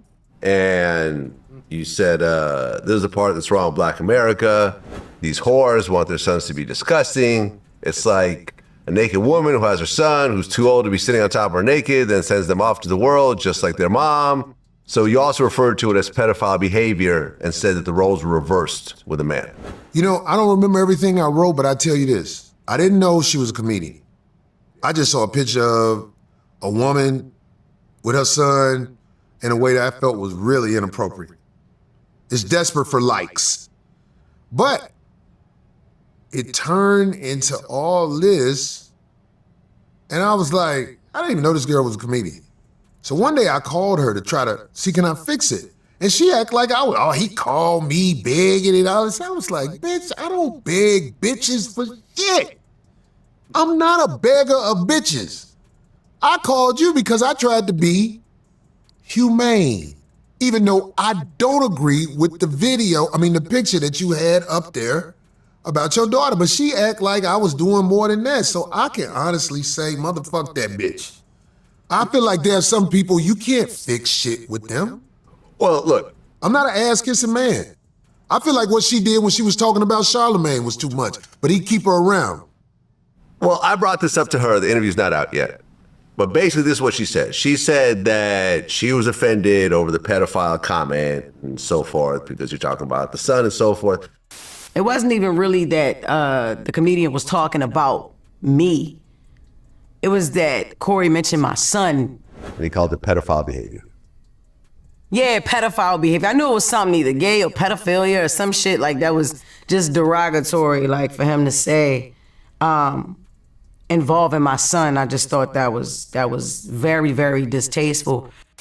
Did I say pedophile? Because that's not really one of my words. Okay. I don't know what I wrote, but I'm just saying, she lies about everything. She hypes shit up. I got no respect for the bitch.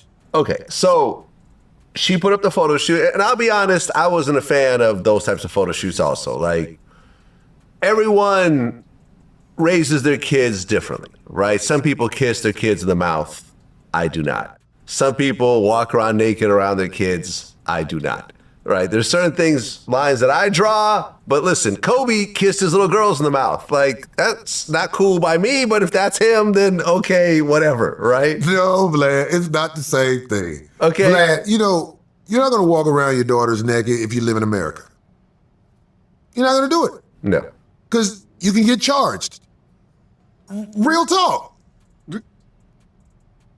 A woman taking a photo with a little boy and she has his clothes off and her clothes off. That's crossing the line. That's crossing the line. First of all, when you put your kids on the internet, you victimize them. When you put pictures of your kids on the internet, you victimize them. I never put my kids on the internet. Ask the police. Ask the police. They'll tell you. You shouldn't put your kids on the internet. No matter how much you love, in fact, I would say the family that you really love, you might not want to put them on the internet. Now, if they want to be on the internet, that's on them, especially if they're a certain age.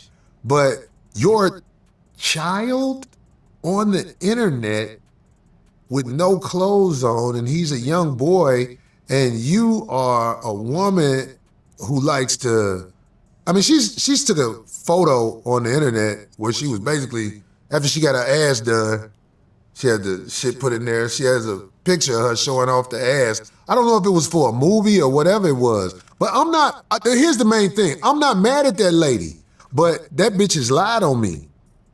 That bitch has lied on me. That bitch said he don't be there for his kids and all this. And I'm like, bitch, you don't even know me. I don't know you, lady. Right. I guess during the back and forth, she said that you told one of your kids, fuck them, I'll make another one. She said, I said that to my kid? About your kid, yeah. Wow. Hey, you know what, Vlad, let me tell you something. When you're doing comedy, sometimes you'll say some shit. And you'll be like, I said that? Wow. You know what I'm saying? You know what's funny? Oh, sorry, go ahead. No, go ahead. No, I'm go just ahead. saying people will watch you and pick the pieces they can say something bad about. You know what I'm saying? What the fuck, man? You ask the people who know me who I am. I'm gonna tell you the people who might have something bad to say about me, some of the bitches I fuck with. But not all of them. Not all of them, because women who get away from me, I'm still able to call them and be cool with them. A lot of them. But I've been with a lot of bitches, so I don't know. Well, at one point, Jess Hilarious got into it with T.S. Madison over some of the trans comments she made. Yeah. And I brought this up in our interview. T.S. Madison called her Robert Townsend in the face. And she said, that's actually kind of funny. That's the new guy I just hired. Check out his... Who the fuck is Robert? Robert Townsend? Madison called you Robert Townsend in the face. Shorty, that was funny as shit. Like, we not gonna sit back and act like that wasn't funny. Like, no, that was funny. I will say that. That girl, I don't know a lot of girls who face the world as they truly are. And so I can't say nothing about one. I'm talking about where I'm from. Most girls do not face the world how they really look. What do you mean? I'm talking about most of the women you talk. Wigs, goddamn eyelashes, goddamn lipstick, goddamn makeup, goddamn. Facebook is the prime example. You can go on Facebook and find 500 bad bitches, man. You see them motherfuckers in person, you might get 10 out of the 500 that look like they picture. The rest of them shits is filtered out. Bitch got fake hair. Bitch got wig cap. Motherfucker might be bald headed under the wig cap. Motherfucker got on booty pads in the pants to make the ass look bigger. Motherfucker got on all type of shit, man. So, nah, you probably, whatever you see on social media, you ain't gonna get that in public. You gonna get like a fourth of that, maybe a half. You'll get like a half of that in public. And then when she get home and take all that shit out, you got a quarter of a bitch, man. Talking to are in a disguise. Right, with makeup and so forth? Everything they have on, it's a disguise. Hair, makeup. You're not talking to that woman until she's been in the hospital for a week or more. That's when you find out how she really...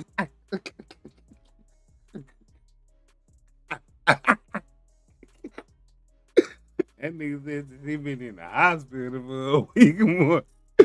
Yeah, you know it's not real.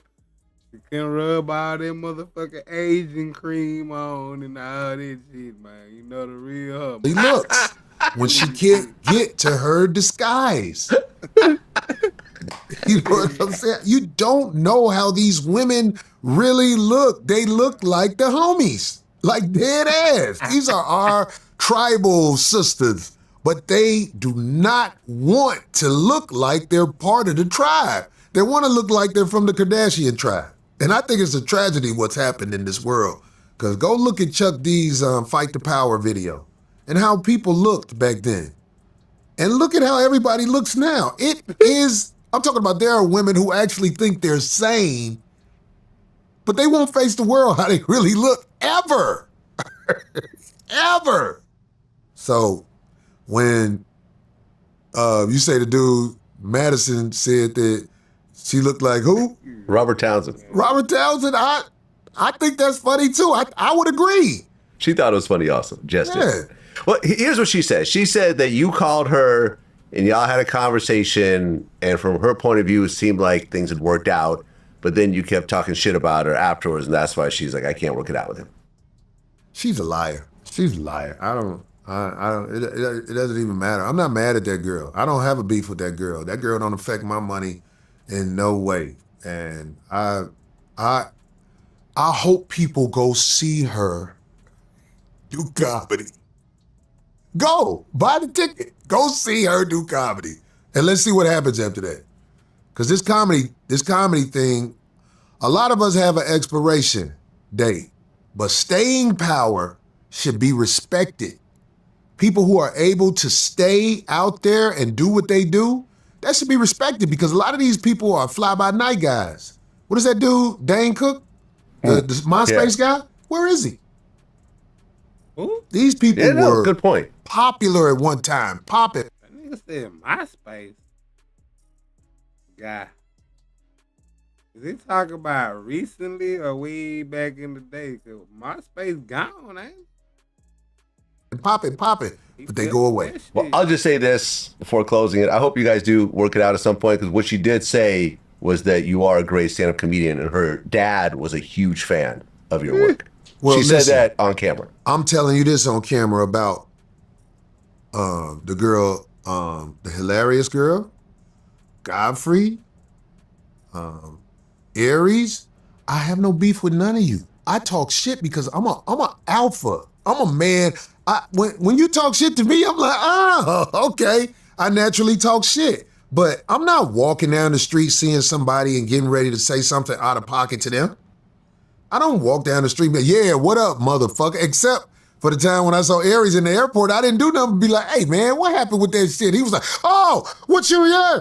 He was getting loud. I was like, you fucking coward motherfucker. I just walked away like, fuck it.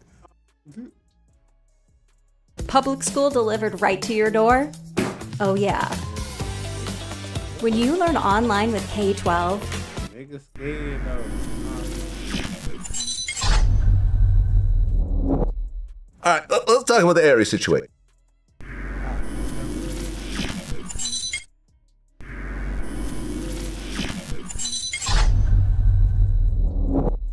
All right, let's talk about the Aries situation. So, at the time that the incident happened on your show, Aries was a regular on my show. Was he? Yeah. So that situation happened, and he was a regular on my show. So in a way, I kind of took his side because me and you were talking, and that's where the beef with me and you kind of started. I remember that. Yeah, that's cool. You know, we got on the phone. We talked about all that. We talked it all out. I ain't trying to interrupt the story, but let me ask you something. Why do you think now me and you sit down and everything is good? Why do you think that? Because we've always been good. I think that we do it like this because we're confident men. Right. I really do believe that. I believe you're a confident guy. Yeah. I'm a confident man. I really don't have time to be mad at nobody. Right. You have to do something awful for me to be like, all right, enough is enough. You know what I'm saying? Okay, so let's talk about that incident, right? So he was a guest on your show, right? On the 5150 show, which I've been a guest on as well. Yay! Was he drunk when he was on the show? Yes. Was he drinking before, during? I don't know if he was drinking before, but during the show he was drinking. Okay. Coping mechanism, you know what I'm saying? He thought I was one of his heroes, and you know, he couldn't control himself, as he not been able to control himself in a lot of places. Okay, so he gets on the show and he's drinking, and your co-host was it Darlene? Darlene. And Zoe was there. And Zoe, right. And I guess he called Darlene a Mexican bitch. Said something like that, yeah. Yeah, I remember she mentioned that to me. Yeah. But him and Zoe started to go at it. I wouldn't say they was going at it. He just was trying to interrupt Zoe and do too much where it was obvious. It was obvious. He was like, oh, he's doing too much. And I already knew I was like, I fucked up. I brought him on. You know, when you get to that point, like, fucked up. Let's see, can we make it through this? But we didn't make it through it. Everybody say that about the nigga. We fucked up. I ain't know he was like, this is though. This is like the most. That's probably why he can't get nowhere, man. Motherfucker don't like that nigga, man. Don't nobody like that nigga. And the people who like that nigga eventually fall out with that nigga. Nobody in the acting space like the nigga, the comedian, comedy club space. He ain't in no movies. He tried to say Vlad why he ain't in no music, nigga. He ain't in no damn. You do a good impersonation, you should be like, but you just too black to be Jay-Z, man. With the raccoon eyes, man. But dang, man, you a good Jay-Z impersonator.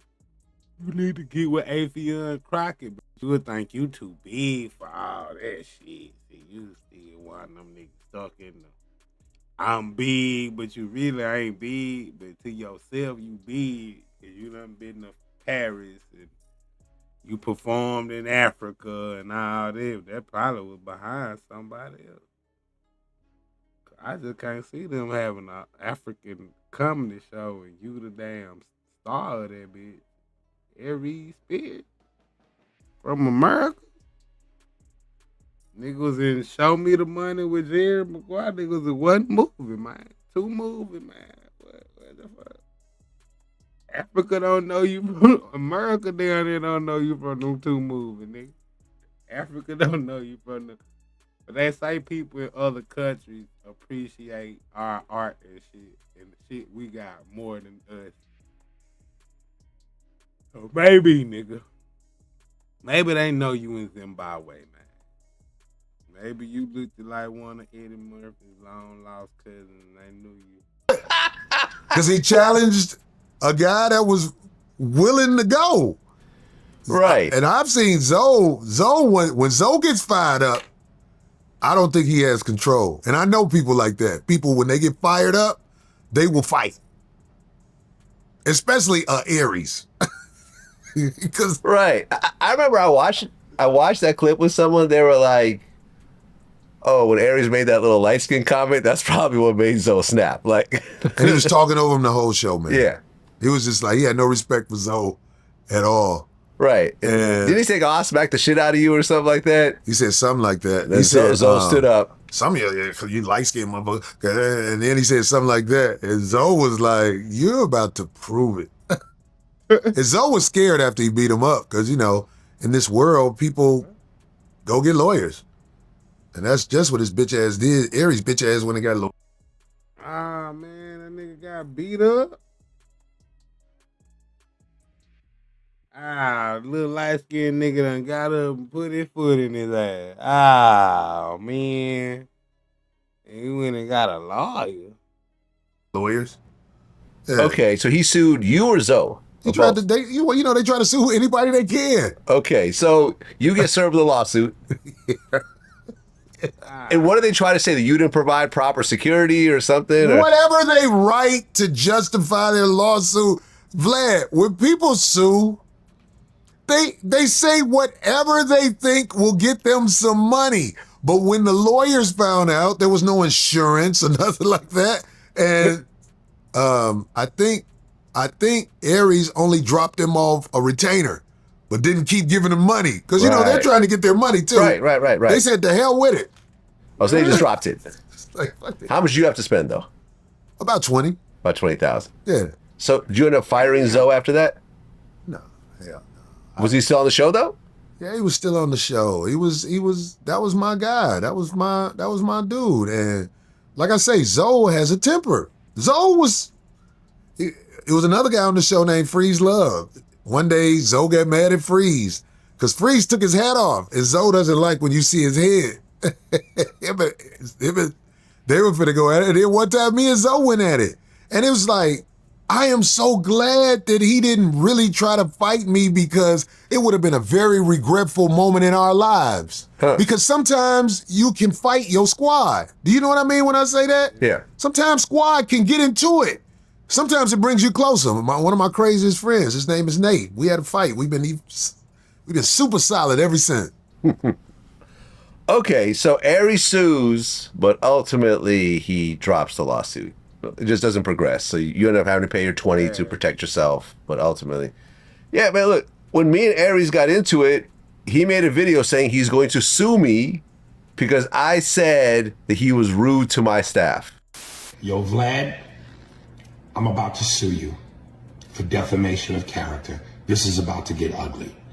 Because now you're just making shit up. I saw the clip where you said your staff, as in multiple people, said that I was disrespectful to them. Your staff, you got one guy that's in the studio with you. Well, that's his staff did, man. That shit. What he put it, he's a business, bro. Vlad TV is a business. That one nigga in the studio is fucking an employee. He's a staff member.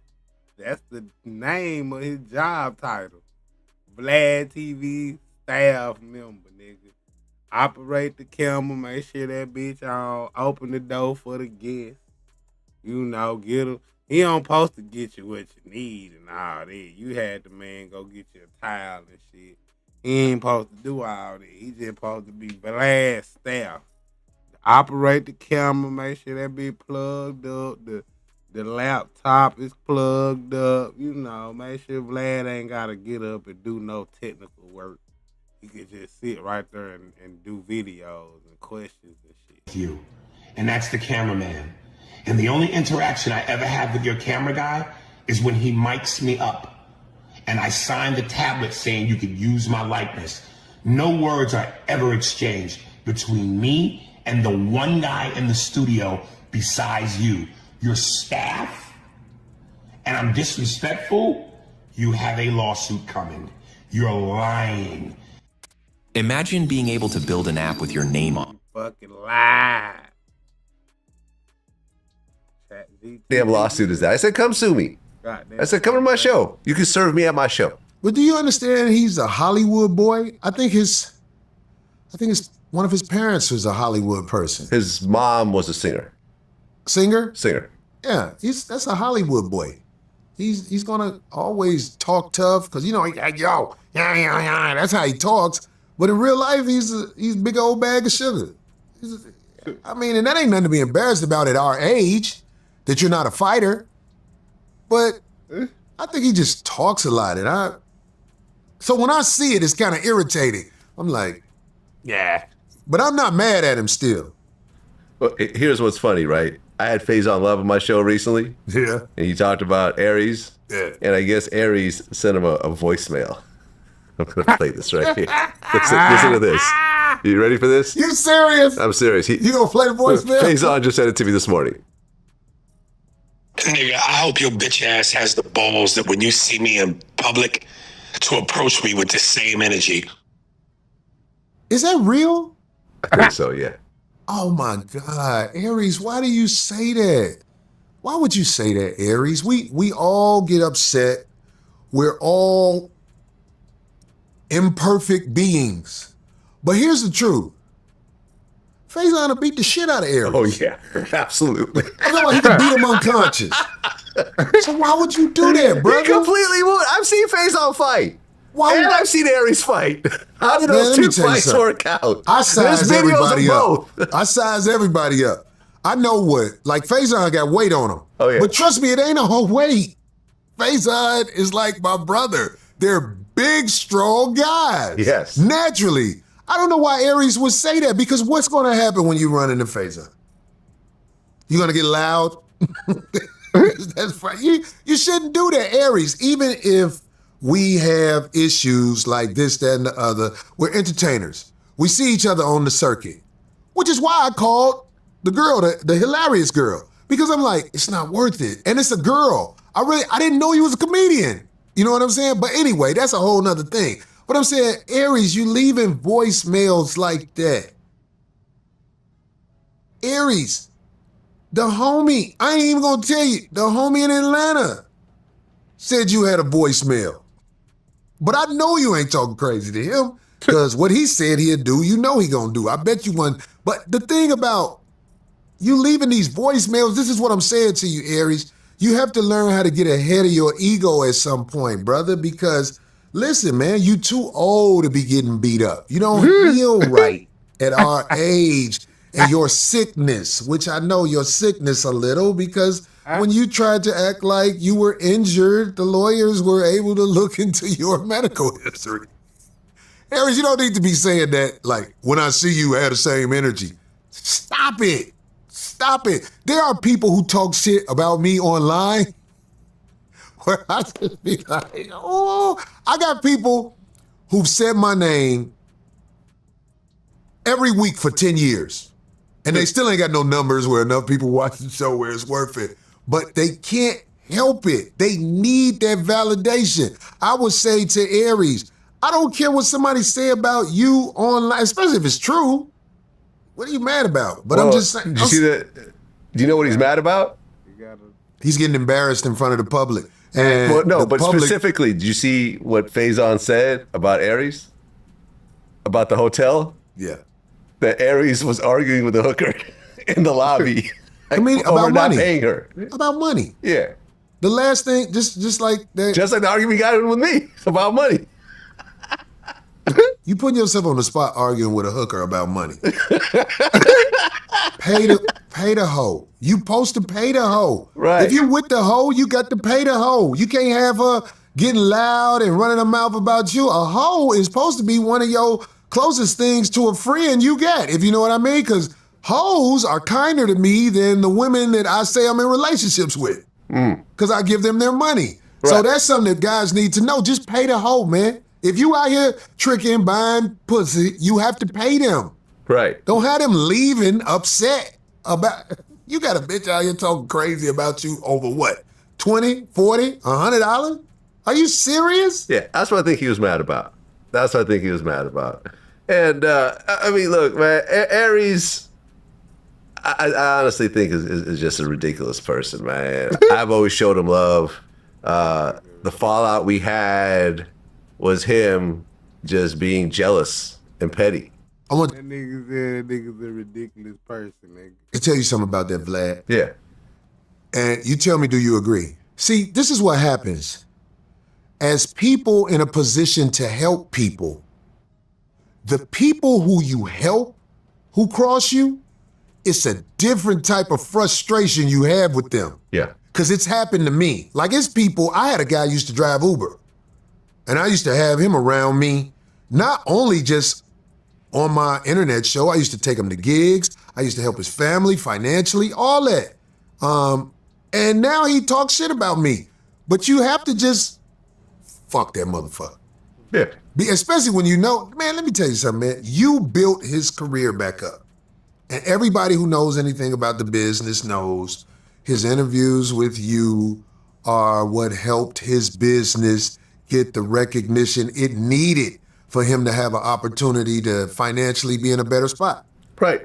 And I know you got to know that. So letting that go is a challenge. Because trust me, I've had to do it. But him, he's not going to, what do you think he's going to do? He's going to shoot himself in the foot again.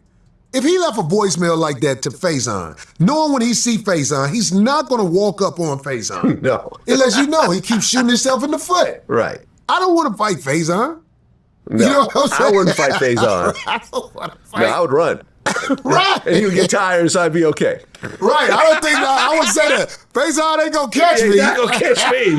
Sorry, Faison. I love you, but you're going to get tired after about 30 seconds. Faison, you ain't going to catch me. You ain't going to catch me, man. And trust me, I ain't all that in safe either. But still. Faison ain't going to catch me. Because I know if he catch me, it's a problem. But yeah, you leaving them messages, man, and we all be in the same spots, man. You going to walk up on that man one day. I would advise you to just call that man and just say it was a moment. And I believe Faison will be like, yeah, all right, because I believe Faison got that blackout type of thing going on. But if you call him and tell him, yo, man, I blacked out. I don't want that. We grown.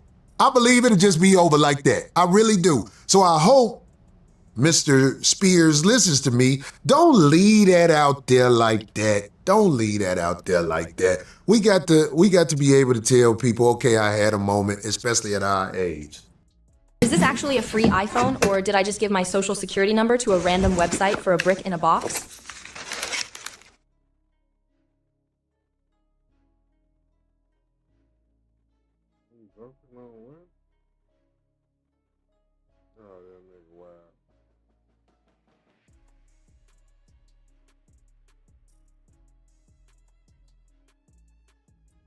Yeah, that man crazy though, man.